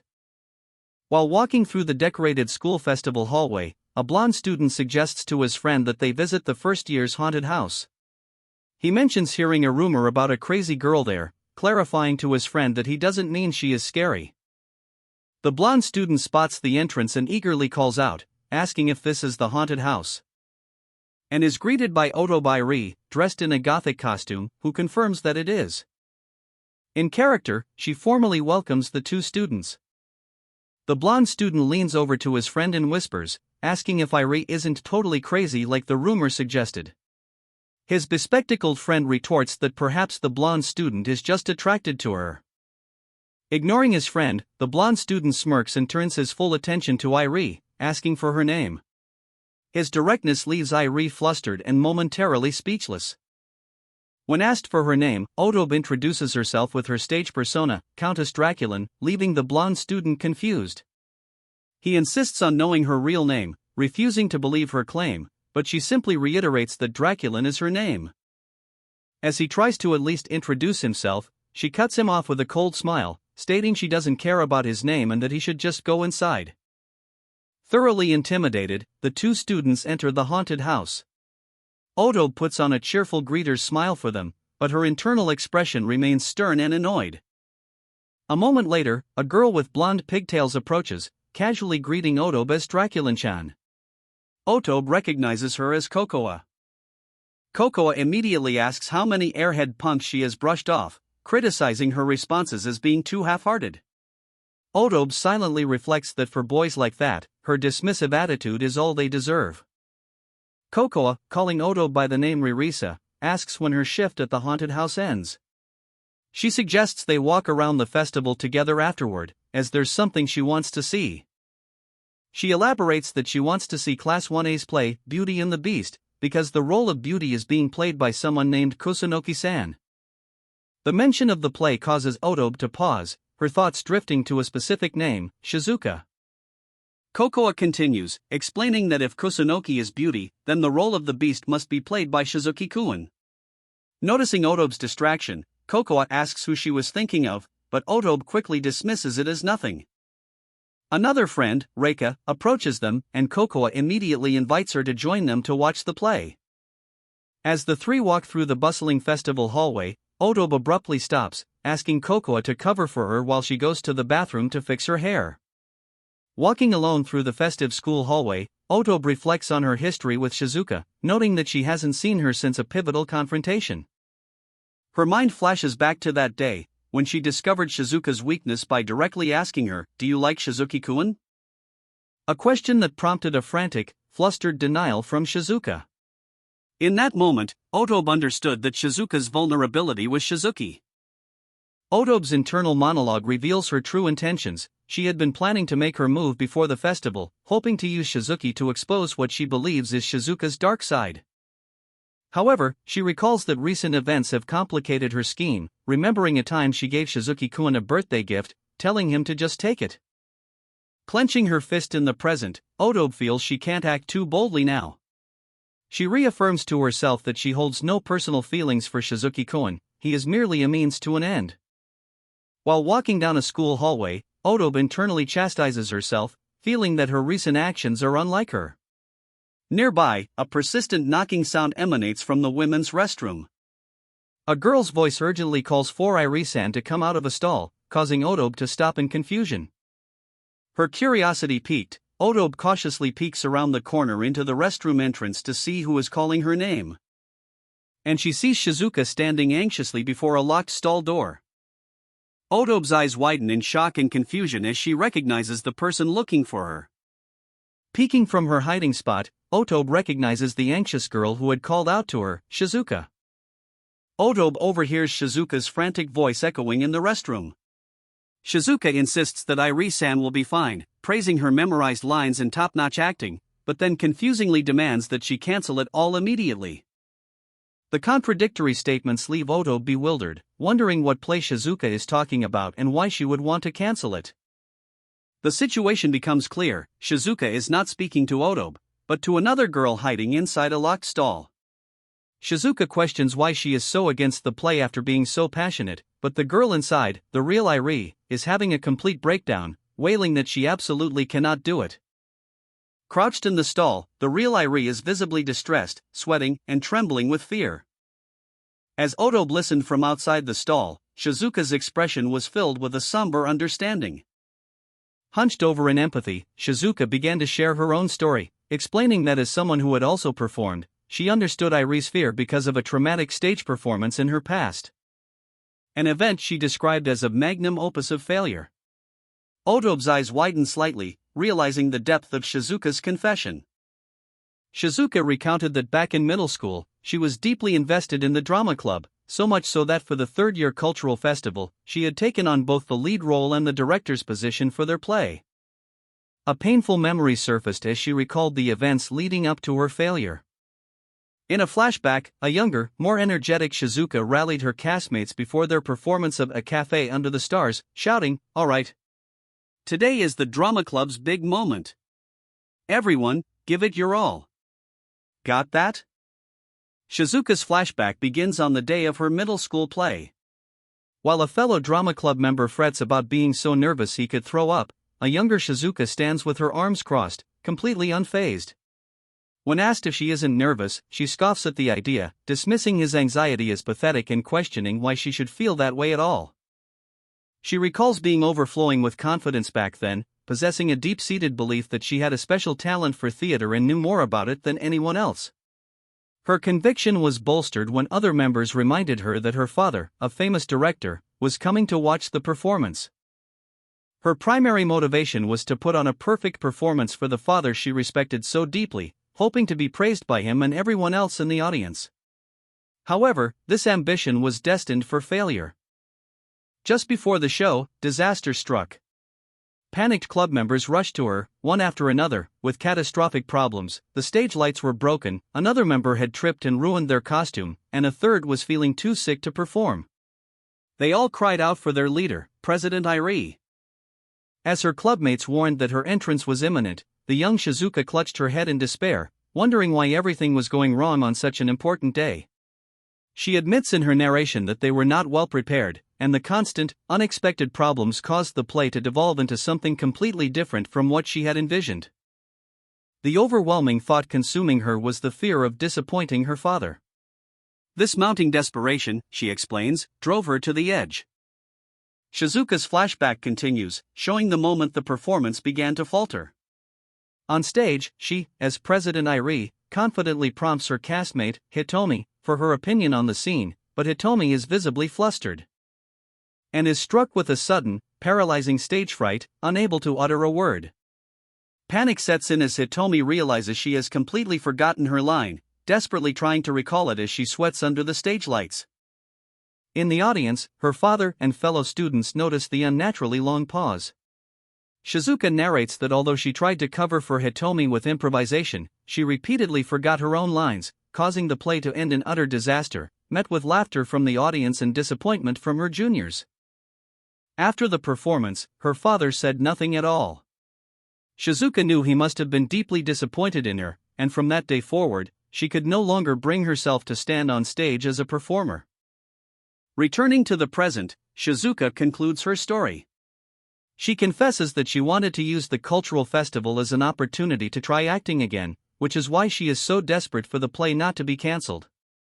She knows she should take on the role herself, but the trauma of her past failure holds her back.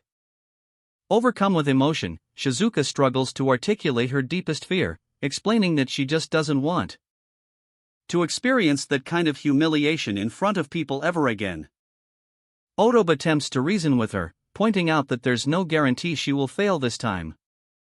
Shizuka rejects this, her voice filled with panic as she insists the chances of failure are too high and that they must cancel the play. Losing her patience, Otob raises her voice, declaring that the performance hasn't even started yet and Shizuka can't just assume the worst. Before bluntly calling the assumption of failure dumb, causing a startled Shizuka to flinch. The speaker's tone shifted from harshness to empathy, acknowledging Shizuka's pain by stating she completely understood the feeling of wanting to run away from painful memories. But she followed with a firm warning, her expression hardening with conviction as she insisted that if Shizuka runs now, nothing will change, and she won't be able to move forward. However, the voice was not Otob's. It was the real Irie, who had been listening outside the bathroom stall. Reaching for the door, she continued her plea, certain that people would enjoy Shizuka's performance. And as she opened the door to reveal the startled Shizuka, she begged her to believe in herself again. Shizuka's resolve began to waver, and she hesitantly asked if Irie truly thought she could do it, immediately voicing her specific fear of forgetting her lines again. From the doorway, Irie promised that if that happened, the entire cast would have her back. As Shizuka wiped away her tears, overwhelmed by the support, Irie delivered a final, heartfelt reassurance, "Irie-san, you're not alone." Irie makes a final, heartfelt plea, suggesting they can use the play to transform Shizuka's bad memories into fun ones. This strikes a chord with Shizuka, whose sorrowful expression hardens into one of fierce determination. And with a sudden burst of energy, she slams the bathroom door open, startling Irie with her abrupt change in demeanor. As she loudly declares that she is done running away. Before a shocked Irie can fully process what's happening, Shizuka grabs her and yells that they must go to the classroom to practice immediately. Irie's initial shock gives way to a relieved, happy smile, though she is slightly taken aback by the sheer intensity of Shizuka's newfound motivation. Her mission accomplished, Irie walks away from the bathroom, humming happily to herself, content that she was able to get through to Shizuka. As Shizuka and Irie head to the classroom, they are unknowingly being watched by another student from inside the women's restroom. Inside the restroom, Shizuka is startled to find a girl with dark hair and a gothic-style dress standing with her arms crossed, having clearly been waiting for her. Shizuka recognizes the student, hesitantly addressing her as Risa-chan. Risa confirms she overheard the previous intense conversation, remarking that Shizuka seems to be a tough nut to crack. Risa apologizes for eavesdropping, explaining that her class is doing a haunted house, which accounts for her costume. A panicked Shizuka asks if she heard everything.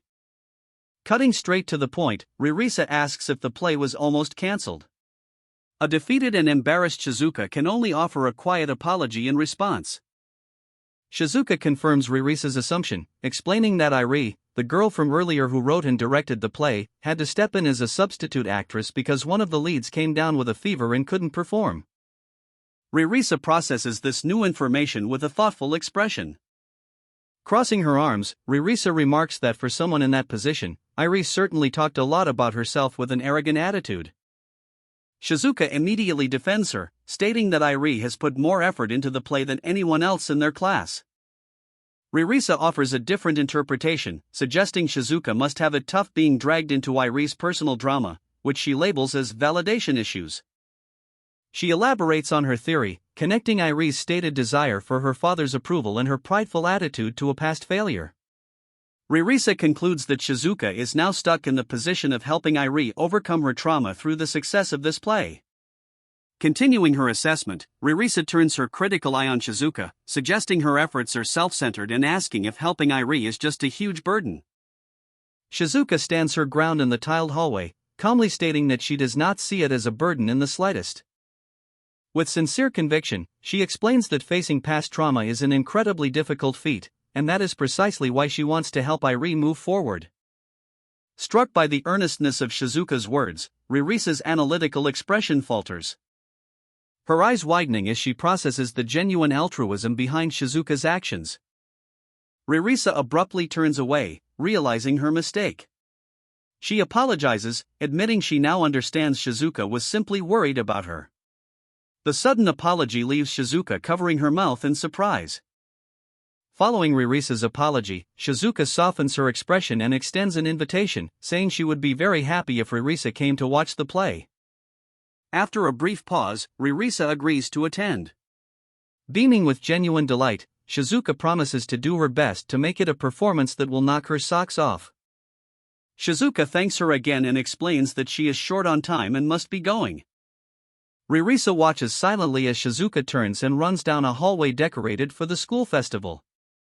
As she observes Shizuka's retreating form, Risa is struck by a profound thought, internally remarking, "She's so dazzling," and continues her reflection, concluding that Shizuka shines like the sun, is straightforward with everyone, and that it's no wonder people are so easily inspired by her words. Despite her recent admiration, Risa's thoughts turn inward, questioning why every conversation with Shizuka leaves her with a strange feeling. As if Shizuka's very presence is an indictment of her own life choices, making her feel dirty by comparison. She wonders if she is the complete opposite of Shizuka's perceived light. Suddenly, Risa slams her fist down in frustration, rejecting this line of thought.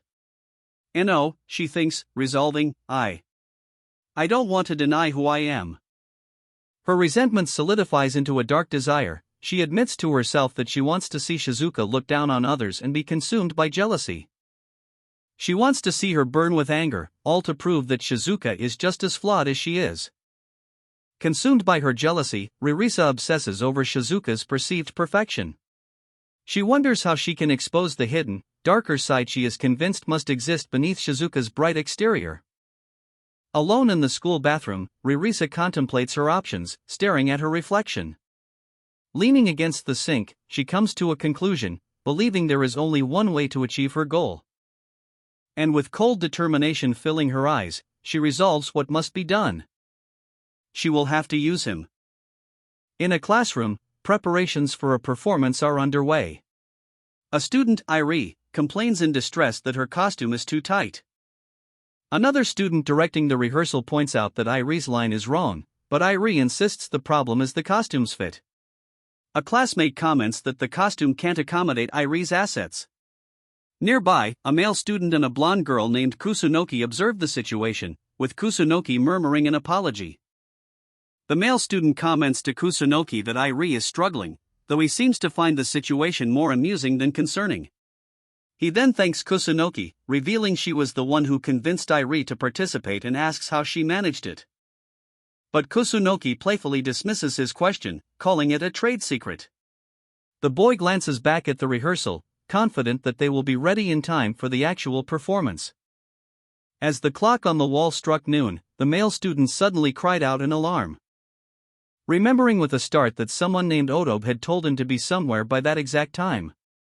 A blonde female student standing nearby was startled by his sudden panic.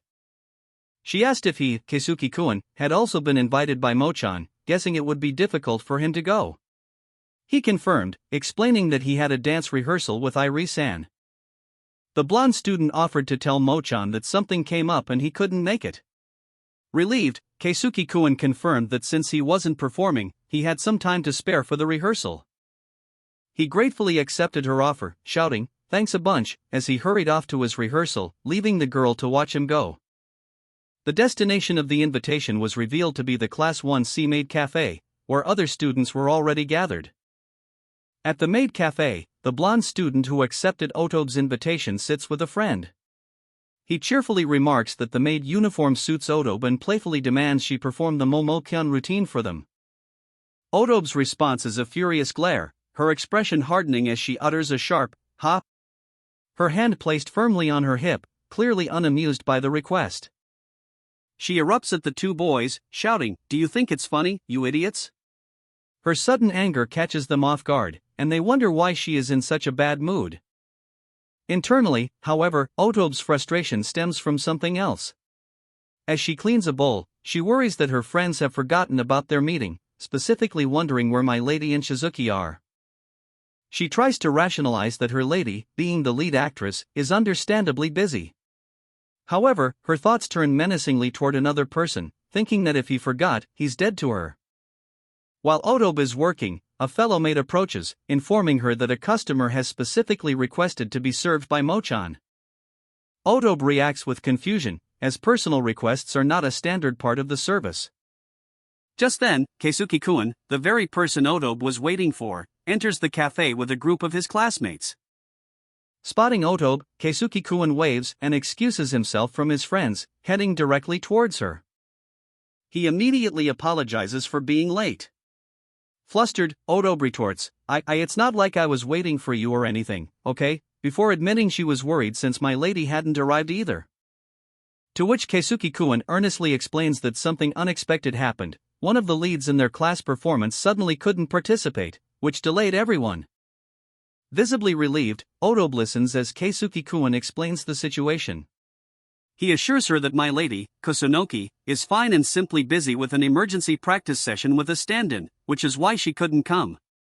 He adds that he needs to head back right away as well. Putting on a brave face, Otobe shoves Keisuke-kun towards the exit, telling him to hurry back and help his class with their play. As he stumbles out, she waves goodbye, watching him leave. While walking away, Keisuke-kun's attention is caught by a nearby conversation where someone comments on how cute that short chick was. And he turns to see two rough-looking young men who are clearly not students. One, with a mohawk, declares that the girl was totally my type, while his friend encourages him to go talk to her.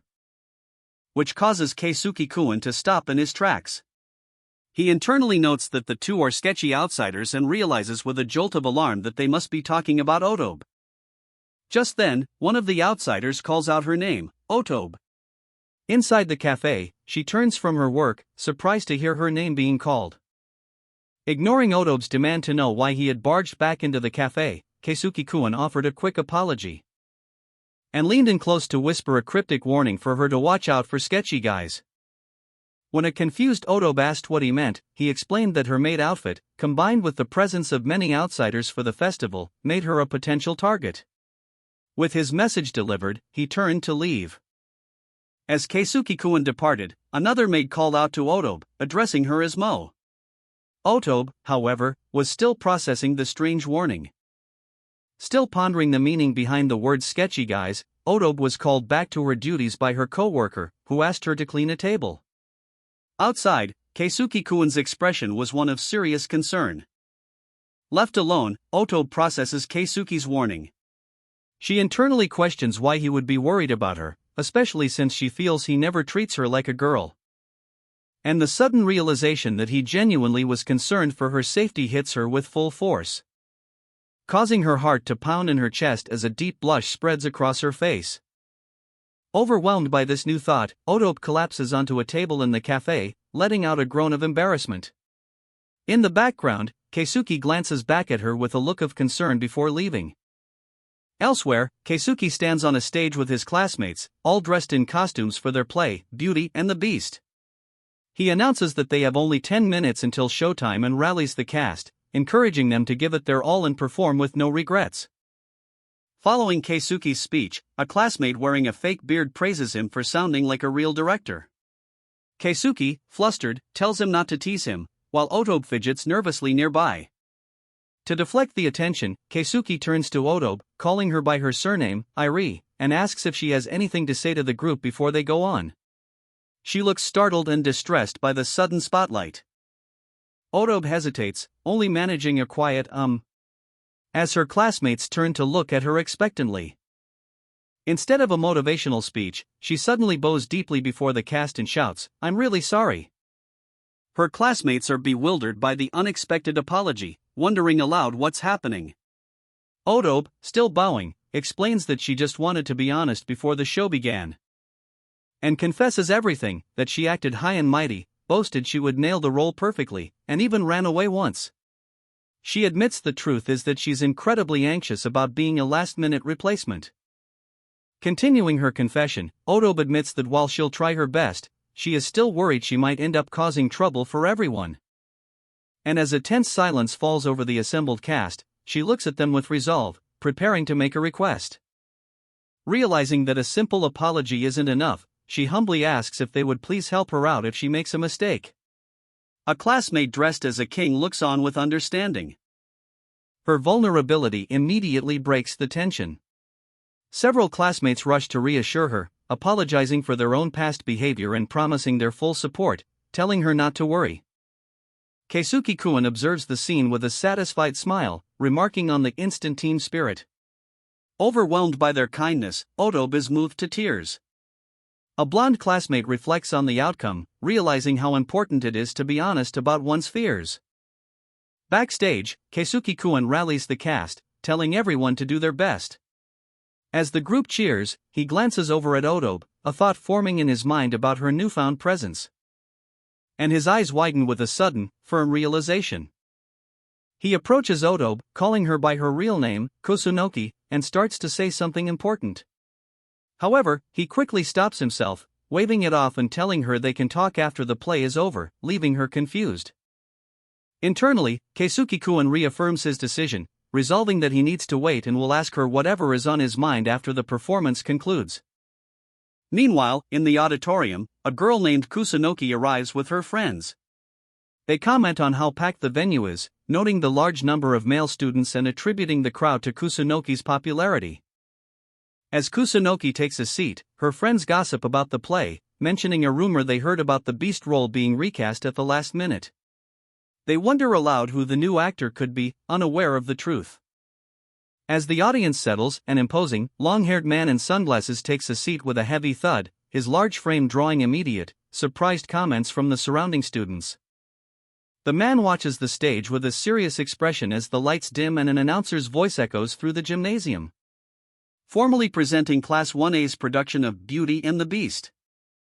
The play opens with a lone actress on stage as Belle, while a narrator's voice explains the setting, a quiet village where Belle, unlike other girls, loved books, flowers, and peace. The narration continues, recounting how Belle's older sisters requested extravagant souvenirs from their father's upcoming journey, a detail observed by Kusunoki, Otobe, and Keisuke-kun in the audience. In contrast to her sisters, Belle makes a simple and heartfelt request, "Just bring me a single red rose." On stage, the play's narration continues, explaining that Belle's small request would eventually lead her to a mysterious castle. The audience murmurs in admiration for the lead actress, commenting on her cuteness and how she looks like a real princess. While Kusunoki watches with a focused, unreadable expression, Otobe is completely captivated, clasping his hands and ecstatically declaring the actress radiant. The scene shifts, showing a new character, presumably Belle's father, walking alone on the stage set to look like the castle grounds. As the actor on stage asks for shelter in the grand manner, another actress in a devil costume waits nervously backstage, realizing it's almost her turn. And she is suddenly gripped by intense stage fright, her heart pounding as the nerves creep up her throat, making her feel numb. Backstage, the girl in the devil costume trembles, her internal monologue revealing her deep-seated stage fright. She thinks to herself that no amount of rehearsal can quell her fear, because once she is on stage, there is no escape. She visualizes the audience as a terrifying sea of eyes, a thought that paralyzes her. Knowing they will be watching her every move, judging any potential mistake. Her spiraling thoughts are interrupted when another cast member calls out her name, Irie-san. The other actress tells Irie that she's on and offers a word of encouragement. Visibly shaken, Irie manages a quiet thank you as she prepares to step through the curtain. On stage, an actor playing an older man is in the middle of his lines about a rose for Belle when his performance is cut short by a surprised "ha," his attention suddenly captured by something unexpected. In the audience, students murmur in surprise, noting that the role of the Beast is being played by a girl, an unusual casting choice. While they express their curiosity, the imposing man with sunglasses watches the stage with silent intensity. On stage, Irie stands frozen, her expression a mask of terror. Her scene partner, the older male actor, reacts with exaggerated shock at her appearance, stumbling backward and falling to the stage floor. Overwhelmed, Irie feels the crushing weight of every single pair of eyes in the auditorium fixed upon her, realizing with dread that there is no turning back now. Her mind screamed at her to speak, to say something, anything, but her throat seized with fear, and her voice refused to emerge. A wave of pure panic washed over her, leaving her completely paralyzed under the stage lights. Just as she was about to break, her eyes focused on a sign being held up from the audience. It was Keisuke-kun, prompting her with her forgotten line, "What are you doing? That rose is mine." Seeing Keisuke-kun's visual prompt from the audience, Irie finally finds her voice. And turns to her fellow actor on stage, who is startled by her sudden change in demeanor and asks what she is doing. With a powerful shout that stuns the audience, she delivers her line with unexpected ferocity, declaring, "That rose is mine." In the audience, while Otobe and Kusunoki are taken aback by her intensity, the imposing man with sunglasses watches with a subtle, approving smile. Having broken through her stage fright, Irie performs her role flawlessly, and the play continues smoothly through its subsequent scenes. Backstage, Keisuke-kun and the older actor, now out of costume, express their relief. Keisuke notes that the performance is going well and the dance scene is next, while the actor agrees that Irie should be fine from here on out. Backstage, Kusunoki is told that it is her turn to go on stage. On stage, Kusunoki's character asks Irie's character if she has ever danced before. Irie's character replies that she never connected with anyone, and therefore never had a partner to dance with. In response, Kusunoki's character offers her hand, stating that she is here now, implying she will be her partner. The two characters dance together under a single spotlight, captivating the audience with their performance.